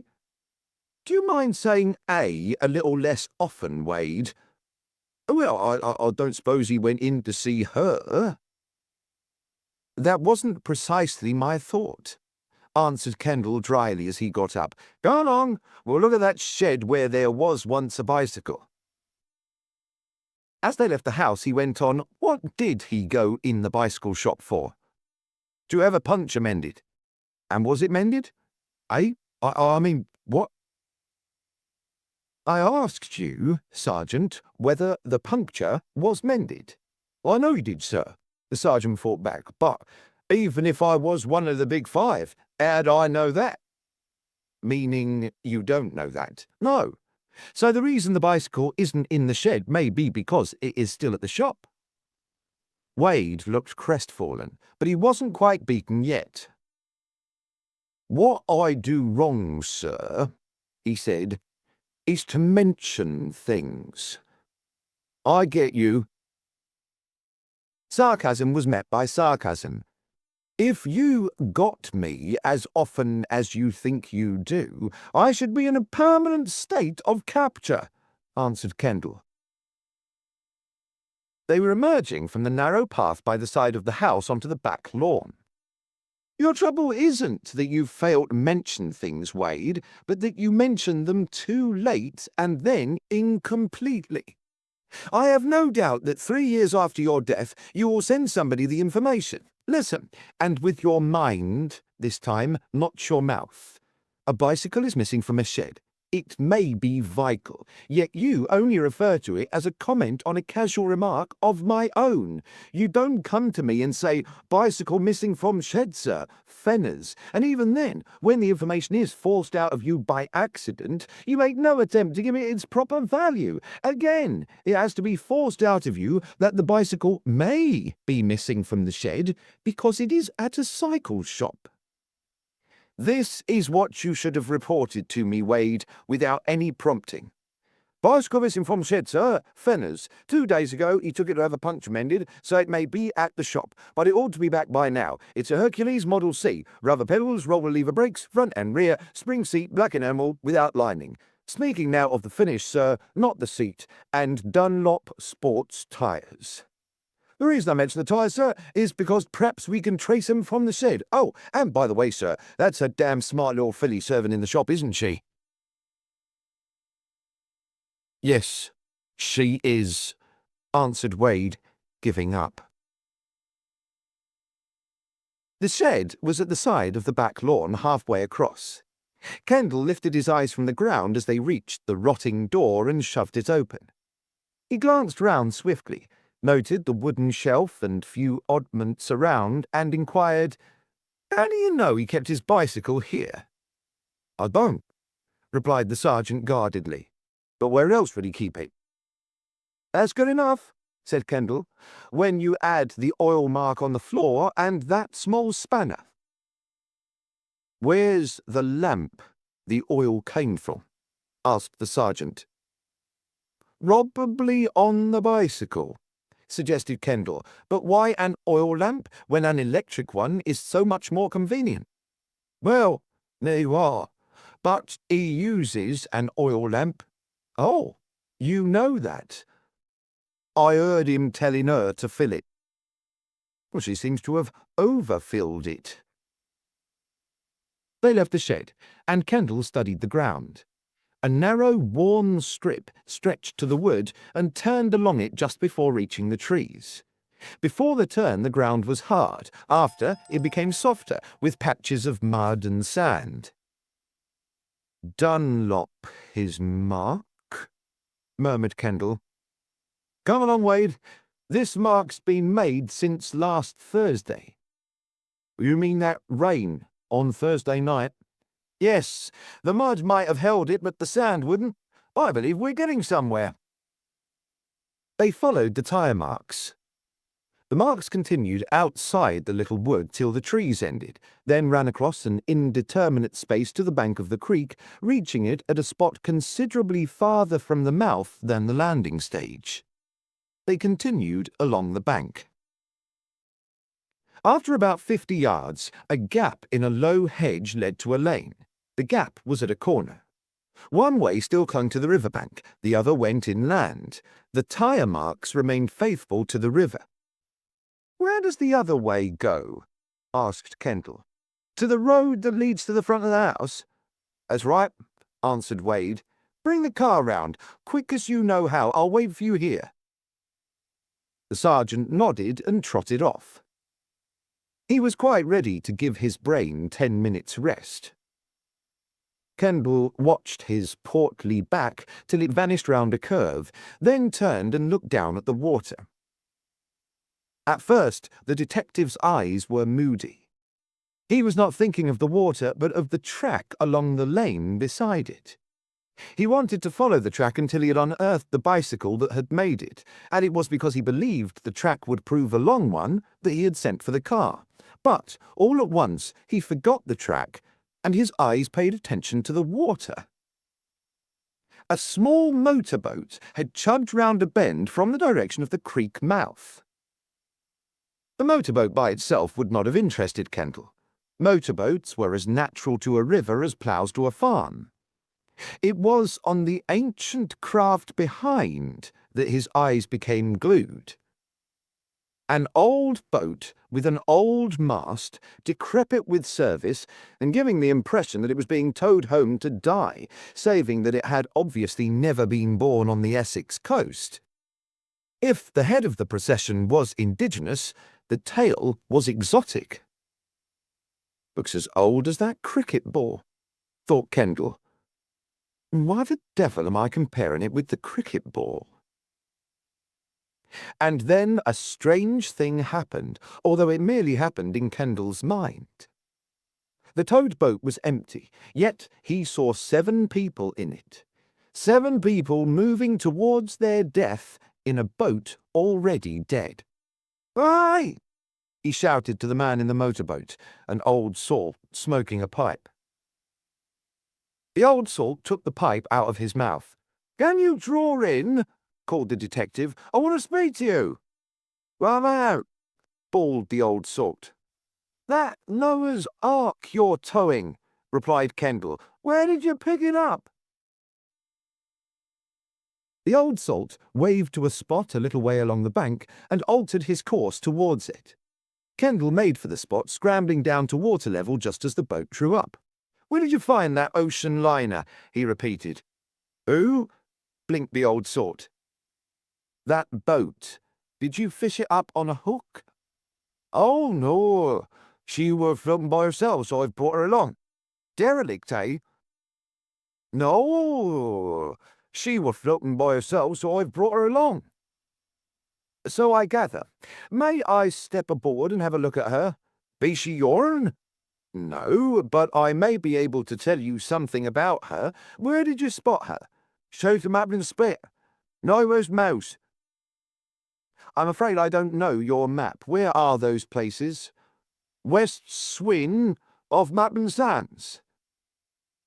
Kendall swore under his breath. "Your name's James Jessup, isn't it?" he asked. "Aye, everyone knows Jessup," answered the old salt. "Well, Jessup, a few people know Detective Inspector Kendall, so kindly attend to him. Stop being local and speak common, everyday English.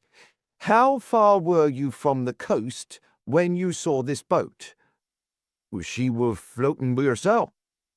"And you brought her along. How many miles did you bring her?" Oh, I see. Well, sir, might be 4." "4 miles. Could she have floated those 4 miles from the mouth of this river?" "Oh, I never thought of that." "No, Jessup, I'm thinking of it. Could she? You know the tides." "I don't see why not." "If, say, she had been in the river mouth sometime yesterday afternoon or evening?" "I don't see why not." "Winds and tides right for it?" "Aye, could be, but there wasn't much wind till mist cleared." "And could this be, Jessup? You see that mooring rope?" "Aye, what there'd be of it?" "Exactly. Perhaps not long ago there was more of it. Perhaps it was tied to a post nearer the mouth of this river. The rope that remains is old and rotted and frayed. I see you're not depending on it." "Who would?" "In senses. You've hit the nail again, Jessup. Out of the mouths of babes and sucklings. As you say, who would in their senses? Yes, but tell me this, Jessup. Would you be in your senses if you were about to commit suicide?" "Eh? Still, I'm not banking on that. What I'm banking on is another kind of agitation, and at this moment I'm damned if I know what that is any more than you do." The old salt scratched his head. "Begging your pardon, sir, but be you out of your senses?" "You didn't hit the nail quite so well that time," smiled Kendall. "Still, I don't blame you. Now, we won't talk for a bit. I want to examine this old tub." "But I got to report it," said Jessup. "You're reporting it to me," returned Kendall. "I'm the police." While the old man relit his pipe and watched him, the detective explored the towed boat thoroughly. It had oars and a sail. The sail was in tatters. It was amply provided with lockers. In one he found half a biscuit. A dog in full strength might have managed it. In another he found fishing tackle. In another a number of empty bottles, a big water cask, and a small piece of pasteboard. The piece of pasteboard had slipped down a crack, and he had to dig it out. He examined it minutely, particularly one side. It seemed to have been through every kind of experience, like the boat itself and the old cricket ball. Kendall could never get that cricket ball out of his mind. It had been drowned palpably several times. As he slipped it in his pocket, his eyes were grim. He made one more important discovery, the fruit of an obvious search. Faintly, against the rubbed outside of the boat were the letters F, R&D, L-E. He was staring at the letters and at the empty spaces after the first and the fourth when a car loomed above him on the bank and Sergeant Wade's voice descended. "Why, I lost you, sir. What have we got here?" "The boat 7 people arrived at Bennick, answered Kendall. "What?" cried the sergeant. "The name of the boat is probably Ferndale," continued Kendall. "And it doesn't look to me like an English boat, though the name's English enough. I should say it's of some ship. It's designed to carry plenty of provisions, and there's a water cask. Still, of course. Well, what do you say?" "Same as you, sir," replied the sergeant, staring at the boat. "Been through a bit, eh?" "I imagine, Wade," said the inspector, "that when we have traced the full story of this boat, if we ever do, we'll find it's been through some bit." He turned to Jessup. "Carry on. Report this and say I've had a look at it. See that Inspector Black knows. Do you know Inspector Black?" "Mellingham," answered Jessup. "My father lived at Mellingham. Had him up t'other day for speeding. Oh, I know Inspector Black." "Fine. Then now's your chance to return good for evil. Give him this message from me. Tell him I think this boat you've picked up is off a ship. Tell him to consult the files. Are you understanding me?" "Why not?" "Good. Tell him to consult the files and to see whether he can trace any ship named the Ferndale that's been wrecked recently. Got that?" "Oi." "Repeat it." "Why?" "Because you're in for a 10-shilling note if you repeat it correctly." Jessup's eyes grew big. He swallowed, thought, swallowed again, thought again, and said, "Inspector Black of Mellingham. Report this here, and see he gets report. See he knows you think she come off a ship. No, see he knows you've been o'er the boat. Then see he knows you think she's off a ship. See he knows... No. Tell him to find out if any ship Ferndale's been wrecked recent, and see he does it." "Good enough," laughed Kendall. "Here's your 10 shillings, and now get on with it."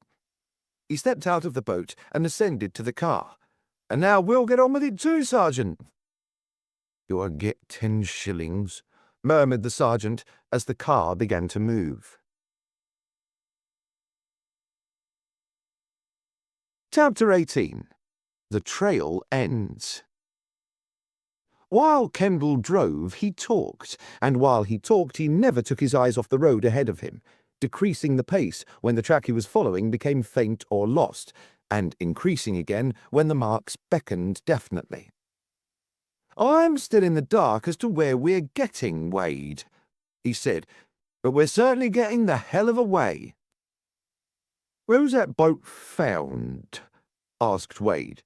3 or 4 miles off the coast. It was empty just as we saw it." "And you think—" "I'm sure. Listen. In the hall, I reconstructed a bit of yesterday for you. Now I'm going to reconstruct some more. It's queer, Wade. Sometimes you get the beginning of a story and work forwards, and sometimes you get the end and work backwards. I'm getting the middle, and I've got to work both ways. Backwards for the sense, and forward for the justice. There's a noose at the end of this, you know, for somebody. Yes, but it's another rope I'm more interested in for the moment. Damn! What? Hard road. The track's gone. Nope, there it is. Good. God bless British mud. Now then, 7 men appear from the horizon yesterday. I don't know what time. Morning, afternoon, evening. Not evening. I've an idea it's the morning. Anyway, they row towards our creek. They don't sail because the sail's not usable. They row into the river mouth and they tie up at the landing stage there. Why didn't that young fella see them? Interposed the sergeant. Hazeldine. For the very good reason that he wasn't there. He only arrived this morning. Well, so he did. But he could have seen the boat. I'm telling you why he didn't. The boat was made fast with a rotten rope. One end you've just seen. The other is still round the post. Possibly, when the last of those 7 people landed, there was some excitement or emotion, and the rope couldn't stand it. Anyhow, the boat got loose, and has been floating around unattended till Jessup found it. Oh, wait a bit, Wade interrupted again. Why didn't somebody else find it before Jessup, if they arrived in the morning, and it got loose then? A good point. We must dispose of it.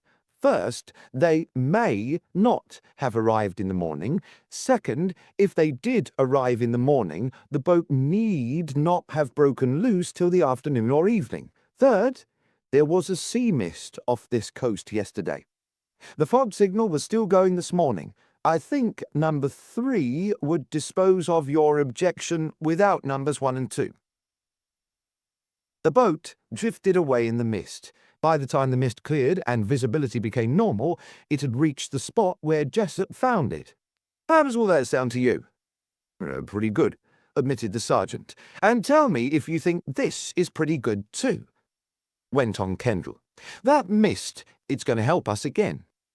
If those 7 people landed at the creek by accident, that is, if they were at the mercy of the mist and simply drifted to that landing stage, then they arrived some time after lunch, because the mist came on roughly at about 2. Is that correct? Quite, answered Wade. Only we don't think they came by accident, do we? We do not, replied Kendall. The accident that followed would be far too much of a coincidence, and therefore, Wade, that boat arrived in the morning, or before 2, anyhow. And if they had been looking out for the creek mouth, they could never have found it in the mist. Yes, but what about this, sir? Said the sergeant. The theory is that they died in the evening, isn't it? Certainly. Though always remember that a theory is something not yet proved, but we're working on it. I think we'll find it correct, all right. Then, if they died in the evening and arrived in the morning, why did they waste several hours before entering oblivion? Why didn't they drop down dead on the spot to oblige a couple of policemen? I say, Wade, this bicycle of ours is setting a long trail. Which way now? Straight on or over the bridge? Over the bridge, I think. Oh, we'll try it anyway. The car swung round to the right and crossed the water. Beyond, in a sandy lane, the cycle marks began again. Good. Now then, our 7 doomed people land in the morning, yesterday morning. What do? Go straight to the house? Not necessarily. If some big business is on. It seems to me more likely that they would wait till the evening, and the arrival of the mist would help to conceal them. They wait in the boat. But the boat's gone. I don't blame you, Wade. It's your job to trip me up. But why should the boat have drifted away just yet? Still, if it has gone off and left them, we'll picture them waiting not in the boat, but on the landing stage. And it's a picture too, isn't it, Sergeant? 7 strangers. Strangers? One knew the way. 7 doomed people already half blotted out on a misty landing stage just inside an isolated creek mouth. Or perhaps only 6. He paused and forced Wade's question. Where's the 7th? In the little wood, or on the lawn, watching the house, a shadowy figure. Or maybe there are 2 shadowy figures, one at the back, one at the front, and 5 on the landing stage. Where am I getting? Is this sense? And someone inside the house watching for the shadows, eh? Not Miss Fenner. She's gone. She went away early. Cricket ball. Ah, Wade, that damn cricket ball. What the blazes has a cricket ball to do with it? Aye, exclaimed Wade. Isn't it to the left, dear?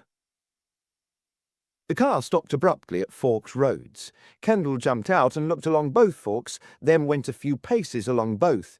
Yes, I think you're correct, he nodded as he returned. It isn't saying much, Sergeant, but you're not quite the fool you look. Very kind of you to say so, grunted the sergeant. Not at all. Haven't you noticed how full of compliments I am?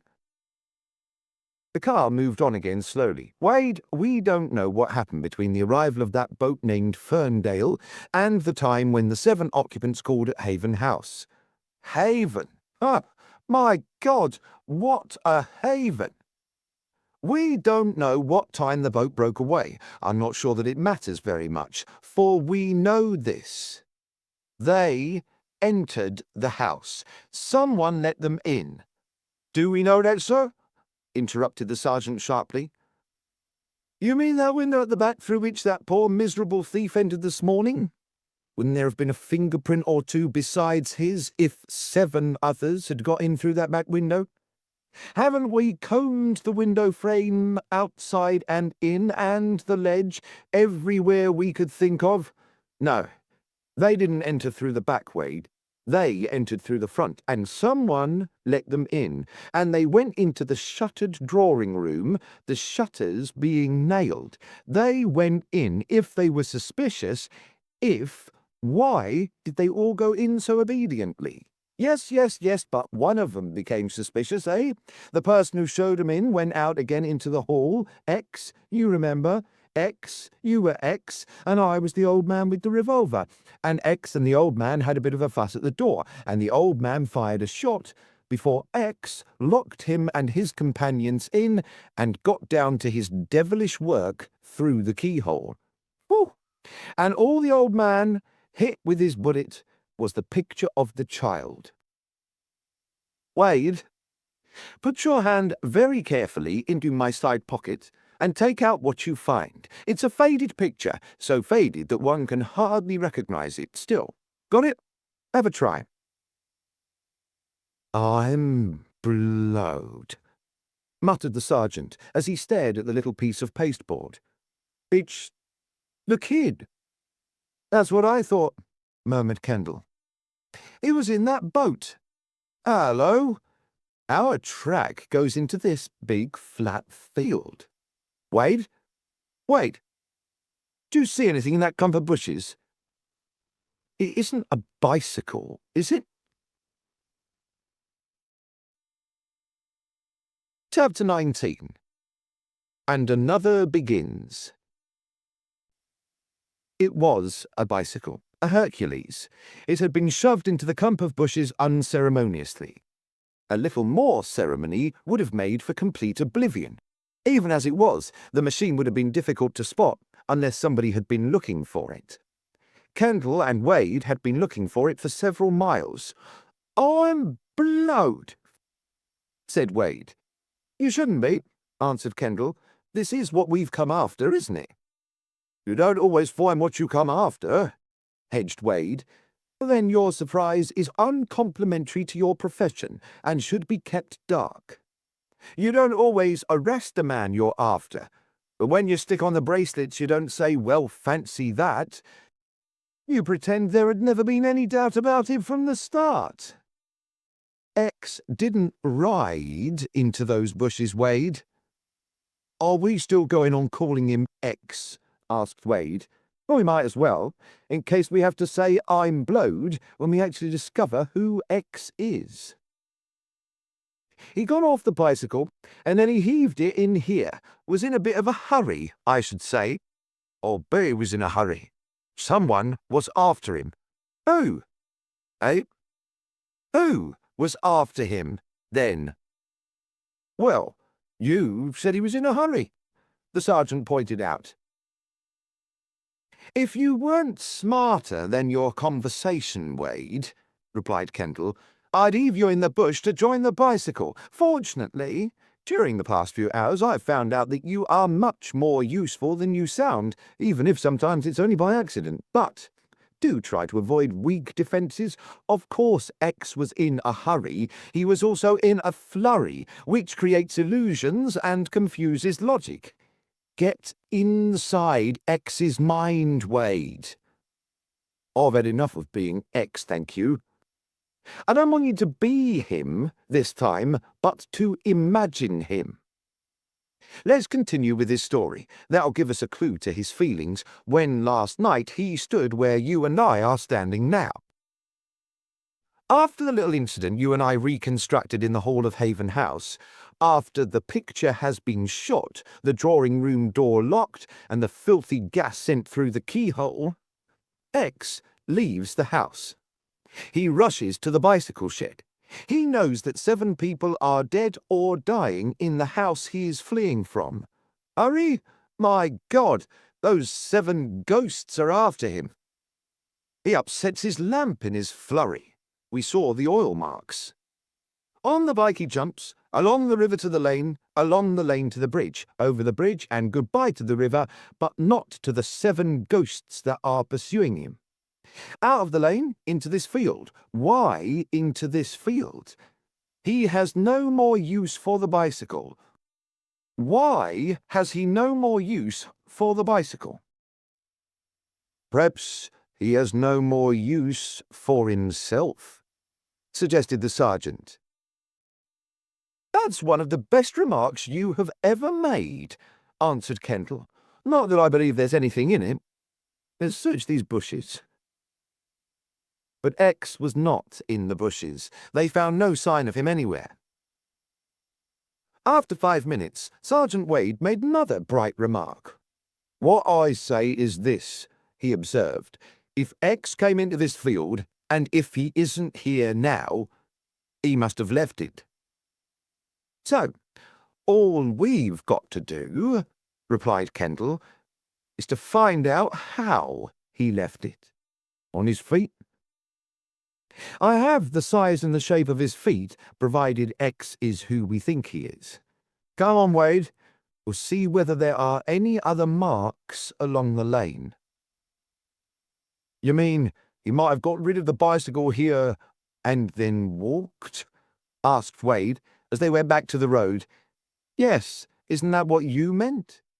We may be wrong in assuming the trail ends here. Where the bicycle trail ends, the boot trail may begin. The only footprints they found were going in the wrong direction, and they did not fit Kendall's measurements. These may be our spoon thieves, grunted Kendall. Anyhow, they're not the ones I'm looking for. Oh, well, no, what's this? He stooped and picked up a small, neat little portion of brown crepe hair. One side was smooth, the other hard and messy. He examined and smelt the messy side. Spirit gum, he said. Somebody's lost a side whisker. Disguise, exclaimed Wade quickly to get the word in first. Did X disguise himself? Answered Kendall. He might do. To get away. Yes, or to receive his visitors. I don't get you. I don't think I get myself. Why should he disguise himself to receive his visitors? Wade scratched his head. Perhaps he didn't want them to recognize him, he suggested. Wade, said Kendall, this is getting more and more devilish. We'll get back to the field. It's going to take some time to search all that. It won't be time wasted, provided I don't miss my aeroplane for Folkestone. Aeroplane? Wade! Aeroplane! You're right! This is a big field to search. A big, flat field. By golly, muttered Wade.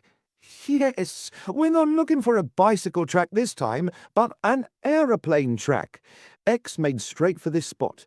Did he expect to find the next stage of his journey waiting for him? And is that why somebody didn't cross to Boulogne by the boat yesterday, eh? 3 minutes later, they found the new marks they were searching for. Beginning a third of the way across the field, they continued towards a distant low hedge. They ended 100 yards from the hedge. "I don't think I need any more for the moment," said Kendall. In the car again, their minds were busy. Sergeant Wade expressed his thought first. "What about that mist?" he asked. "What about it?" replied Kendall. "Would the aeroplane get away in the mist?" "Pretty tricky, I should say." "Well then, go on."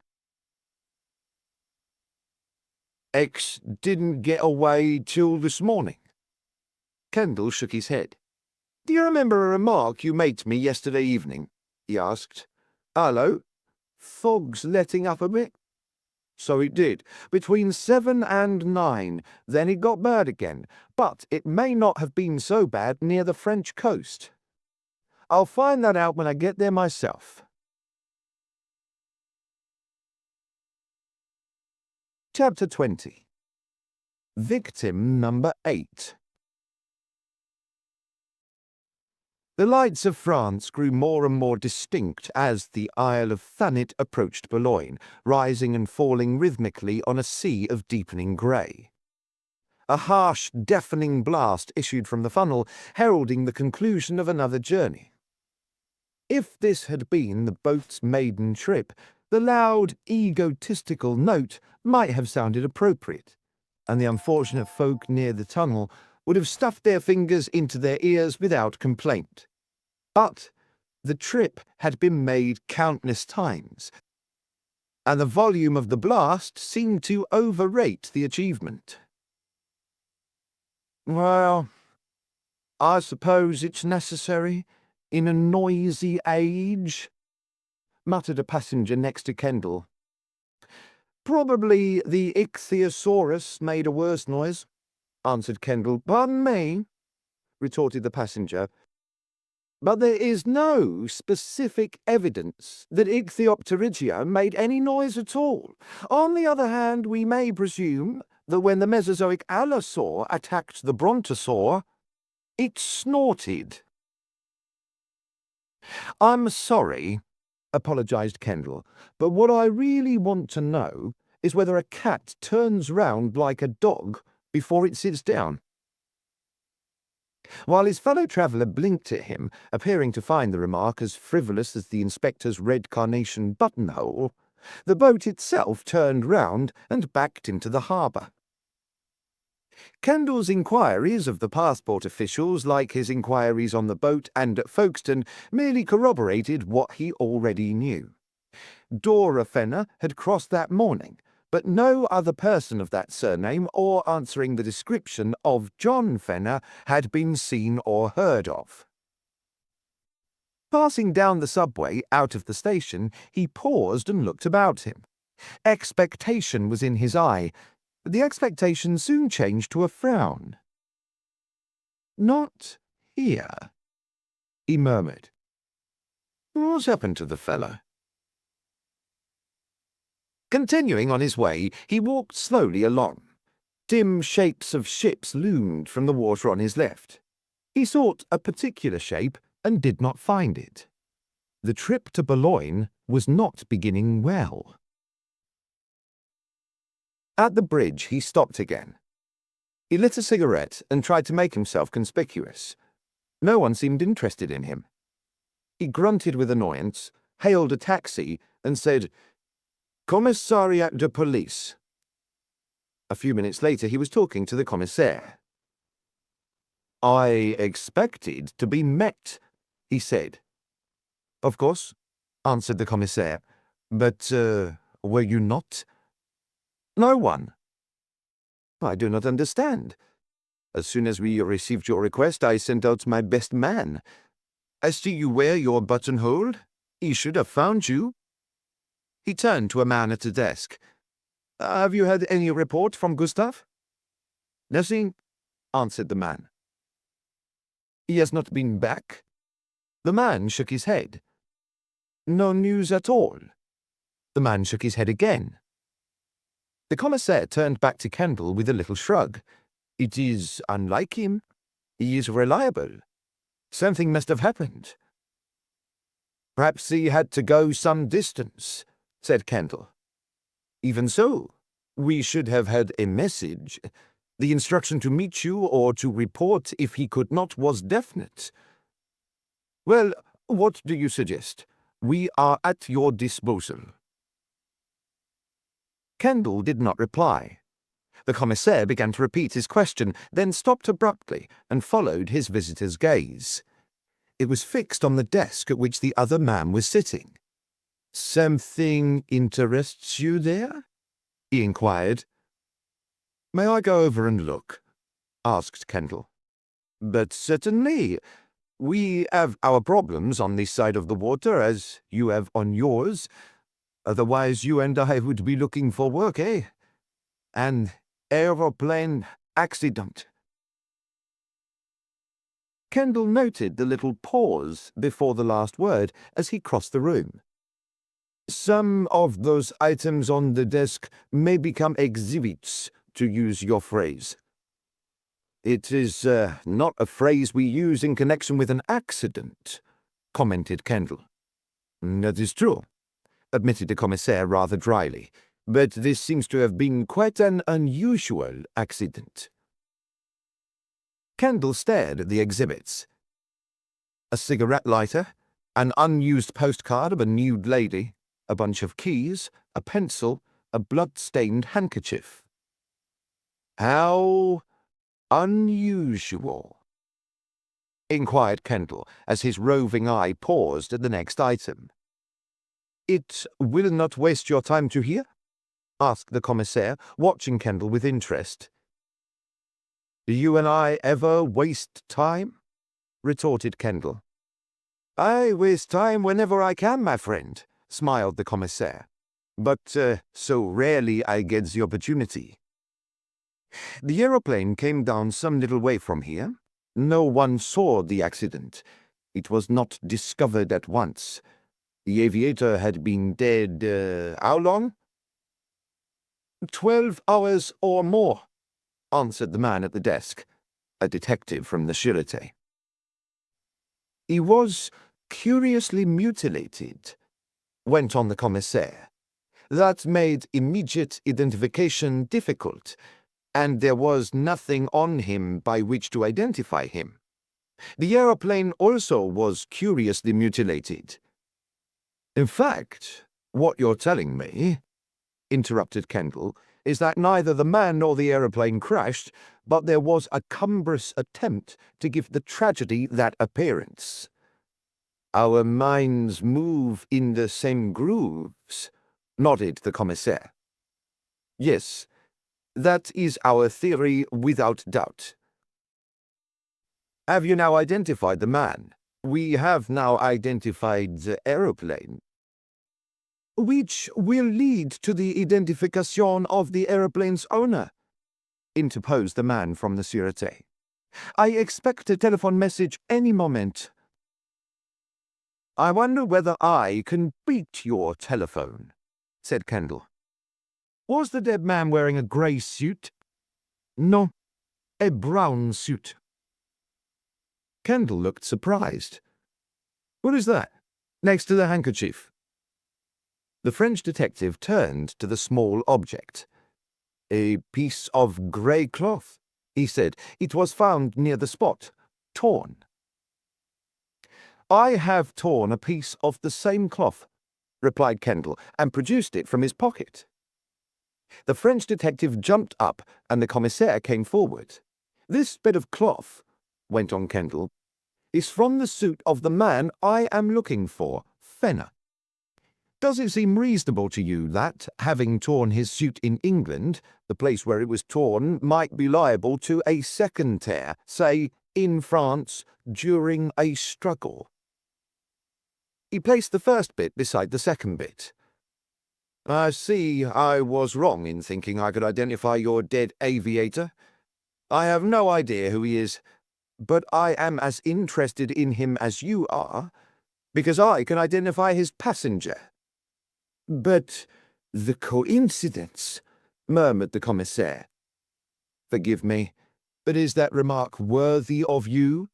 When 2 points in the same pattern converge—" The commissaire waved him down apologetically. If you are right, there is no coincidence, he admitted. But perhaps the cloth is a coincidence.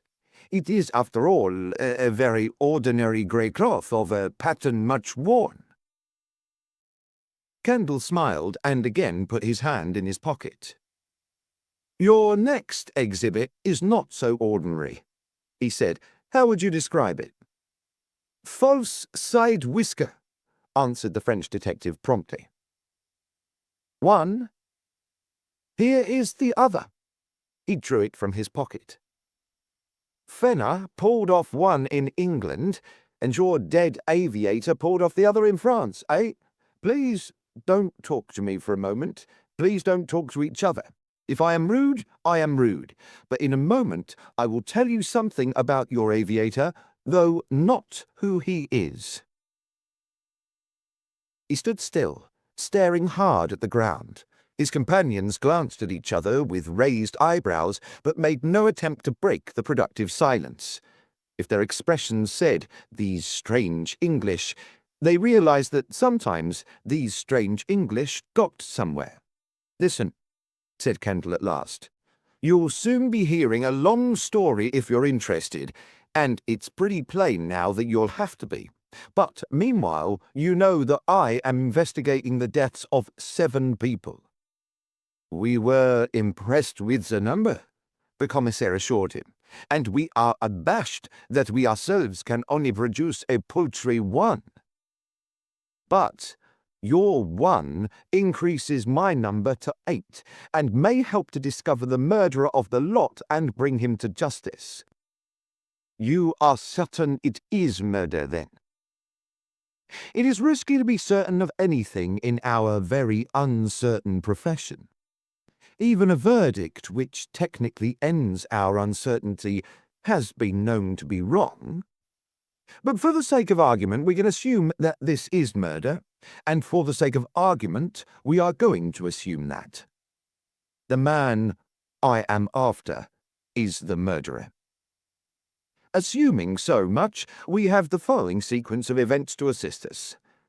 Our man leaves his house last night, after his first murders, and cycles several miles to a very large field. He hides his bicycle in a clump of bushes. Your aviator meets him. That is to say, your man in a brown suit meets my man in a grey suit. This meeting is not accidental. It has been prearranged, perhaps hurriedly. My man is disguised. He sheds, accidentally or by design, 1 false side whisker. Everything indicates hurry in that field. Your man flies my man over to France. My man drops certain damning evidence into the sea, but not his second side whisker. He may not know that he still has it on. In due course, there is a safe landing near Boulogne, but in some isolated spot. Was the spot where the aeroplane was found isolated? The commissaire nodded. Then trouble brews, went on Kendall, or I should say more trouble, for enough has been left behind. What sort of trouble is this new trouble? We do not know. But we know that your man must have been thick with my man to undertake this trip for him. We may even guess, may we, that he was aware of my man's predicament. Either was aware when the trip started, or found out during the journey. Well, anything may happen after that, between roads. Perhaps your man knows too much. Perhaps he threatens. Perhaps he has to be dealt with. Perhaps there is no premeditation here, but just the tragic flaring of a quarrel. Well, after 7 murders, what is an 8th? Still, with an aeroplane handy, why waste the chance of a camouflage? So, the 8th murder is made to appear like a landing accident at dusk, and your man is found and mine is not. But mine has got to be found. The telephone broke into Kendall's words. The man from the Sûreté jumped up, went to the wall, and held a brief conversation. He laid down the receiver with a grim smile. The dead aviator is Dr. Jones chez Madame Paula Hauteville, he said. I suppose, Mr. Kendall, you will be coming with us.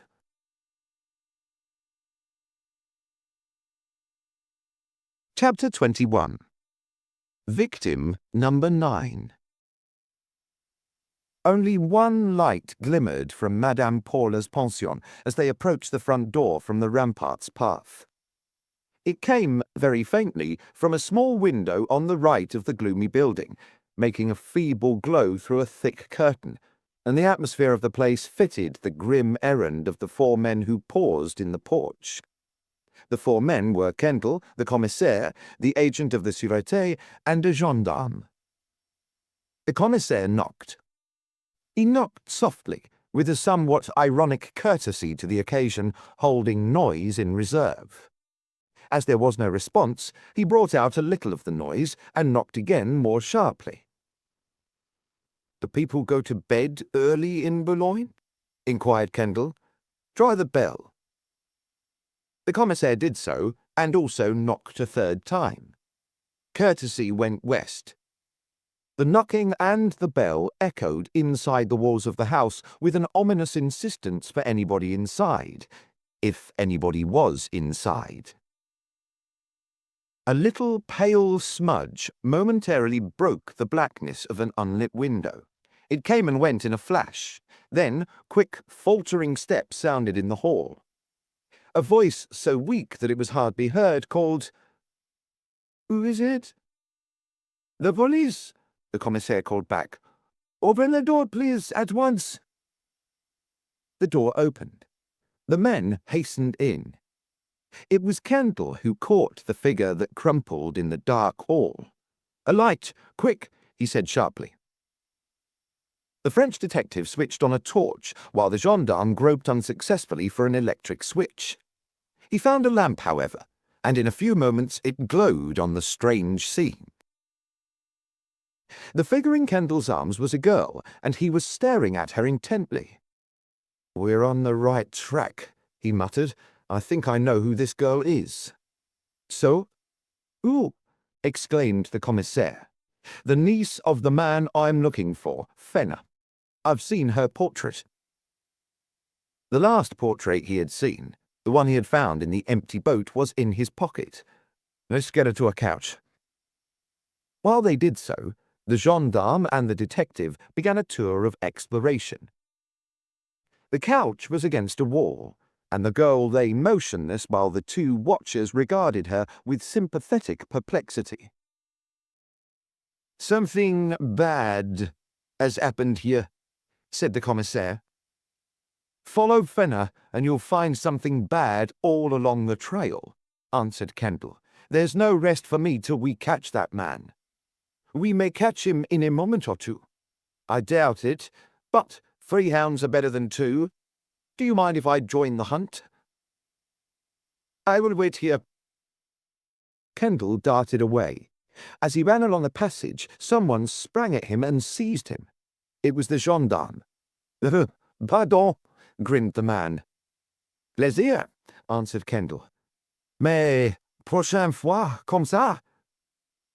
Returning the compliment, he seized the gendarme, imprisoning the man's arm deftly behind his back. The man's grin changed to momentary alarm, and when Kendall let him go, he regarded the released arm as though astonished that it was still there. "Carry on," said Kendall. The gendarme, who was really quite an intelligent fellow, sprang back to his job, while Kendall continued on his way. At the end of the passage he saw light beyond 6 low ascending stairs. He ran into a parlour. The room was in fair order, saving that a cushion and an open book were on the floor. Overhead he heard hurrying footsteps. After a quick glance round, he ran out again. A few moments later he was trying a door. He had opened other doors, but this door was locked. It had the figure 2 upon it. Yes, that door," suddenly sounded the commissaire's voice behind him. 2. She keeps murmuring 2. as they called through the door and shook the handle. The footsteps above came hurrying down, and they were joined by the other two of their party.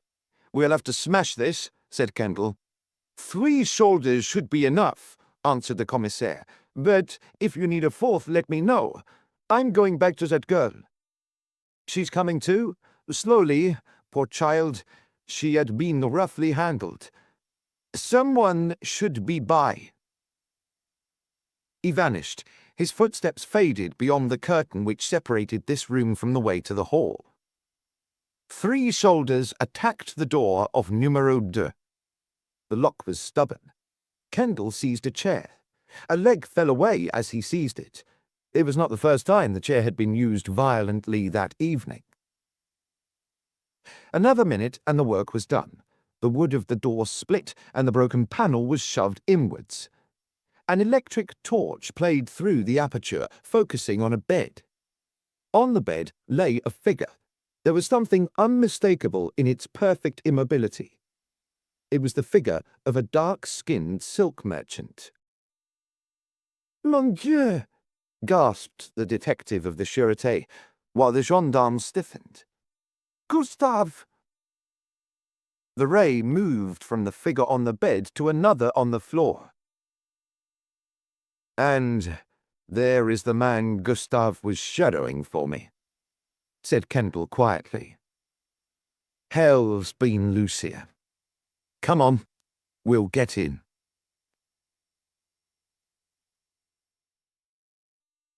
Chapter 22. The Conference in the Parlour.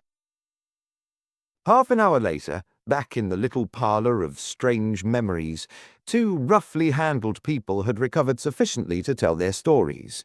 They had 3 eager listeners. The gendarme was on duty outside. Hazeldene's story, beyond what is already known, was short. It was in fact mere oblivion until the police had burst into the bedroom and helped him back to consciousness. "After that old ruffian Pierre had smashed me on the head, I suppose with the chair he was trying to reach when I last saw him, I went out like a candle," he said. His hand moved up to his bandage as he spoke. "Once or twice, I think, I nearly came to. I seemed to hear a banging." "You did?" murmured Dora from her armchair. "Was that you?" "She will tell her story in a moment," said Kendall. "It may have been us." "Perhaps I heard both of you. It's all pretty confused," replied Hazeldene. "Or it may have been neither. It may have been a door slamming." "You mean the front door?" queried the commissaire. "Yes. Where is this old ruffian Pierre?" answered Kendall. "He seems to have left in a hurry. The maid, too." "You say you spoke to her, Mr. Hazeldene, just before your encounter with Pierre?" "Yes, I asked her to stay with Miss Fenner till I returned." "And you did not return?" He turned to Dora. "Did the maid go to you? We'd like your story now." "Yes, and told me Mr. Hazeldene had sent her," replied Dora. "And then?" "We waited. We were both anxious. Mr. Hazeldene was going to tell me something terrible that I've not heard yet." Hazeldene caught Kendall's eye for an instant, though I don't think anything could be more terrible than all this. "When he didn't return, Marie, that's the maid, Marie said she'd go and see what was happening. I wanted to go, but Marie insisted. It wasn't like her. I think she just wanted to help and thought that wisest." "I'd told her to look after you," said Hazeldene. "Yes, and she was doing her best. But she didn't return either. It was horrible. I waited till I couldn't wait any longer, then I went after her." She paused and shuddered. "Take your time, mademoiselle," murmured the commissaire. "Thank you. I'm all right," she answered, "only I expect I still feel a little dizzy, and he'll tell you I'm not very good at telling things." She glanced at Hazeldene, and he smiled back reassuringly. "Does your head hurt?" she asked, holding on for a moment to the personal contact. "Less and less," he replied. "What about you?" "I'm getting better too, though I'm still wobbly. Oh, but I must go on. Where was I?" She turned to the others. "I'm sorry, I keep on breaking off. When Marie didn't come back, I went after her. That's where I was, isn't it? The place was horribly quiet. It was dark, too. Someone had put out the lamp in the hall. I hadn't a match on me. I suppose I could have got one, only before I did, I heard a noise. I remember trying to call, but nothing came. I felt something like I felt when I went back to Haven House, Mr. Hazeldine. You remember I told you about that? Only this was 10 times worse. I could never describe it." "The noise came from the direction of numero 2? Asked Kendall. "Yes, beyond the curtain." "What sort of a noise?" "Well, I'm going to tell you what it was. It was Marie. Only I didn't know then. That's why it frightened me. When I went through the curtain, I gave her just as big a fright. We both screamed. Then, when we got over it, I asked her what she was doing, and she said she was listening because she felt sure she had heard something in Madame Paula's room, and the door was locked. I knew Marie had tried to get into that room, but Pierre wouldn't let her. She'd told me. And it was after Marie had failed that Mr. Hazeldine had said he was going in." "Yes, and now I was in," murmured Hazeldine grimly. "What did you do, Miss Fenner?" asked Kendall. "We called and we banged and we knocked. No one answered us. When we gave up at last, we knew something awful had happened, though we didn't know what it was. But one by one, everybody had gone. Shall I go for the police?" asked Marie. "I'd just been going to suggest it. She said she'd go, and I let her. I'm not quite sure why I didn't go myself, or why we didn't both go. I think perhaps I didn't want to leave the house in case Mr. Hazeldine was in it. Anyhow, that's what happened. Marie went, and as soon as she went, I began banging on the door again, and suddenly it opened." Her shoulders contracted as she tried to suppress another shiver. "That must have been very unpleasant," said Kendall, quietly. "I nearly died of fright," she admitted, with an ingenuousness that equally touched 3 different types of men. "You see, I didn't know who was coming out. I didn't think it was Mr. Hazeldine, and somehow I didn't think it was going to be Madame Paula, though she was supposed to be resting in the room. Of course, it wasn't either. It was Pierre." She stopped and gulped. "Yes, of course, it would be Pierre," nodded the commissaire. "After knocking Mr. Hazeldine down, he went in to see what damage he had done, and perhaps even heard you or Marie coming. We can conclude, I think, and with a certain amount of excusable pleasure, that Pierre must have been quite as frightened as you, Miss Fenner." "He was in a terrible state," she replied. "He had heard through the door that Marie was going for the police," said Kendall. "Probably that was why he came out." He glanced quickly at the commissaire, who shook his head. The question whether Marie had turned up at the police station was asked and answered mutely. "What did he do?" asked the commissaire. "He told me to be quiet," answered Dora. "He said Madame Paula was asleep and that it was wicked of me to risk waking her. I told him I didn't believe him. Perhaps that was silly. I'm no good at working things out when they're happening. You see, it gave him an excuse to get angrier still, or to pretend to be, and he said, 'I know you don't believe me, and that's why I can't trust you to accept what I say and to act sensibly. I'm going to lock the door again so that Madame will not be disturbed.' He had the key in his hand. Of course, he'd taken it in with him. I tried to push past him and get into the room, and it was then that he got violent. We had a struggle, and, well, once he must have hit me quite hard. I didn't remember anything more for a bit." "And when you came to, I expect he had left," queried the commissaire. He must have. One moment, please. The commissaire left the room quietly.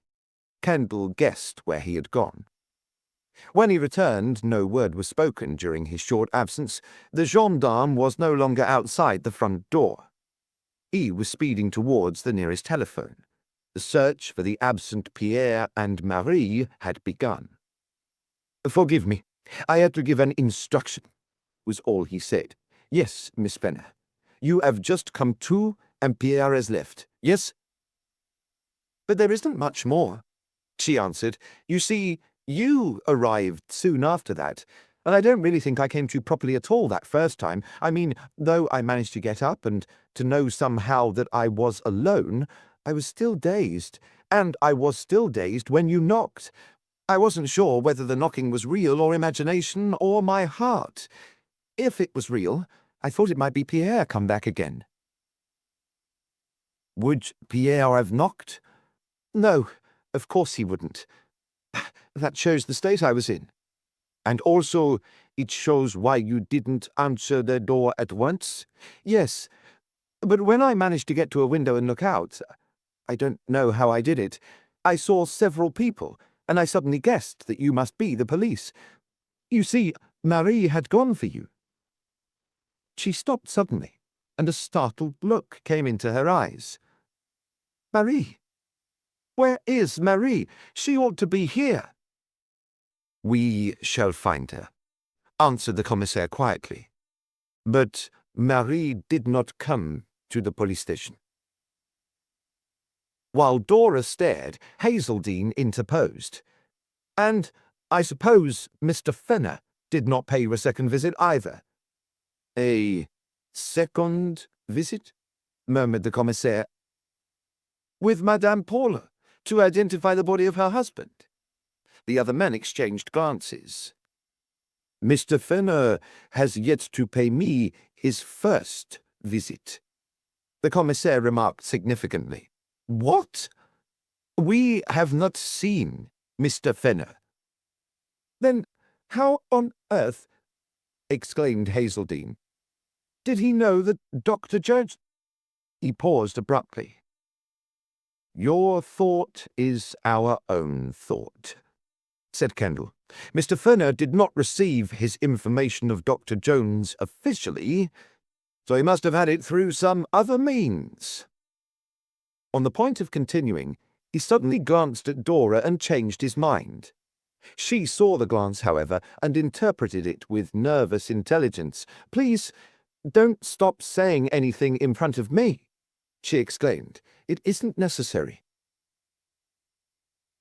"If it will help you to know it, Miss Fenner has no reason to love her uncle," interposed Hazeldine bluntly to help her out as she floundered, "and I'm sure she's right in thinking that this isn't a time to hide facts, although the biggest fact, by a most extraordinary sequence of circumstances and interruptions, has not yet been told her." "I'll tell her that myself a little later, if I may. Meanwhile, can we concentrate on Fenner, Madame Paula, Pierre, and Marie?" "I saw Fenner myself. He brought the news of Dr. Jones's death."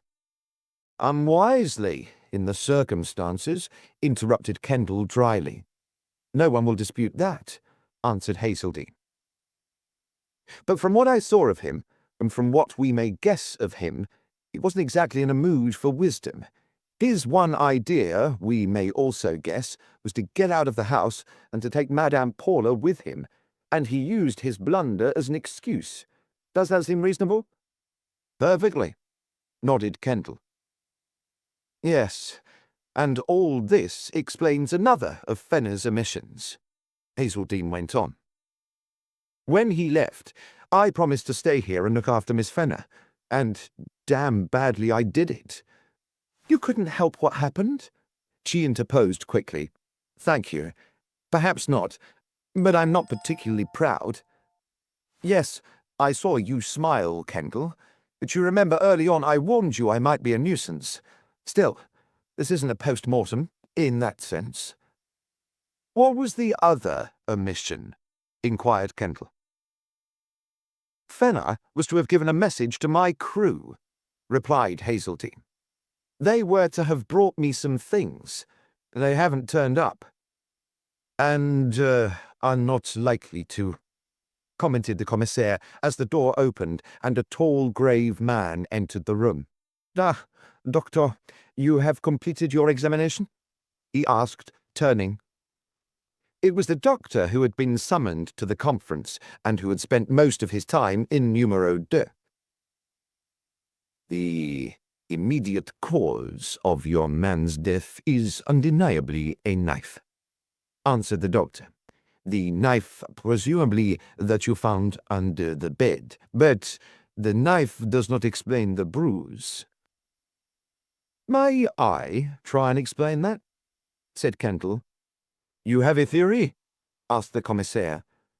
"Yes, quite a simple one," replied Kendall. "But before I give it to you, I will make a little more sure of it." He turned to Hazeltine. "You know now, of course, that this silk merchant was a man from the Surety. A man I had asked for by telephone to watch your movements." "Yes, I've gathered that," answered Hazeltine. "After all, you didn't trust me?" "You told me most definitely that you were working on your own," returned Kendall. "You were not working for the police or even for an editor, so I worked on my own and hoped to tap any information you might get and not pass on to me.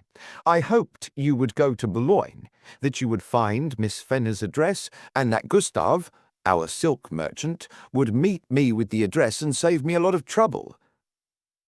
It is not your fault," he went on gravely. "That poor Gustav was unfortunate. But, well, this increases one's determination to see this matter through." A shadow passed over his face. "Miss Fenner, I wonder whether I'll go. No."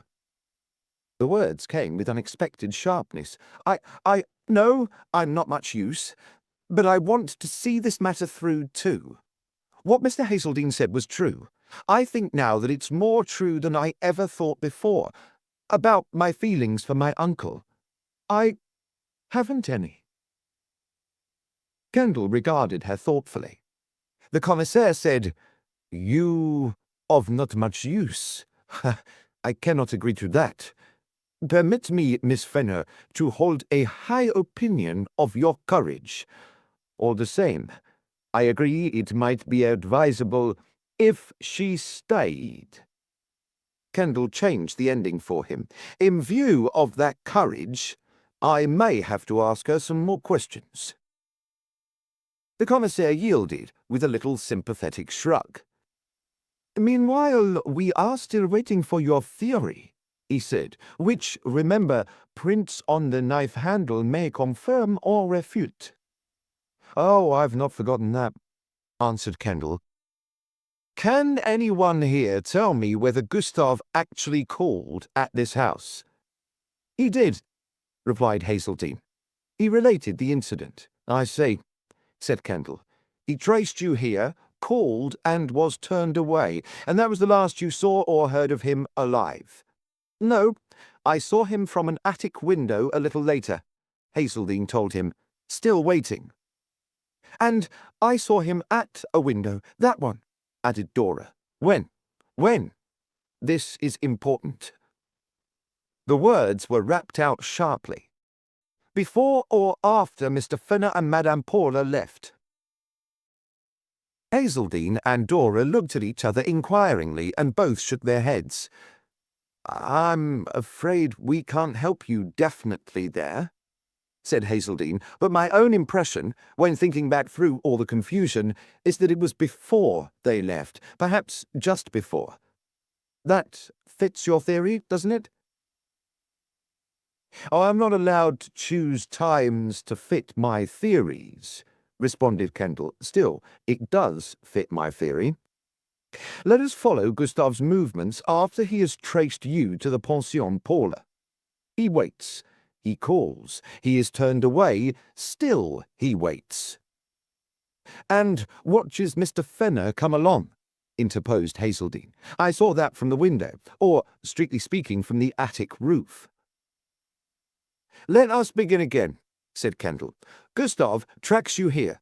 He waits. He calls. He is turned away. He still waits. He watches Mr. Fenner arrive. Does Fenner see Gustav?"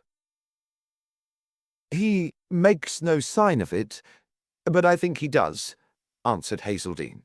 "But there is no actual meeting, no." Fenner enters. Gustav still waits. He tries his luck at the window. He sees Miss Fenner. He has her description. He is satisfied. He prepares to go. Remember, he was to have met me on my arrival. Why did he not? Because he met Fenner instead, outside this house. Fenner also was going, with Madame Paula. Fenner is worried. He is, as we now know, in flight. This silk merchant, he was here when Fenner arrived. He is still here, but hurrying away. Clearly this is unpleasant, especially to a man in Fenner's condition, a man who has blundered and who probably knows it. So he blunders again. He tries in some way to interfere with Gustav, or, yes, perhaps he frankly flies, and Pierre, who knows of and shares his master's crookedness, comes out and catches Gustav. "If Fenner flies, why does not Gustav fly after him?" asked the doctor. "Because Pierre prevents him," retorted Kendall. "Only that. It is obvious that Gustav cannot have been damaged far from this house. He would hardly have been carried back. No, whatever the details, Gustav was knocked out at this door. If Pierre has the strength to knock Mr. Hazeldine out, we may assume he has the strength to knock Gustav out. Gustav falls. His head hits stone." "Eh?" The doctor nodded. "He is temporarily unconscious, but he will come to. And then Pierre loses his head. No one is about. He carries the unconscious Gustav inside and locks him in Madame Paula's room, which will later serve to cover both Madame Paula's absence and Gustav's presence." "Yes, we were told Madame Paula was in her room," exclaimed Dora. "Exactly, while Pierre was preparing for his own flight. But Gustav began to recover on the bed, so Pierre finished him there. There is no blood anywhere else in the room, or, for that matter, in the house. I think, and hope, that criminal old man had some very nasty moments when the movements of others kept him locked in numero 2 with his own victims." "Well, what do you say? Can we accept the pattern while reserving judgment on some of its details?" No one spoke for a few seconds. Dora was staring hard at the carpet, and Hazeldine moved a little closer and patted her hand. She looked up quickly and suddenly took his. Then the commissaire said, "I think we can accept the pattern. One detail, as I have mentioned, will be settled by fingerprints, unless, of course, the person who used the knife had forethought. So, now we have to search for 4 people, 2 of whom may be wanted for criminal offences. One, Madame Paula, for complicity, and the other, Marie, for her safety. The hunt is on, gentlemen, and we have wasted no time, but we must see that we do not." He rose and looked at Hazeldine and Dora with a fatherliness almost embarrassing. "The invalids will be staying here, of course, with a gendarme outside to see there is no more damage." "I'd die if I stayed here," exclaimed Dora. "Would you die if you stayed on my yacht?" suggested Hazeldine, "with an old man and a small boy as chaperones?" He never forgot the expression that leapt into her eyes at that moment, and his sympathetic imagination realized the truth behind it. She was the little child again, a child caught in a maze of nightmares, and suddenly a miracle had occurred, showing her the way out. but she could hardly believe the miracle, despite the logic that resided in the centre of it. "Do you mean that?" she asked, breathless. "Of course," he answered. "Quite apart from the facts that you can't stay here, and that there seems nowhere else at the moment for you to go, I'd love it more than anything else in the world. I promised to show you the boat, you know. Well, here's the chance. You'll find she's designed for comfort as well as speed." Kendall broke in, "And it'll save us the deuce of a lot of worry," he said, and went on with a dry little smile. "You're the one point in this affair, Miss Fenner, that I can trust Mr. Hazeldine completely to look after." "Is that a compliment?" murmured Hazeldine. "To Miss Fenner," answered Kendall. Hazeldine grinned. "I'll pack my bag. It won't take a minute," cried Dora, and ran to the door, which the commissaire, with his insistent politeness, had opened for her. Before vanishing, she paused to add, "Please, after I've left this place, never let anyone bring me back here. Never, never."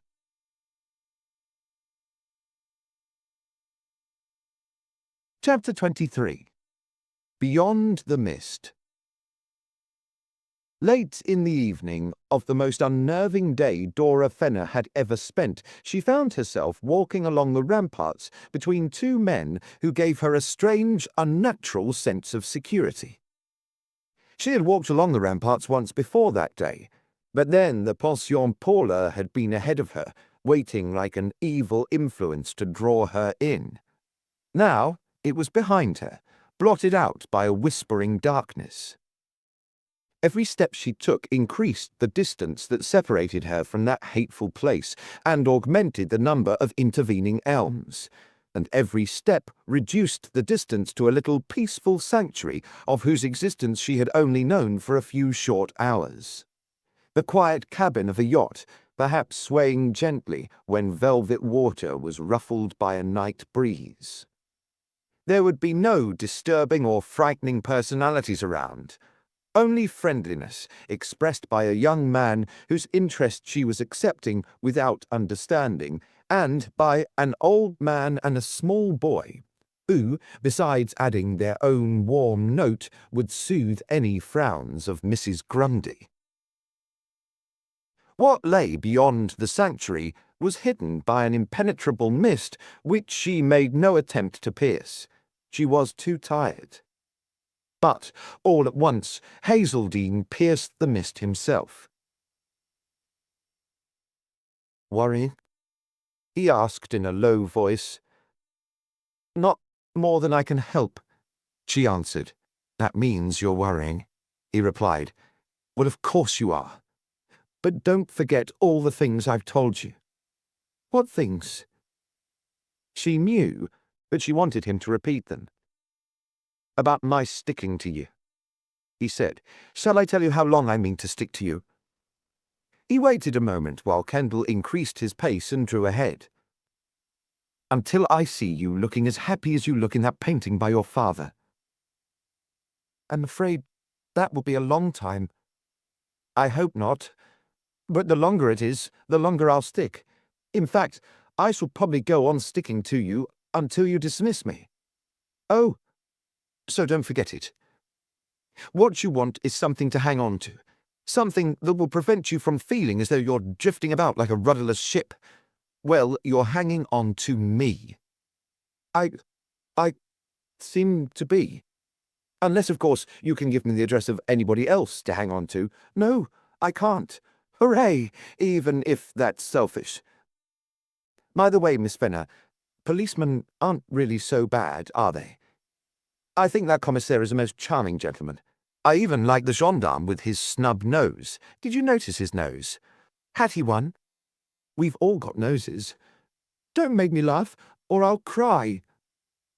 "That wouldn't hurt you, though perhaps you had better wait till we get to the spray. Yes, he had a snub nose. But the chap I like best is old Kendall of ours. Look how considerately he's accelerated. If he accelerates much more, we'll lose him, and we mustn't do that, because there's a car waiting for us at the bottom of the next steps. Shrewd fellow, Kendall. Knows when he's wanted, and knows when he's not. Hello. What's up? Nothing, said Dora. But I just feel a bit weak. All empty, like. Yes. And head going round and round, like. Yes. And knees a bit wobbly, like. Yes. Then we're a pair. Because I feel all empty, like, and my head's going round, like, though my knees aren't quite wobbly, like. Isn't all this lucky? It gives us a logical excuse for holding each other up. He put his arm around her. Now, I am crying, she said as he drew her closer beside him.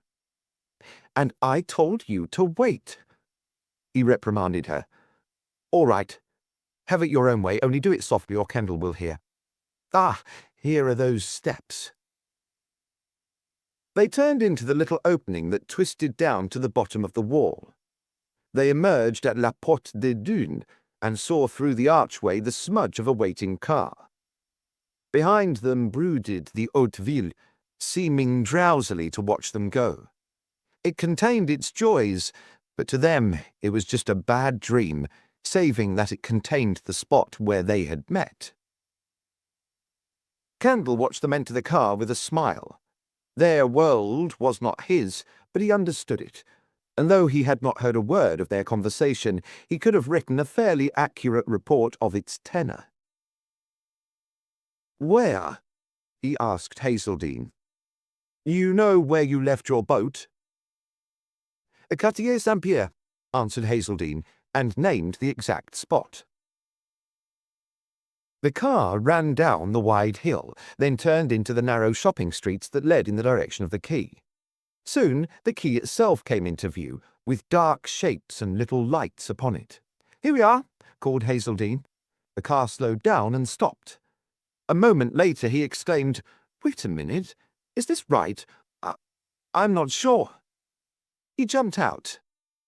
Two figures loomed at him, a large one and a small one.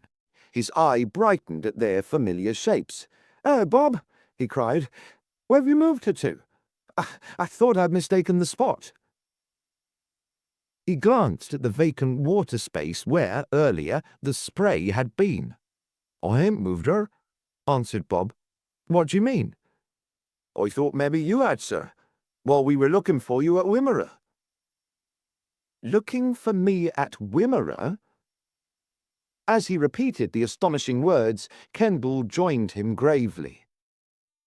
"So that's how they did it," he murmured. "Well, we don't need much more to complete the evidence." "Bob, who told you to look for me at Wimmera?" demanded Hazeldine sharply. "Grey-haired gent it was, sir," replied Bob. "Yes, go on."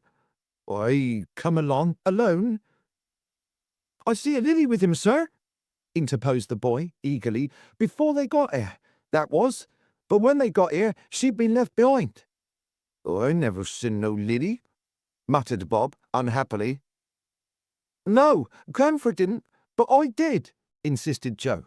"But when I look again, she's behind something."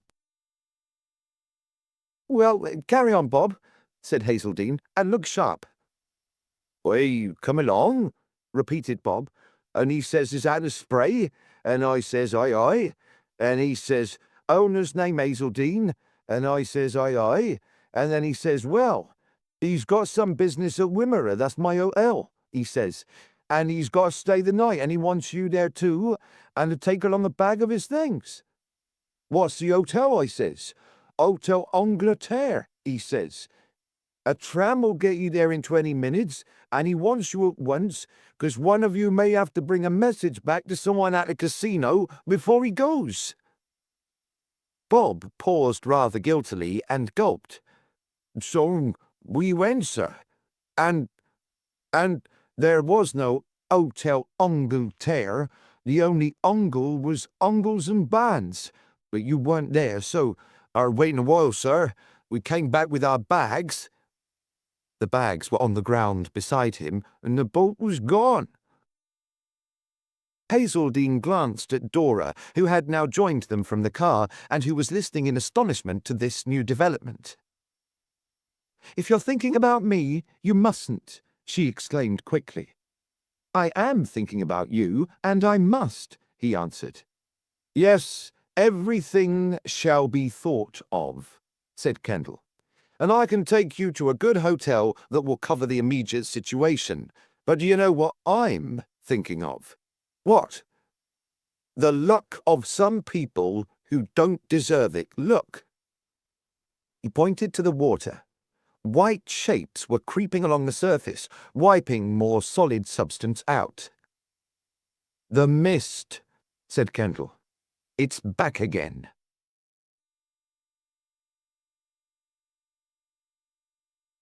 Chapter 24. Halfway House.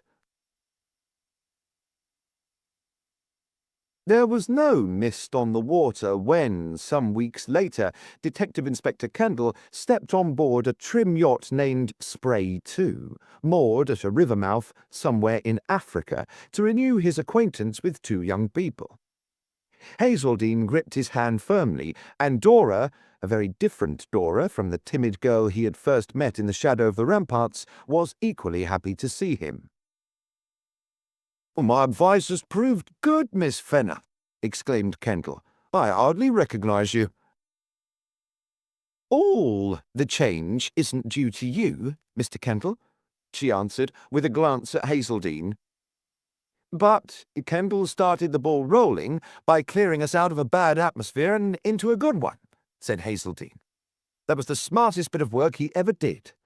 I agree, nodded Kendall, though some of the credit must also go to the commissaire and the doctor. It was the doctor, in fact, who warned me that Miss Fenner might go under if she didn't escape at once from policemen and publicity. It was that last news about what had happened at Haven House that nearly finished me, murmured Dora. And the policeman and the publicity would have quite finished you, nodded Kendall. That's why I packed you both off. I didn't need you any more. Just then. Just then, repeated Hazeldine. Kendall smiled. Those two words shouldn't surprise you. I named this date and this place for a possible reunion, and here I am. Well, here we are, responded Hazeldine. Having obeyed you in all things, not only have we cut ourselves adrift from everything but winds, tides, fishes, birds, and mosquitoes, but we've kept this date for you. Do you know we have been hanging around here for a fortnight? I only hope you're going to make it worth our while. There's a particular mosquito we have named George, who calls regularly every night to sing to my nose, that I'm just longing to get away from. We'll get away from him, promised Kendall. Do you still stock that excellent sherry I once tasted in a smaller river mouth in Essex? Thus tactfully, smiled Hazeldine, a smart detective steered the conversation towards the true object of his visit. Which was not the sherry, said Kendall. When they were seated in the saloon with the sherry before them, Kendall suddenly asked, How much more do you two know than when you sailed off? Very little, replied Hazeldine. You can take it. Nothing. We did the thing thoroughly. Dropped right out when you let us go, and haven't worried about papers. We don't even know whether you found anyone yet. Not Mr. Fenner, answered Kendall, yet. No trace of him since he took my boat and vanished into the mist? None. What about the others? We found Marie the day after you left. Where? At the pension. At the pension? She went back, exclaimed Dora. Pierre chased her back, replied Kendall.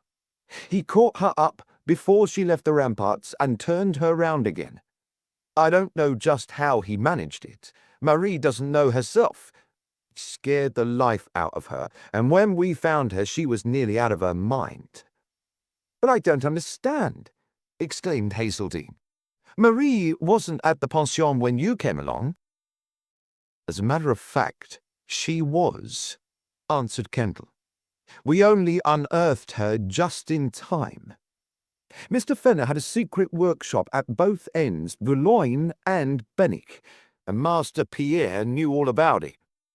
You mean he'd hidden her there, practically buried her there? But, as I say, we got her out of the cellar in the nick, and she's been looked after. Poor Marie, murmured Dora. Not so poor as she was, corrected Kendall, with a dry glance at Hazeldine. She's writing her life story. Hazeldine laughed. Or do you mean somebody else's? He asked. Well, I expect somebody else shares the checks with her. Perhaps after all you should have stayed behind, Hazeldine, to pick up the journalistic crumbs. I doubt whether this particular crumb would have been in my line. And it must really be a very tiny crumb, added Dora. Marie's life, I should think, must have been very uneventful. Uneventful? Retorted Kendall. She was the youngest of 13 children, always wanted to go on the stage, has fallen out of 3 windows, been in 28 fires, and once walked home under Maurice Chevalier's umbrella. By the time we get back, she will probably be engaged to a film star. Well, let us leave Marie to the romancers. Personally, I found Pierre and his truth far more interesting. Oh, you found Pierre, exclaimed Hazeldine. Yes, we found Pierre, responded Kendall. After Marie. He led us a dance, though, and was as slippery as an eel. He beat us twice. The third time we got him in a Paris attic. We had to get him, and we had to make him talk. Oh, yes, Pierre's talk was far more interesting than Marie's writings. He worked for Dr. Jones, just as Dr. Jones worked, sometimes, for Mr. Fenner. And Pierre had a habit of hearing a lot more than he was ever told. I learned of the connection between Jones and Mr. Fenner from Pierre. I learned how they met and how they worked together, and also where Madame Paula came in. I'm afraid it's not particularly... Never mind what it is. Please, go on, interposed Dora. One thing I expect you learned from Pierre was that Dr. Jones was trying to make love to me. Yes, I learned that, nodded Kendall. And my uncle wanted it, so that he could make love to Madame Paula. Did Pierre tell you that? Pierre knew that. He also knew what was in a letter Dr. Jones wrote Mr. Fenner the day before your last visit to Boulogne. Yes, one came in the morning, exclaimed Dora. Do you know what was in it, Miss Fenner? No. I needn't mince matters, I've told you. Well, it was this letter that gave your uncle his first desire to go to Boulogne that weekend. Dr. Jones was impatient. You were giving him no encouragement. Unless your uncle brought you over and altered your mood, the collaboration was at an end, and Dr. Jones would reveal something he knew. Dora was silent for a moment. Then she said quietly, No, I didn't know that, though it doesn't surprise me. What was it Dr. Jones threatened to reveal? I don't know. Nor does Pierre. If Pierre had known, you can be sure the commissaire would have got it out of him. You have only seen the polite gentleman on his best behaviour, I assure you. Then, what was the nature of the collaboration? Asked Hazeldine. To explain that, I'll first explain how it arose, answered Kendall. I have traced a good deal about both Mr. Fenner and Dr. Jones, and everything fits perfectly. When your father was dying, Miss Fenner, he wrote to his brother in South Africa, your uncle, in the hope of patching up an old quarrel. John Fenner would inherit the house, Haven House, and as you were still a child, your father hoped your uncle would take his place, look after you, and make a home for you. Yes, I know that, said Dora. He told me before he died. He died before Uncle John came. Did you also know that your uncle sailed from South Africa in the Good Friday, but arrived at Southampton on the William George? Yes, at least I knew the first ship had been wrecked, and that Uncle John was the only person saved. He was picked up by the William George. No trace was ever found of the Good Friday. Your uncle said there had been a mutiny, and that everything, including the wireless, had been smashed before the ship went down. He was in a pretty bad condition when he was rescued, practically unconscious and clinging to the last portion of the small boat he'd got away in. The doctor of the William George looked after him and kept him in his cabin. The doctor was Dr. Jones. I've traced the record of the William George's surgeon at that time. It isn't much of a record. His conduct had not been professional, and he had been struck off the medical register. But now, apparently, that didn't matter. The shipwrecked man, John Fenner, whom he'd brought back to life, remained his friend. Dr. Jones had a lady friend also in Boulogne who needed money to keep her pension going. Your uncle supplied that money, Miss Fenner, and enabled Dr. Jones to marry the lady and become her permanent boarder. Wasn't Mr. Fenner rather elaborate in his gratitude? Suggested Hazeldine. Extremely elaborate, answered Kendall, especially as he needed his inheritance to assist him with his invention. All his money went to the invention and to Dr. Jones. That explains why he pleaded poverty to his niece. And why you had to do all the housework, Dora, said Hazeldine. Of course, what Dr. Jones got out of it wasn't due to gratitude, but to blackmail. Yes, obviously, replied Kendall. Dr. Jones learned something while he was bringing John Fenner back to life in his cabin on the William George, and what he learned will prove, when we learn it ourselves, to be the kernel of the mystery. How are we going to learn it? There are two possible sources. One is from John Fenner himself. The other I'll tell you shortly. Jones, after settling down with Madame Paula in the pension, seems to have led a useless sort of a life there. His inglorious career had also included a short term in the Air Force, and he took up flying again as a hobby. He flew Fenner across to Boulogne more than once. I found a cable in a drawer of Jones's bedroom. It said, "Agree, William George, usual, wait." Guessing that the words William George were used by them for the aeroplane, probably covering some recognized arrangement, we can elaborate this message into something along the following lines. Agreed to the terms of your letter this morning. Fetch me by aeroplane. Will meet you in the usual place. Wait till I turn up. The usual place, of course, was the isolated field where Wade and I found Fenner's bicycle. He paused as his mind travelled back. That mist, you know. It might have played the devil with all their arrangements, and instead it was on their side right the way through. It lifted when they needed to see, and came on again when they needed not to be seen. We're piercing plenty of mist now, anyway, commented Hazeldine. Before we've finished, we'll pierce the lot, answered Kendall. His eyes rested for a moment on the little round of brilliant blue water that danced and sparkled through the porthole, as though he were dwelling on the contrast. Then he went on. Matters came to a head on that last trip across the water. I dare say the two men quarrelled en route, but Fenner had to get over. When they landed, however, and Jones got nasty, we can be sure they had plenty to quarrel about, he had to be dealt with.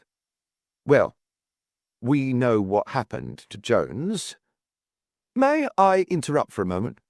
Asked Hazeldine. Of course. Have you found a flaw?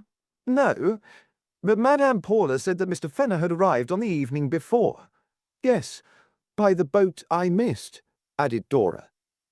Madame Paula was lying, answered Kendall, which proves the extent to which she was interested in Mr. Fenner. She was ready to lie for him and fly with him.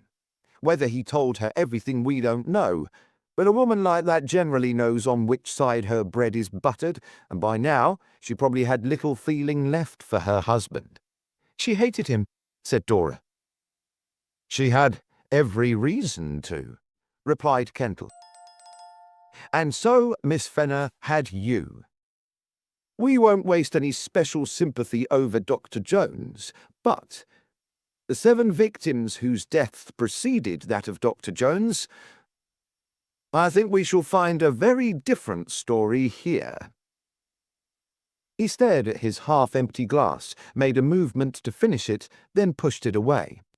Those 7 people were finished off most devilishly by a new form of gas which is interesting our authorities at this moment. He continued.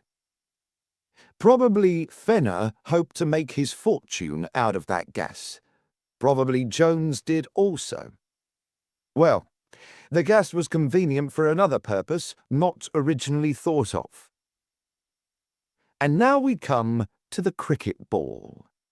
There's one question I'd like to put first, interposed Hazeldine. Where does Pierre come into all this? Is he just a naturally bad character who happened to be handy, or does he fit into the jigsaw? He fits into the jigsaw, replied Kendall. He was a steward on the William George. Jones took him along with him to Boulogne. Exactly why I can't say. We're satisfied we've got all the truth we can out of him, which is quite enough to go on with as far as Pierre himself is concerned, and that he doesn't know the nature of the original secret between Jones and Fenner. But I expect he smelt a rat, maybe as far back as on the boat, and that James thought it wise to have him under his wing. He recognized a brother of the breed, added Hazeldine. Well, what have you found out about the cricket ball? Very little for certain, rather less by presumption. But the complete story, well, we're on the way to that now, I hope. We, you, I, Miss Fenner, and your crew. The atmosphere in the cabin suddenly tightened. Kendall himself seemed to feel it, for he added quickly, Of course, we needn't include Miss Fenner. Mr. Kendall, answered Dora, do you seriously think you can leave me out? Kendall knew that he couldn't. Right, very well. That's settled. Now, what we know for certain about the cricket ball is that it came through a window and gave Mr. Fenner a severe shock. That it increased his desire to leave Haven House, supplying a second urgent motive for going to Boulogne, and that it was an old ball. Expert opinion suggests from 5 to 10 years as the age. I verified the fact that balls of this make and type were obtainable from 5 to 10 years ago in Cape Town, from where John Fenner sailed. Although the ball has known an extraordinary amount of wear and seawater, the impressions of 2 small letters are just decipherable. They have helped. By the way, Miss Fenner, your father, John Fenner's brother, also came from South Africa, didn't he? Yes, he was born there, and he had meant to go back when he left, replied Dora, but he met my mother in England and stayed to marry her. And he never went back at all? No. I think Uncle John was rather upset. There were only the 2 of them, and they were in business together. Did your Uncle John ever speak about this? To me? Only once that I can remember. It was just after he arrived at Haven House. Your father deserted me, he said. But you see, I'm not deserting him, and bear him no ill will. I don't see why he should, commented Kendall dryly, since he was coming into the property. You've got the words pretty packed. Yes, they were among his first words, and I think one would remember those. Besides, they seemed so stilted. Kendall nodded. And your mother? She died a year after I was born. I see.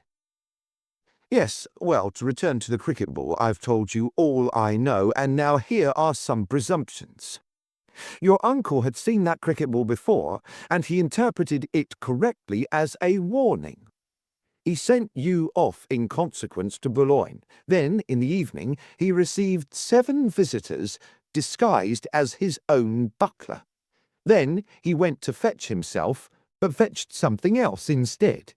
His gas, which he sent through the keyhole. I've identified some of those 7 visitors. You have? Cried Hazeldine.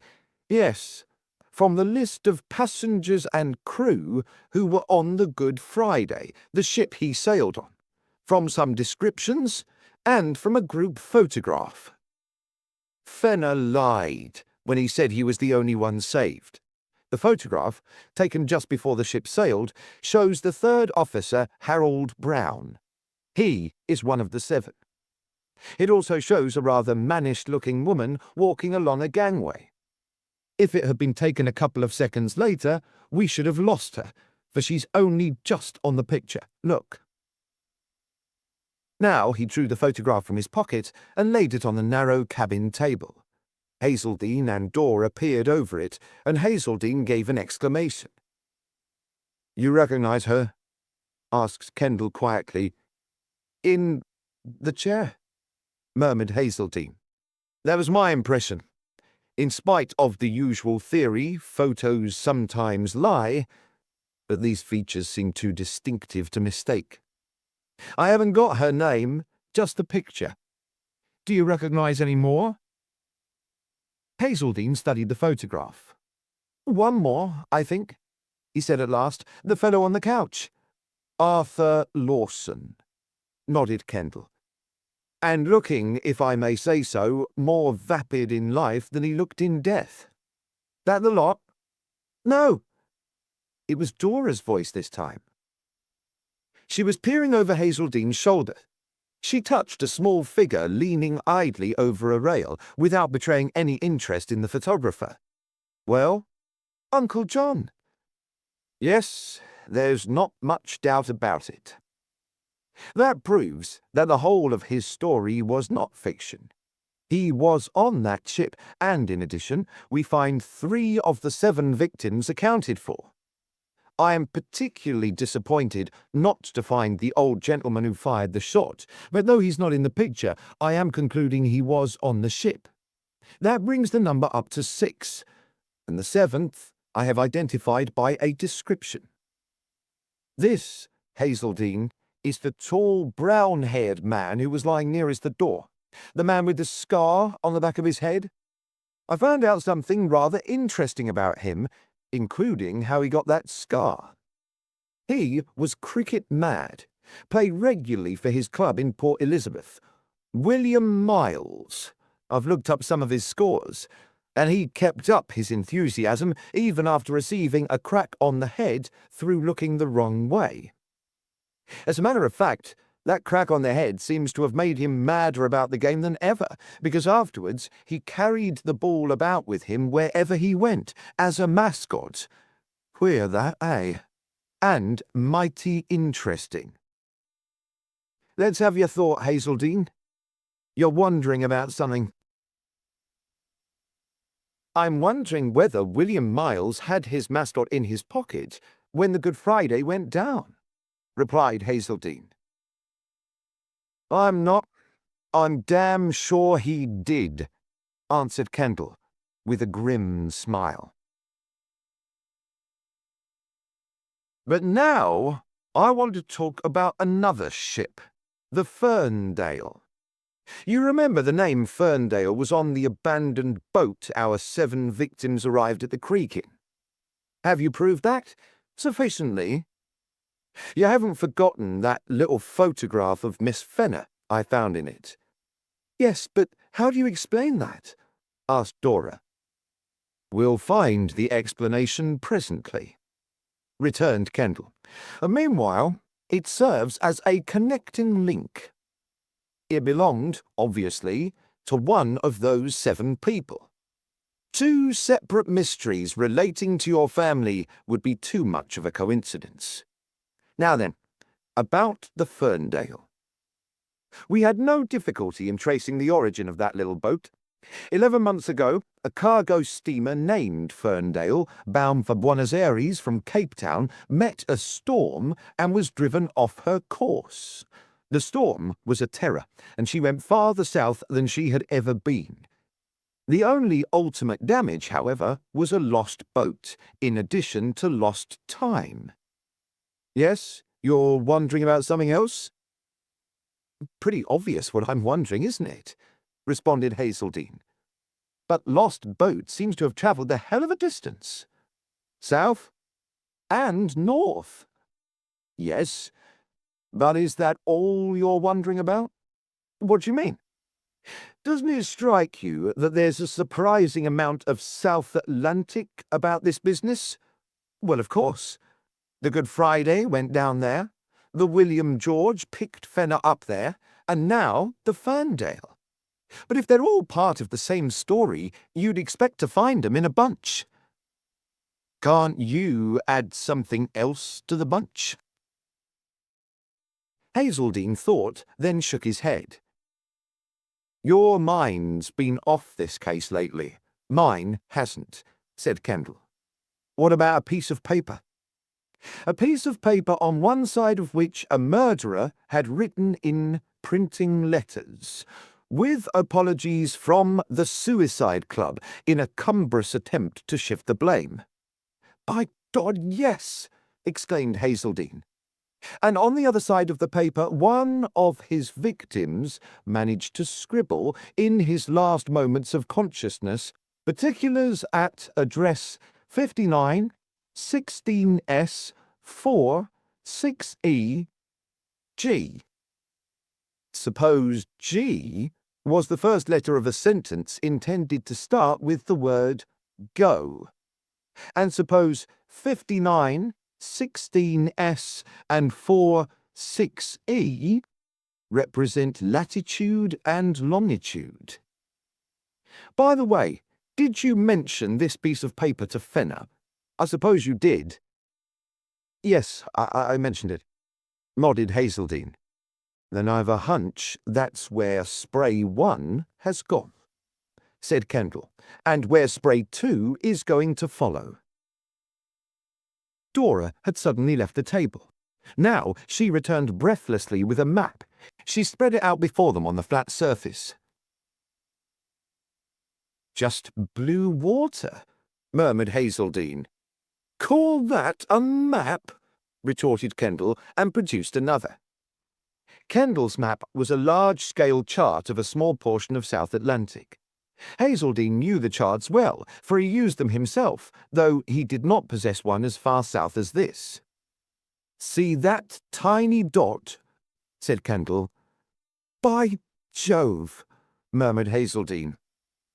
Well, asked Kendall, what about paying the tiny dot a surprise visit?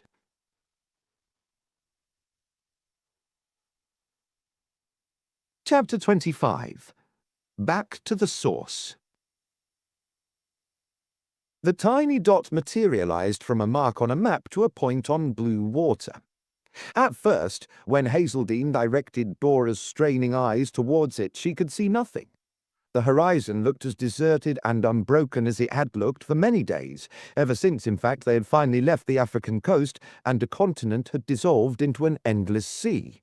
But soon the dot grew into her vision, and as it expanded, gaining breadth and height, while Spray 2 rode forward on a fresh northeasterly breeze, she discovered that not until now had she really and truly believed in it. That dot had been a thing to talk about, a horribly fascinating magnet for theories. It could never become solid ground over which they would one day walk towards the secret in its heart. But here was the day, and here was the solid ground, no longer theories, but realities. The dot became a bleak grey thing, puffing itself out slowly like a jagged, evil monster. The eyes of her male companions were alive with eager elation, but Dora herself endured some moments of secret panic. Wouldn't it have been better to let the monster sleep on, instead of permitting it to raise its head from the sea and notice them? "You stay on board, eh? While Kendall and I investigate," came Hazeldene's voice in her ear. She turned to him with a smile. "What made you suggest that?" she asked. "I don't know. I thought it might be a good idea." "In case there's any danger?" "Of course there'll be no danger. And why should I stay on board?" She shook her head. "Thanks, I'm going with you." "And thus she forced the truth out of him," said Hazeldene. "The reason I suggested it was because you looked worried. I mightn't have known if you hadn't made such a grim effort to look happy. Now then, it's your turn for frankness. Am I talking through my hat?" She laughed and answered, "No, you're not. I was going through some funny moments, but one doesn't pay any attention to them. So that's that." Before long, however, she went through another funny moment. Her eyes opened wide with astonishment.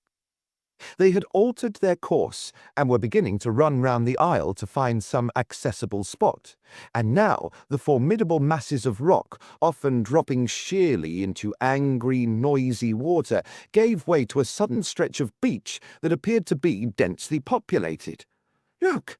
she gasped. "Yes, and I keep on looking," retorted Hazeldene. "You don't really suppose those are cousins and aunts, do you, who have come along to give us a welcome?" The reception committee turned out to be a large group of penguins, watching their approach from the shore with vaguely indignant apathy. As the boat drew closer inshore, the indignation became less vague, and agitation set in. "Don't disturb 'em yet," said Kendall. "I'd like to go all round before we land." Hazeldene glanced at him, then nodded, and once more altered the course. He realized Kendall's object. It was to find out whether Spray 1 had preceded them. But there was no sign of the ship or of any life at all on the island, apart from the penguin colony and the seabirds that swooped or floated above them. "Okay?" queried Hazeldene, when they had completed the circle. "Okay," replied Kendall, but his rather puzzled expression added mutely, "Let's hope so." A few minutes later, Spray 2 lay at anchor in the shelter of a rock-formed harbour, and the little landing boat, an Indian cayuca, had slid across to the strip of beach, where the agitated penguins were already in retreat. By the time Kendall, Hazeldene, and Dora had landed and the boat had been pulled ashore, the last of the displaced population were waddling over a ledge to join an invisible indignation meeting. "Well, here we are," exclaimed Hazeldene. "And I can't say I'd choose the spot for a summer holiday." "Nor would I," agreed Dora. "Probably the last people who stayed here weren't choosers," observed Kendall. "True," murmured Hazeldene. "Any sign of them?" Kendall did not answer, but stood still, gazing about him. Hazeldene was reminded of the moment when the detective had originally arrived at Haven House and had delayed investigation till he had registered and fixed his first impressions.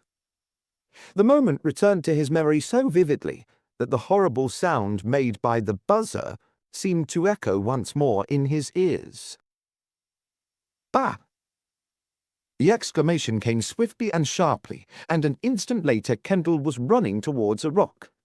His abrupt movement was like a continuation of the memory under strangely different circumstances, for he had also run suddenly into Haven House to bawl to the telephone operator to stop the buzzer. I wonder what he's seen," gulped Dora, moving a little closer to Hazeldene. "We'll know in a second," he replied, resisting the temptation to follow. "My sight's good, but his is better. They watched him reach the rock, bend, and study its flattish face. Then they watched him turn and begin pacing his way back.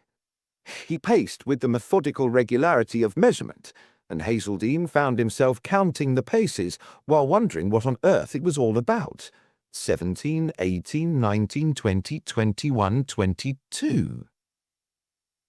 He stopped and beckoned to them.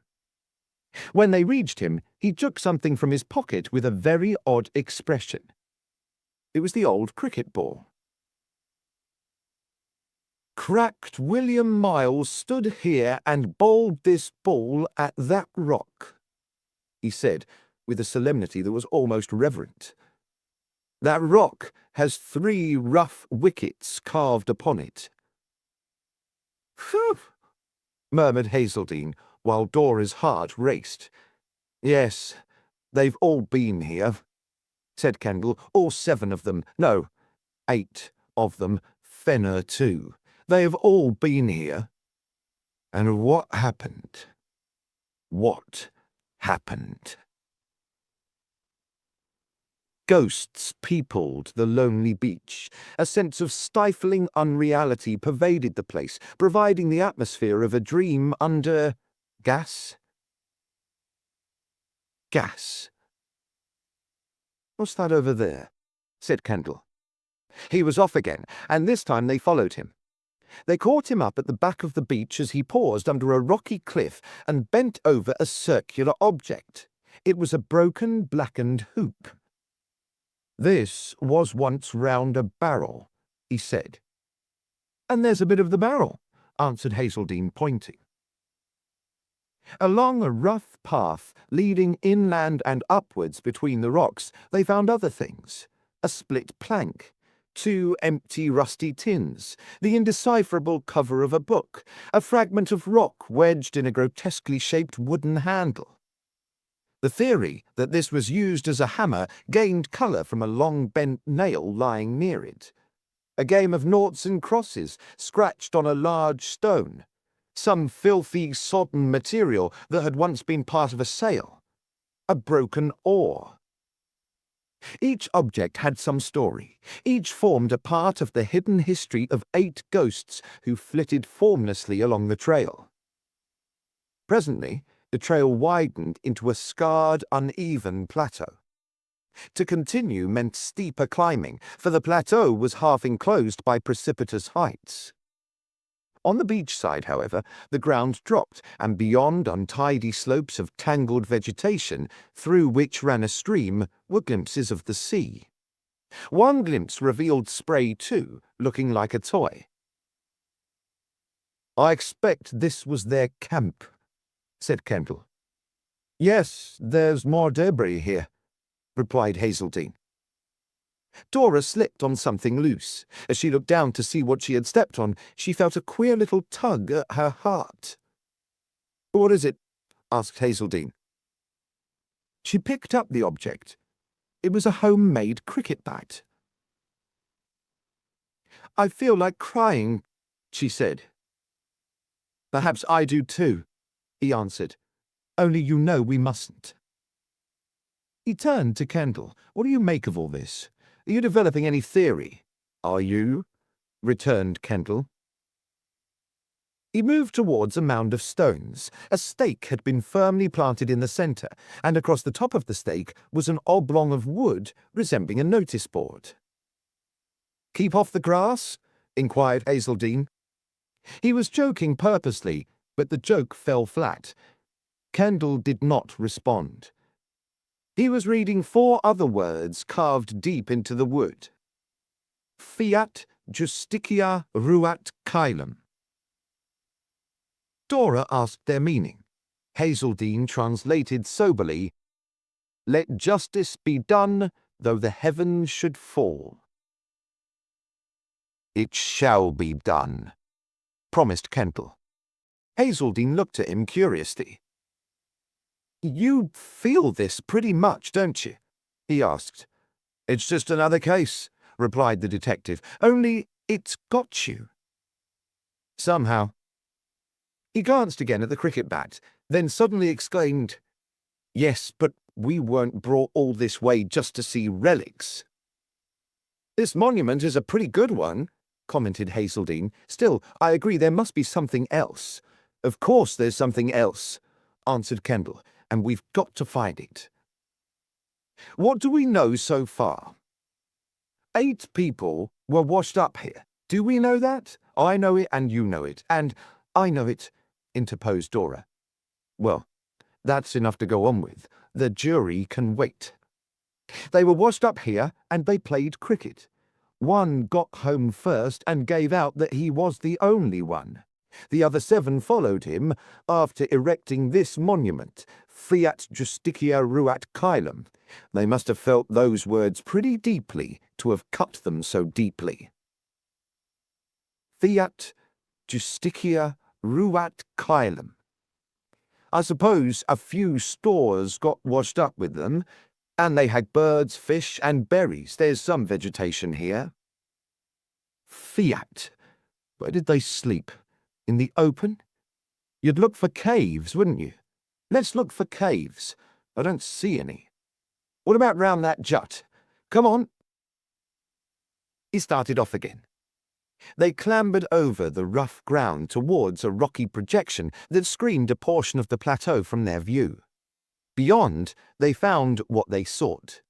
3 holes in the cliff, 2 large, 1 small. They entered a large one. It led to dark, cold space. As Kendall struck a match and the light flickered on the walls, he remarked, "Bedroom for 3. They found a few pathetic evidences of occupation. The second large hole took them into a second cave of similar size. "Bedroom for 3, repeated Kendall as he struck another match. "That's 6. The smaller hole led to a space of different shape. It was long and narrow, and the end twisted through rocky walls. "Bedroom for 2, said Kendall when they reached the end. "Which 2? They waited while the match flame moved slowly along the little length of wood. The walls blinked as though unused to light. "Well, just this," murmured Hazeldine as the light began to die. "Just what?"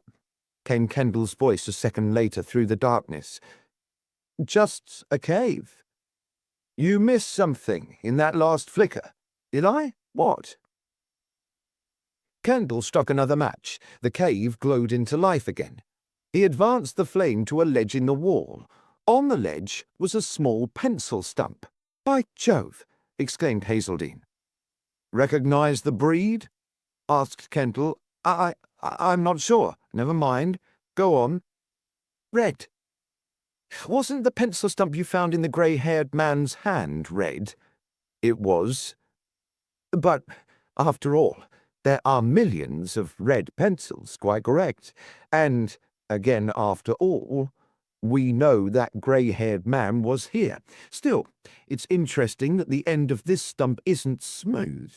So maybe a portion of a longer pencil that was broken in half. I wonder whether the other half found its way to Haven House. And I wonder what this half wrote," added Hazeldine.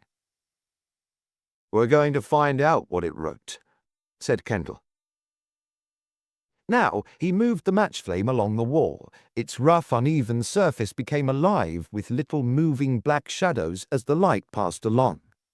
The shadows looked like black slits that grew fat and thin and vanished. But one black slit did not vanish or change its size. Kendall inserted 2 fingers in it and drew out a thin notebook. The match went out. Hazeldine felt something leaning against him. "I think I'm suffocating," gasped Dora. "Please, I must get out." They turned and left the cave. In the free air, she sat upon a rock, recovering from a fit of trembling. "I'm sorry. But that grey-haired man," she murmured. "He seemed to be there." Kendall looked up from the book he had opened.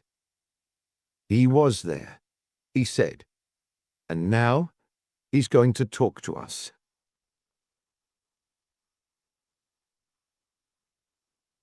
Chapter 26. The Voice of a Diary. Well, we are off at last. All the fuss and the bustle are over.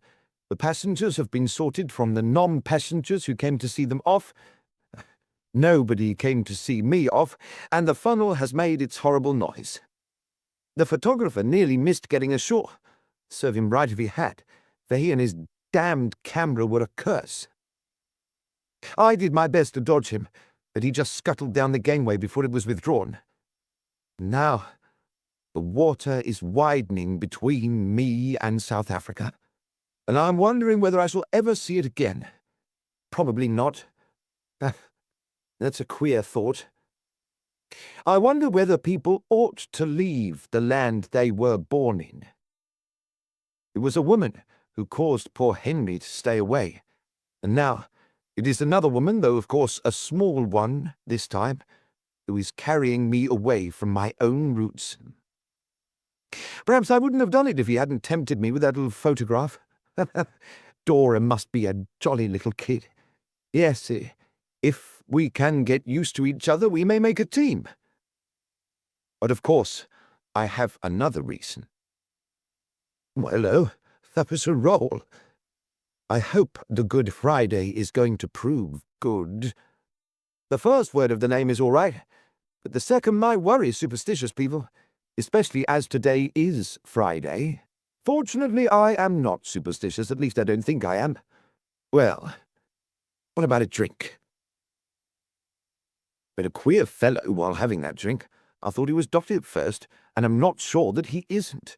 Came to my table with his glass, sat down and asked whether I thought Bradman was a greater cricketer than W.G. Grace. Told him I didn't know and I didn't care. This both astounded him and depressed him. He took a cricket ball from his pocket and began shooting it from his hand to the crook of his elbow as though for consolation over my apathy. "What are you interested in?" he asked suddenly. He'd shot the ball into the air. I waited till he caught it behind his back and then said, "Oh, I've got my pet subject." And I have. But at the moment, I think I'm interested in this seaman's strike. "Oh, is there one?" he asked. "Just a small one," I answered. "I hope it won't spread to the Good Friday." Evidently, he didn't read the news and imagined the world was just one big cricket field. I tried him on another item. "I see they haven't caught Caldwell yet. The Brickfield murderer," I said. "I don't suppose you got a copy of that latest edition the newsboy was rushing about with just as we left?" "Ah, that's rather funny," he replied. "You see, I did. The only one, I think," he laughed. "2 people threw coins, but muffed the papers the boy threw back. They went in the water. Then I had a shot. I play cricket, you know. Biff! There goes the coin. Good catch. And here comes the paper." He tossed his ball in the air and caught it. "Another good catch." He patted his side pocket. "But I didn't know anybody had been murdered in a cricket field, did you say?" "No, a brick field." "Oh," he wasn't interested. "I wanted to see what Port Elizabeth had made. 240 for 6. Marks 101 not out. You know that chap's got a leg Clyde that I'll bet is as good as Ranji's. It's like, what? A bird." Queer fellow. Rather pathetic. Then another queer fellow came along. At least, I thought it was a fellow, but it turned out to be a woman. Well, now for my bunk. Reason I haven't written lately is because one day is much like another at sea, I find. Same routine, same food, same people, same games, same view. But today there's a change in the air.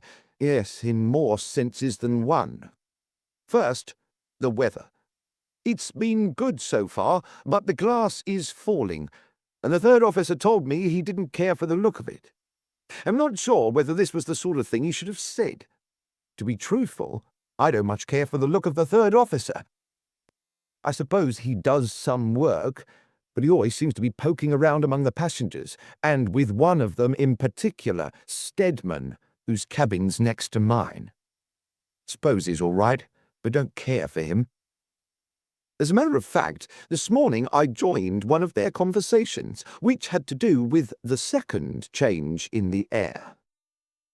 That seaman's strike hasn't been left behind after all. There's dissatisfaction down below and trouble with the firemen. I was pitching into them when Stedman rounded on me and told me they were underpaid and were in the right. To my surprise, Brown, the third officer, seemed to agree. We might have had a row if Miles hadn't come along with his eternal cricket ball and scattered us by pretending to hurl it at us. I shan't be sorry to get to England. Yes. The more I think of that unknown spot I am going to, the more I like it. Haven House, a pleasant name.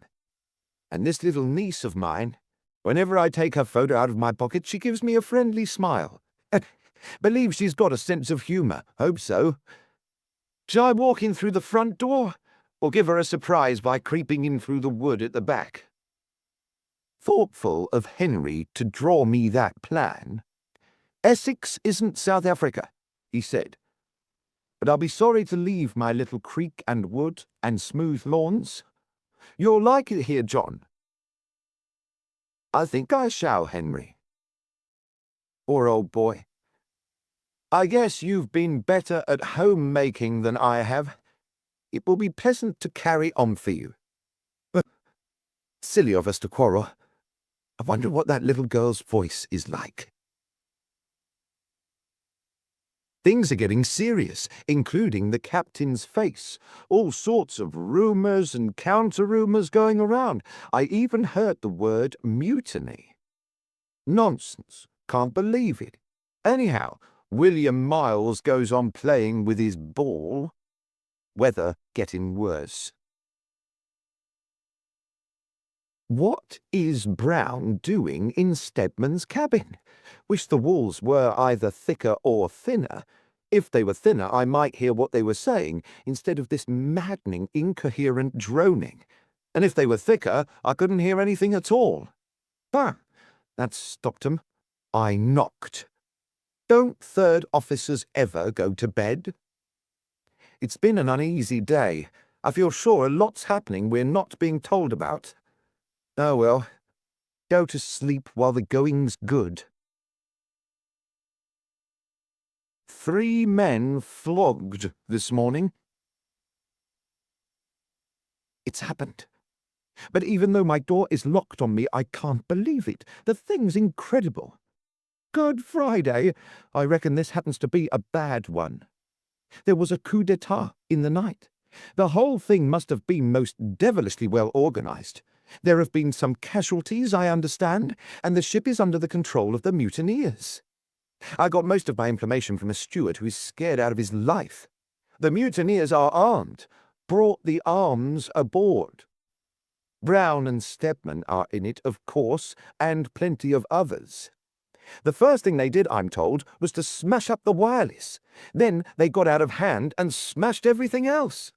The course is altered, and God knows where we are making for. South America, the steward thinks. But as he is in such a diver that he can hardly think at all, his opinion doesn't count for much. Most of the passengers are virtually prisoners, saving those, I take it, who have helped the bad cause. Why I didn't hear any of the fuss myself is due probably to my heavy sleeping and the noise of the weather. The weather is getting worse and worse. The steward says I was lucky to have stepped through it. Some who didn't wish now that they had.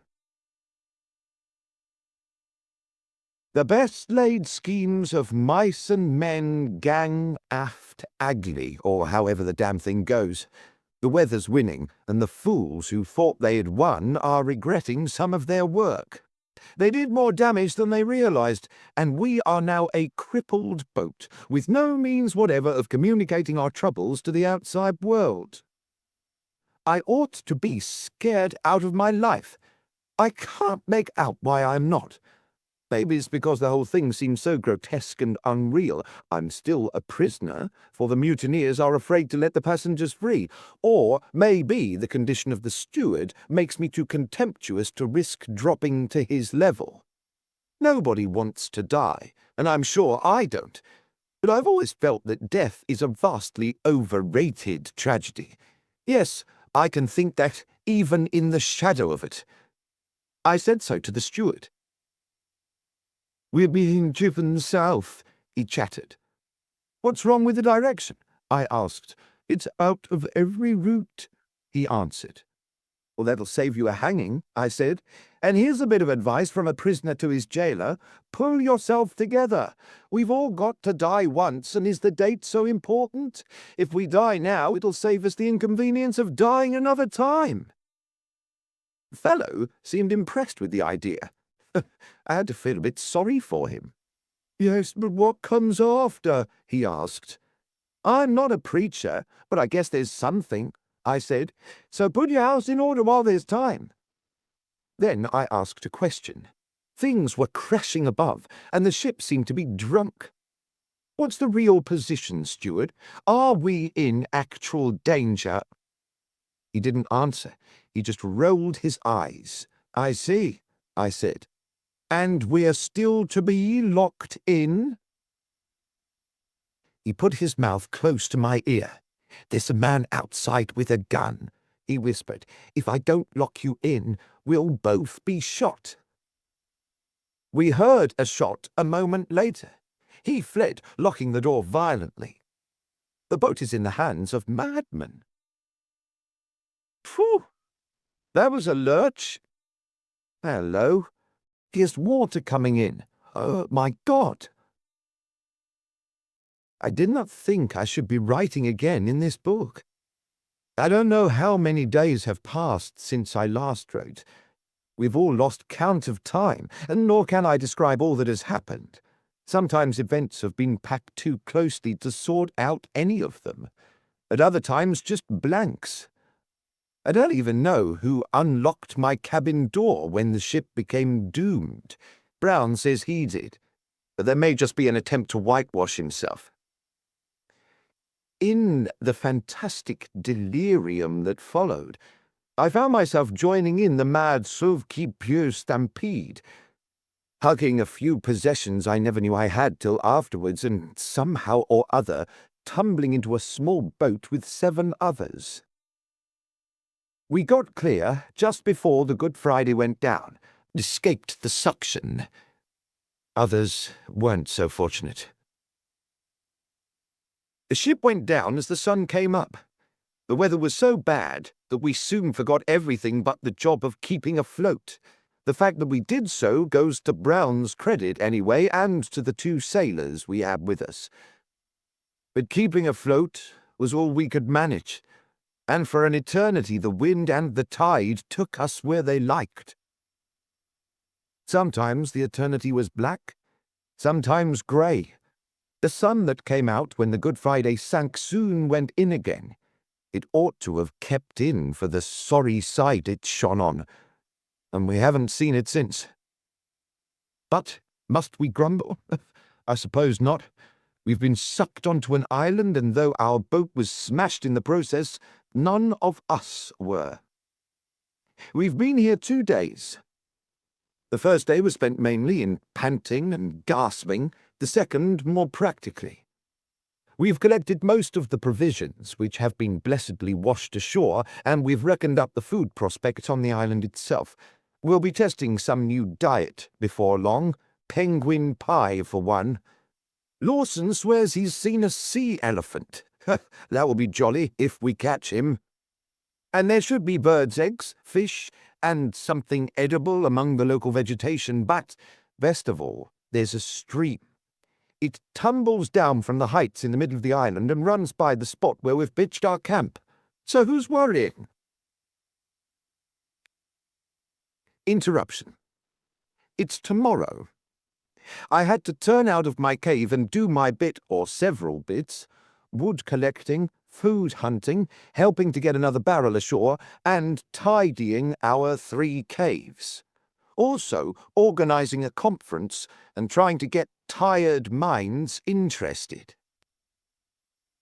As matters are turning out, Brown and I are becoming the leaders of our party.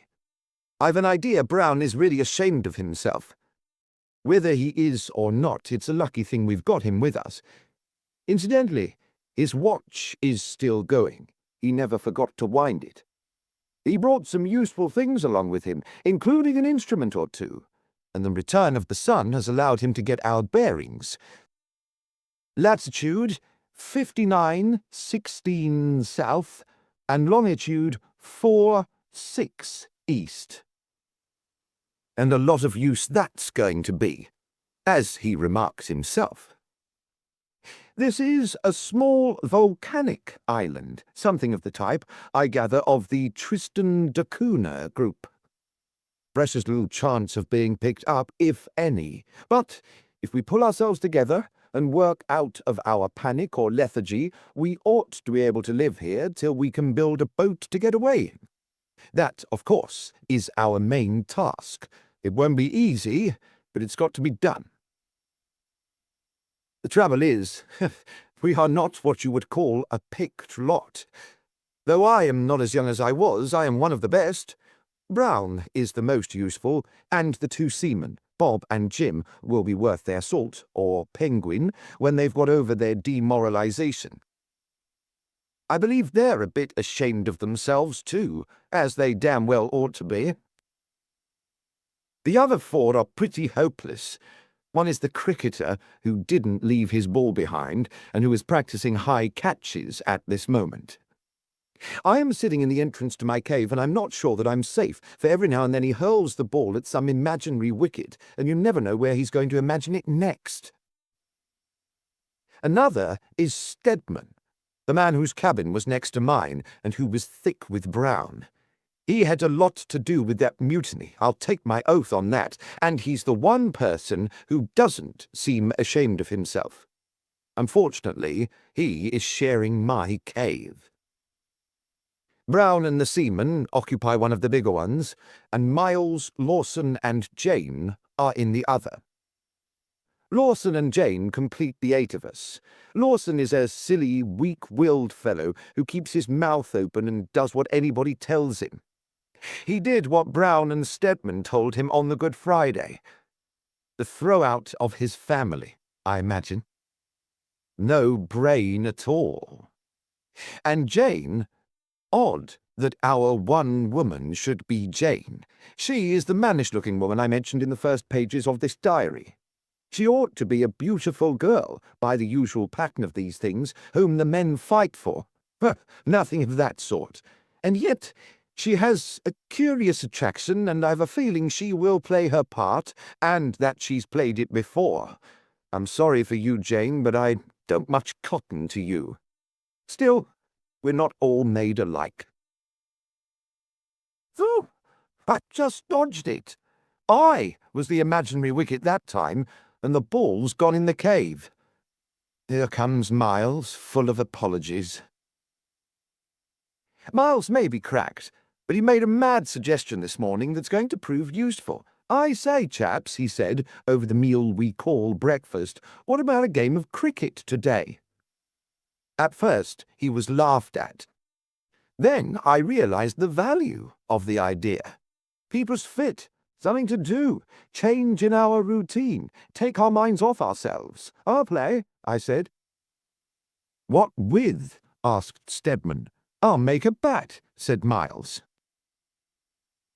We played in the evening. We all made ducks but Miles, who made 150 not out. The C was 6, but in future it is to count as caught, as penalty for the risk of losing the ball. Only 4 of us started playing, but the other 4 joined in before the end.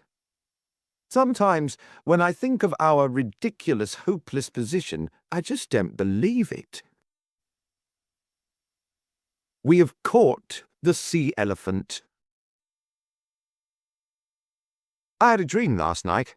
Maybe it was the sea elephant. If so, its dreams are sweeter than its taste. I dreamt I was arriving at Haven House. Dora was standing by a small white gate with a basket of red roses. She was dressed in white. She threw her arms round me, and I carried her into the house, and then she sat on my knee. That's all.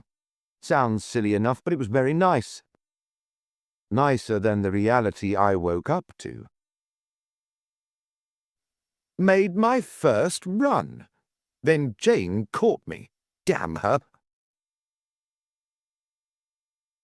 This is the first time I've written for 3 weeks. I'm using up this book too fast. Odd how values change. This book would be worth a penny in Cape Town, but here it's worth £1,000. I've broken my pencil in two, so that if I lose one half, I'll still have the other. One reason I haven't written lately was to save space. Another, because nothing important has happened, saving the work on the boat and a century by Brown. Also, I've been too tired. Today, I feel a little fresher, however. That strange fish we had last night must agree with me. It didn't agree with Arthur Lawson, who made terrible noises in the next cave all night. And then it's my day off. We've settled down by now into our routine, and accept it with few grumbles. We begin with a bathe when the sea permits. Jane is responsible for breakfast and preparing all meals. After breakfast, we work for 4 hours, the first shift. Brown supervises the boat building and allots the work according to the day's necessity and our particular skill, or lack of it. Any slacker goes without lunch. Afternoon, 3 hours. That's 7 hours a day and 7 workers on the job. The 8th hunts for food, fish, penguin, eggs, a nameless plant we have found that doesn't kill us, and once a nameless berry that nearly did. We gave it several names after that.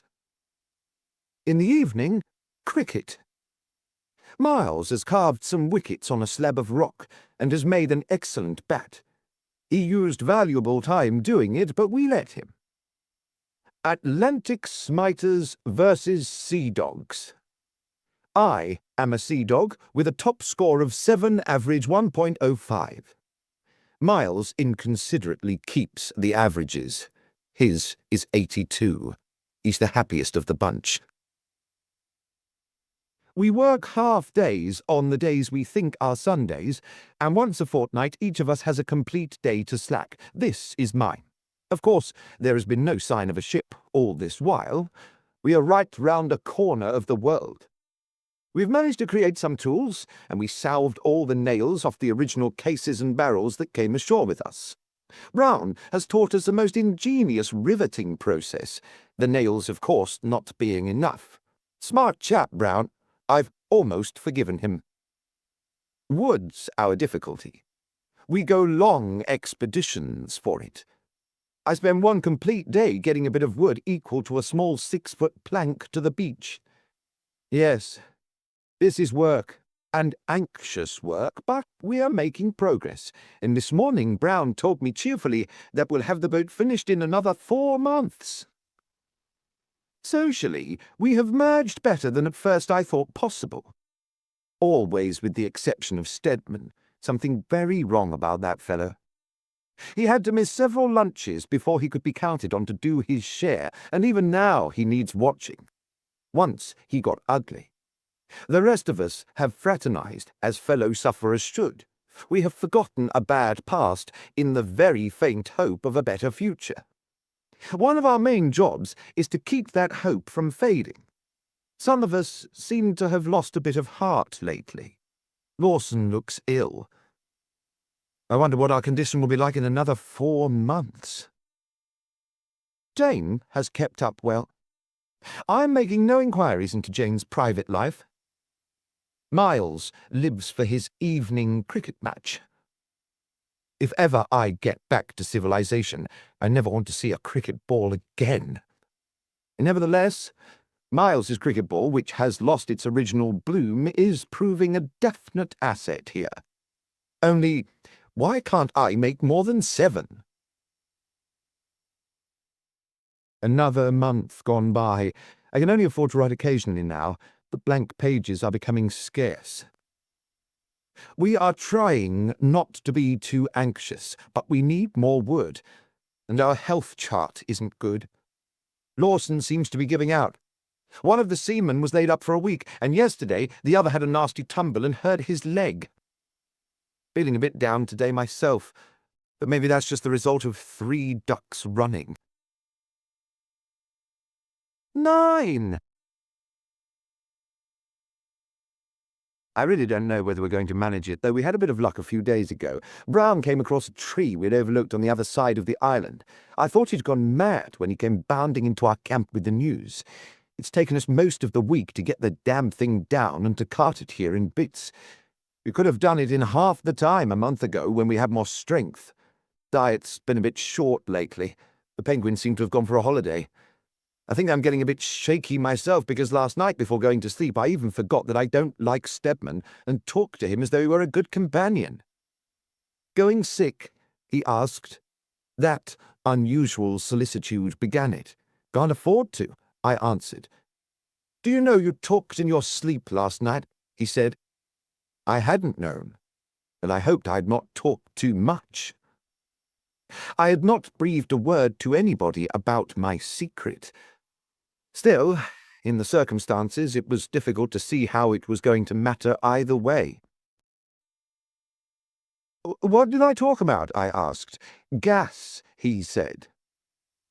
I think I was less disturbed at the fact that Stedman had heard about the gas than that I had talked about it. I usually have plenty of control, and this sleep-talking was not a good sign of my condition. I remember, I was dreaming, I lied. Or maybe it wasn't a lie, only I did not recall the dream. In your dream, said Stedman, you were pretty sick because you'd only half completed some formula or other. I looked at him hard. He couldn't have invented that, and as though to prove he wasn't inventing, he went on. And all at once you raised your voice and said, I must get there, I've got to get there. The money's just sitting there and waiting. So I'd said that too, had I? Well, it'll probably wait there till doomsday as far as I'm concerned, I answered. Bad luck, he said. I suppose you needed it to finish this formula. Yes, I'm halfway to it, and the money would have allowed me to experiment till I'd gone the whole way. And then, a fortune. For myself and my niece. Oh, you've got a niece. She's the main reason for my going to England. Her father's dead, and I'm supposed to be looking after her. I envy you, he said. I haven't any relatives, and can hardly remember those I had. Makes a man a bit lonely. And not too good company, eh? You get a bit hard, you know, when you've no one particular to care for, and no one to care for you. Lose interest in things. What's she like, this niece? I told him I'd never seen her. I showed him the photo. I say, a stunner, he exclaimed. Yes, pretty bad luck to be on the edge of such good fortune, and then to have it snatched from you, I answered. I began to develop self-pity, a thing I don't believe in, another sign of the bad condition I'm in. I must watch myself. But Stedman was certainly showing a better side to himself, and I found it surprisingly pleasant to talk to him.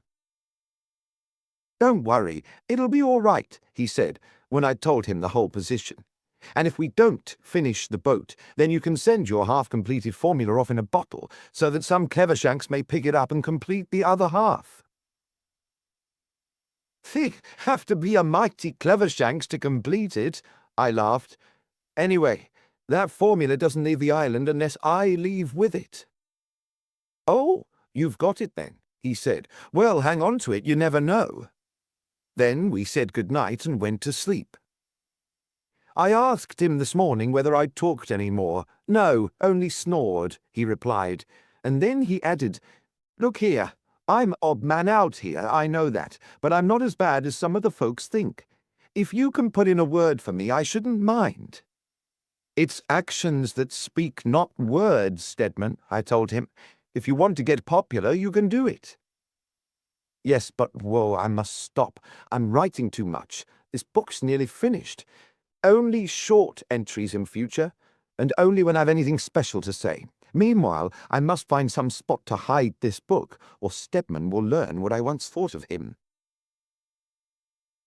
Stedman improving. All agree. Jane made 13 today. Ghastly thing happened this evening. We're still all nervy from it. We nearly lost our ball in the sea.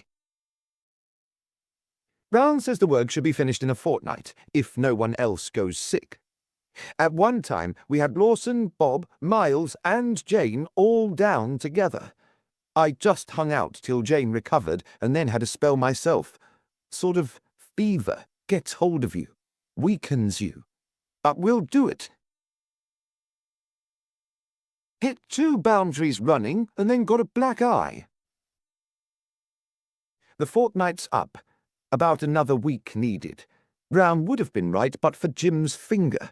The fool got a splinter in it and it's gone bad, and the time it took the others to recover. Lawson's still on his back, and if you ask me, Brown himself ought to be. Stedman working like a horse, Jane doing pretty well too. You can have as much private life as you like, Jane. I take off my hat to you. Funny how your ideas of people change. Penguins invaded us today. They wanted our camp, and will you believe it, they nearly got it. We've the strength of a 2 weeks baby between the lot of us. It was the cricket ball that gave us victory. Miles began throwing down penguins like wickets. The enemy retired with 5 casualties. God, how I loathe Penguin. Finished, finished, finished! Now we've only got to find and get in the stores, wait for the right weather, and we're off. I think some of us imagine we'll meet a ship just beyond the horizon. Well, who knows? Everything done, just waiting for the tide. Brown gave out this morning. Suddenly collapsed for the first time. He's the only one who never went sick. Expected was reaction. He says he'll be all right, and will be able to crawl to the boat. We leave in an hour. Stedman suggested a final game of cricket. We're so delirious that we all jumped at it. I think we're dotty. This little book has helped to keep me sane, if I am sane. We're going to play our last match of Atlantic Smiters versus Sea Dogs. The boat, all ready to start, will be just round Long-Off Point. Miles swears he'll send a ball into it. It'll count 20. And afterwards, with the tide just right, we'll collect our final things, say goodbye to the camp, and... they're yelling for me. Well, we played. Miles hit his boundary into the boat. Stedman, at long off, ran over the rocks to field the ball. He threw it back, but he didn't come back himself. He went off in the boat, and before he went, as I have just discovered, he rifled my pockets and stole my papers and my formula. We shall never build another boat. There is no material left on the island. We are stunned. Later, I have made another discovery. In a page of the newspaper that was tossed to Miles just as the Good Friday sailed, and that he has hobbed in his pocket ever since so he could read the cricket news. He has read this news 500,000 times, never anything else, but the page that interested me contained a photograph of Stedman. Under it was George Caldwell, wanted for the Brickfield murder. It is about 2 months since I last wrote. Yesterday we completed our monument, and today we all put our hands on it and took our oath. If ever we are rescued, in 1 year, 2 years, 5 years, 10 years, we shall find you, Caldwell, and save the hangman a job. Only 1 line left in book. Shall keep it until... At last! My God! My God! An empty boat!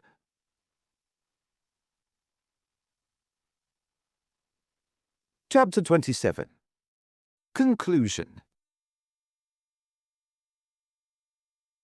They found a sheltered cove on the side of the island, farthest from the camp, tucked spray to in the least visible part of it, and waited. They waited 7 days. Then old Bob Blythe descended from the height on which he was taking his watch, tumbled into the kayaka, nearly upsetting it in his hurry, and rowed across the little strip of water from the shore to the yacht. "She's coming," he announced hoarsely as he climbed on board. "I seen her." "Are you certain?" exclaimed Hazeldine. "Certain. I'd have knowed that boat without the telescope," replied Bob. "Didn't I, all?" "And besides, who else are we expecting?" added Kendall. After that, no one spoke for several seconds. For a week they had been living with ghosts. 7 were ghosts indeed, but now the 8th had come alive and was drawing nearer and nearer in solid 3-dimensional form. Even before his arrival, he projected an atmosphere which seemed as nauseating to Dora as that of the grave. "Well, that's that," said Kendall suddenly. "Coming, Hazeldine?" "Of course, if you're sure you've worked out the best plan," he answered. "I'm quite sure of it." "If it doesn't work, Bob knows what to do, only it's going to work. I always back my hunches. You're not forgetting, are you, that I am the only person here that our Mr. Stedman Caldwell hasn't seen? Don't worry, Miss Fenner. We'll be with you again shortly." Then the Kayuka returned to the shore once more, this time bearing Kendall and Hazeldine back to the island.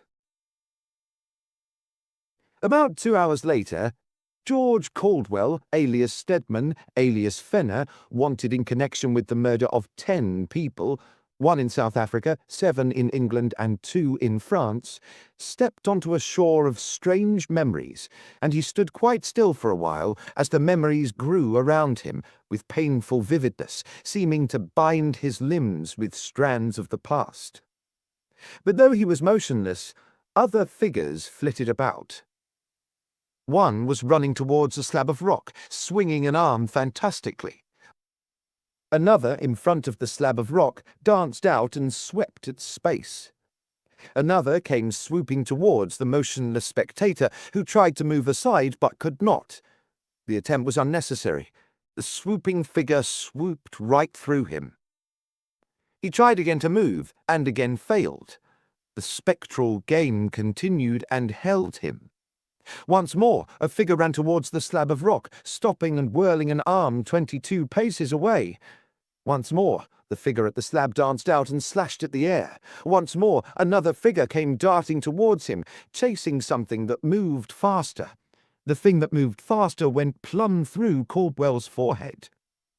Now he leapt in the air. The ghosts laughed, moaned, and vanished. He found himself in the midst of a terrible loneliness. For years he had been lonely, since loneliness is the price of egotism and crime, the sour fruits of which provide no compensation. He had been lonely when he had fled from the police in Cape Town, one man against the world. He had been lonely on the Good Friday, while helping to deviate a course that would have led to the gallows. He had been lonely on the island, refusing at first to fraternize, and later fraternizing with an evil purpose. He had been lonely after that purpose had been achieved. Dora Fenner had given him no love, for he had none to offer. His accomplices filled him with anxiety and suspicion, which accentuated his permanent background of fear. And when the nightmare of his fear actually came, he turned, as such men do, to the sole final refuge of physical comfort. This ephemeral refuge was supplied by Madame Paula. Now that was gone. The sea had even taken that in one of its own particular nightmares. It had nearly taken him too, but not quite. His time was not yet. And here he was, through the doubtful grace of Brown's teaching. Brown. It was Brown who had been bowling last. Yes, there he was again, back at latitude 5916S, longitude 46E. For what purpose? Yes. Why am I here? Thought Caldwell. He tried to clear his mind, to remember. He had forgotten. He would have to wait till Miles hit the ball. No, it wasn't Miles this time. It was Jane. A queer person, Jane. But she had her uses. Not everybody had known Jane as Caldwell had known her. And that young fool Lawson. Hey, she'd skied it. A catch! He ran forward, his eyes towards the sky. The invisible ball descended into his cupped hands with a soft, shuddering tickle. He stared at his empty hands. He took his handkerchief from his pocket and wiped his forehead. Why am I here? He wondered. He must know his reason. He'd had a reason. He would remember it in a moment. It was only that last storm that had disturbed his mind, making him forget things. That tumble down the hatchway, you know, naturally, a bump like that. Ah! The diary! That was it. The diary, of course. And when the complete world had turned against him, this island had also loomed as the only possible retreat. New memories might be created here, with Madame Paula by his side. He had painted the island to her in glowing colours as they had slipped away from the French coast. Glowing colours. Where were those glowing colours now? This grim, grey place that he had been trying to find again for weeks. Come. Come. Hurry. Why hurry? What was there to hurry for? Where had he to get back to? Weak in body through exposure and short rations, and weak in mind through lack of any mental nourishment, he moved across the haunted beach mechanically. He received a strange sensation as he did so. The ghosts had stopped playing and were watching him, and as he crossed the pitch, they turned in his direction and moved along with him. "This is just my imagination," he said aloud. His voice was hoarse and unconvincing. He hardly recognized it. He wished he had not spoken. Surrounded by the ghosts of those who had long waited for him, and with whose live bodies he had many times made this journey, he continued his mechanical progress across the beach. The ghosts became more and more insistent as he encountered evidences of their past existence. A broken wooden hoop, a bit of a barrel, a bit of split planking, rusty tins, a homemade hammer. He stooped over the homemade hammer, but did not pick it up. Soon, as he stumbled up the loose track, he stooped again. Footprints. He had not noticed these before. He turned and saw others joining his own along the path he had come. The footprints of his invisible companions. He shuddered violently. He came upon something else. His teeth began to chatter. It was the cricket bat. How did the bat come to be here? Wasn't it down on the beach? He shook his head to clear it. Things were growing more and more muddled in his mind. Of course, the bat on the beach was the ghost's bat. He'd blow that away the moment he was himself again. Ghosts? Hell, everybody knew there weren't such things. But this bat here was real. This was the bat they had played with. Yes, but how had it remained here? You'd have thought that fool Miles would have stuck to it as a memento. Then another strange vision swept through the muddled mind of George Caldwell, like a streak of revealing lightning in a chaotic sky. Beyond the rocky jut he was approaching were, he knew, 3 caves. Ghosts poured out of them and came leaping towards him in violent spectral frenzy. Whoosh! They were gone. He even turned to watch them vanish down the track to the beach, towards which was drifting the miracle of an empty but provisioned boat. In that mad rush, much might be forgotten. A souvenir cricket bat as well as a diary, In Caldwell's own last moments on the island, he had forgotten to search for the little notebook in which he had seen his fellow cave-mate writing, never thinking of it again until its existence had been indicated by the writer's final uncompleted message in that gas-choked shuttered drawing-room. "Visions! Visions!" shouted Caldwell.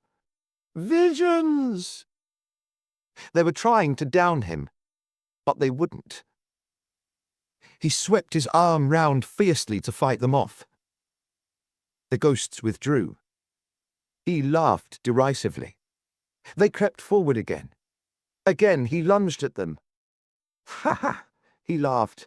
"Ha ha ha! Ghosts and such hellbosh! I'll show you! Ha ha ha! Ha ha ha ha!"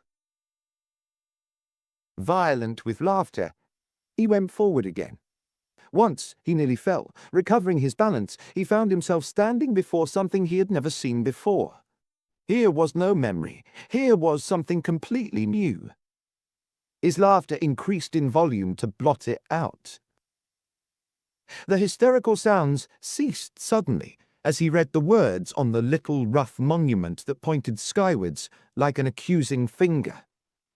Fiat justitia ruat caelum. It was a full minute before George Caldwell's eyes became unglued from the inscription and slid down to identify an object lying at the monument's base. The object was a revolver.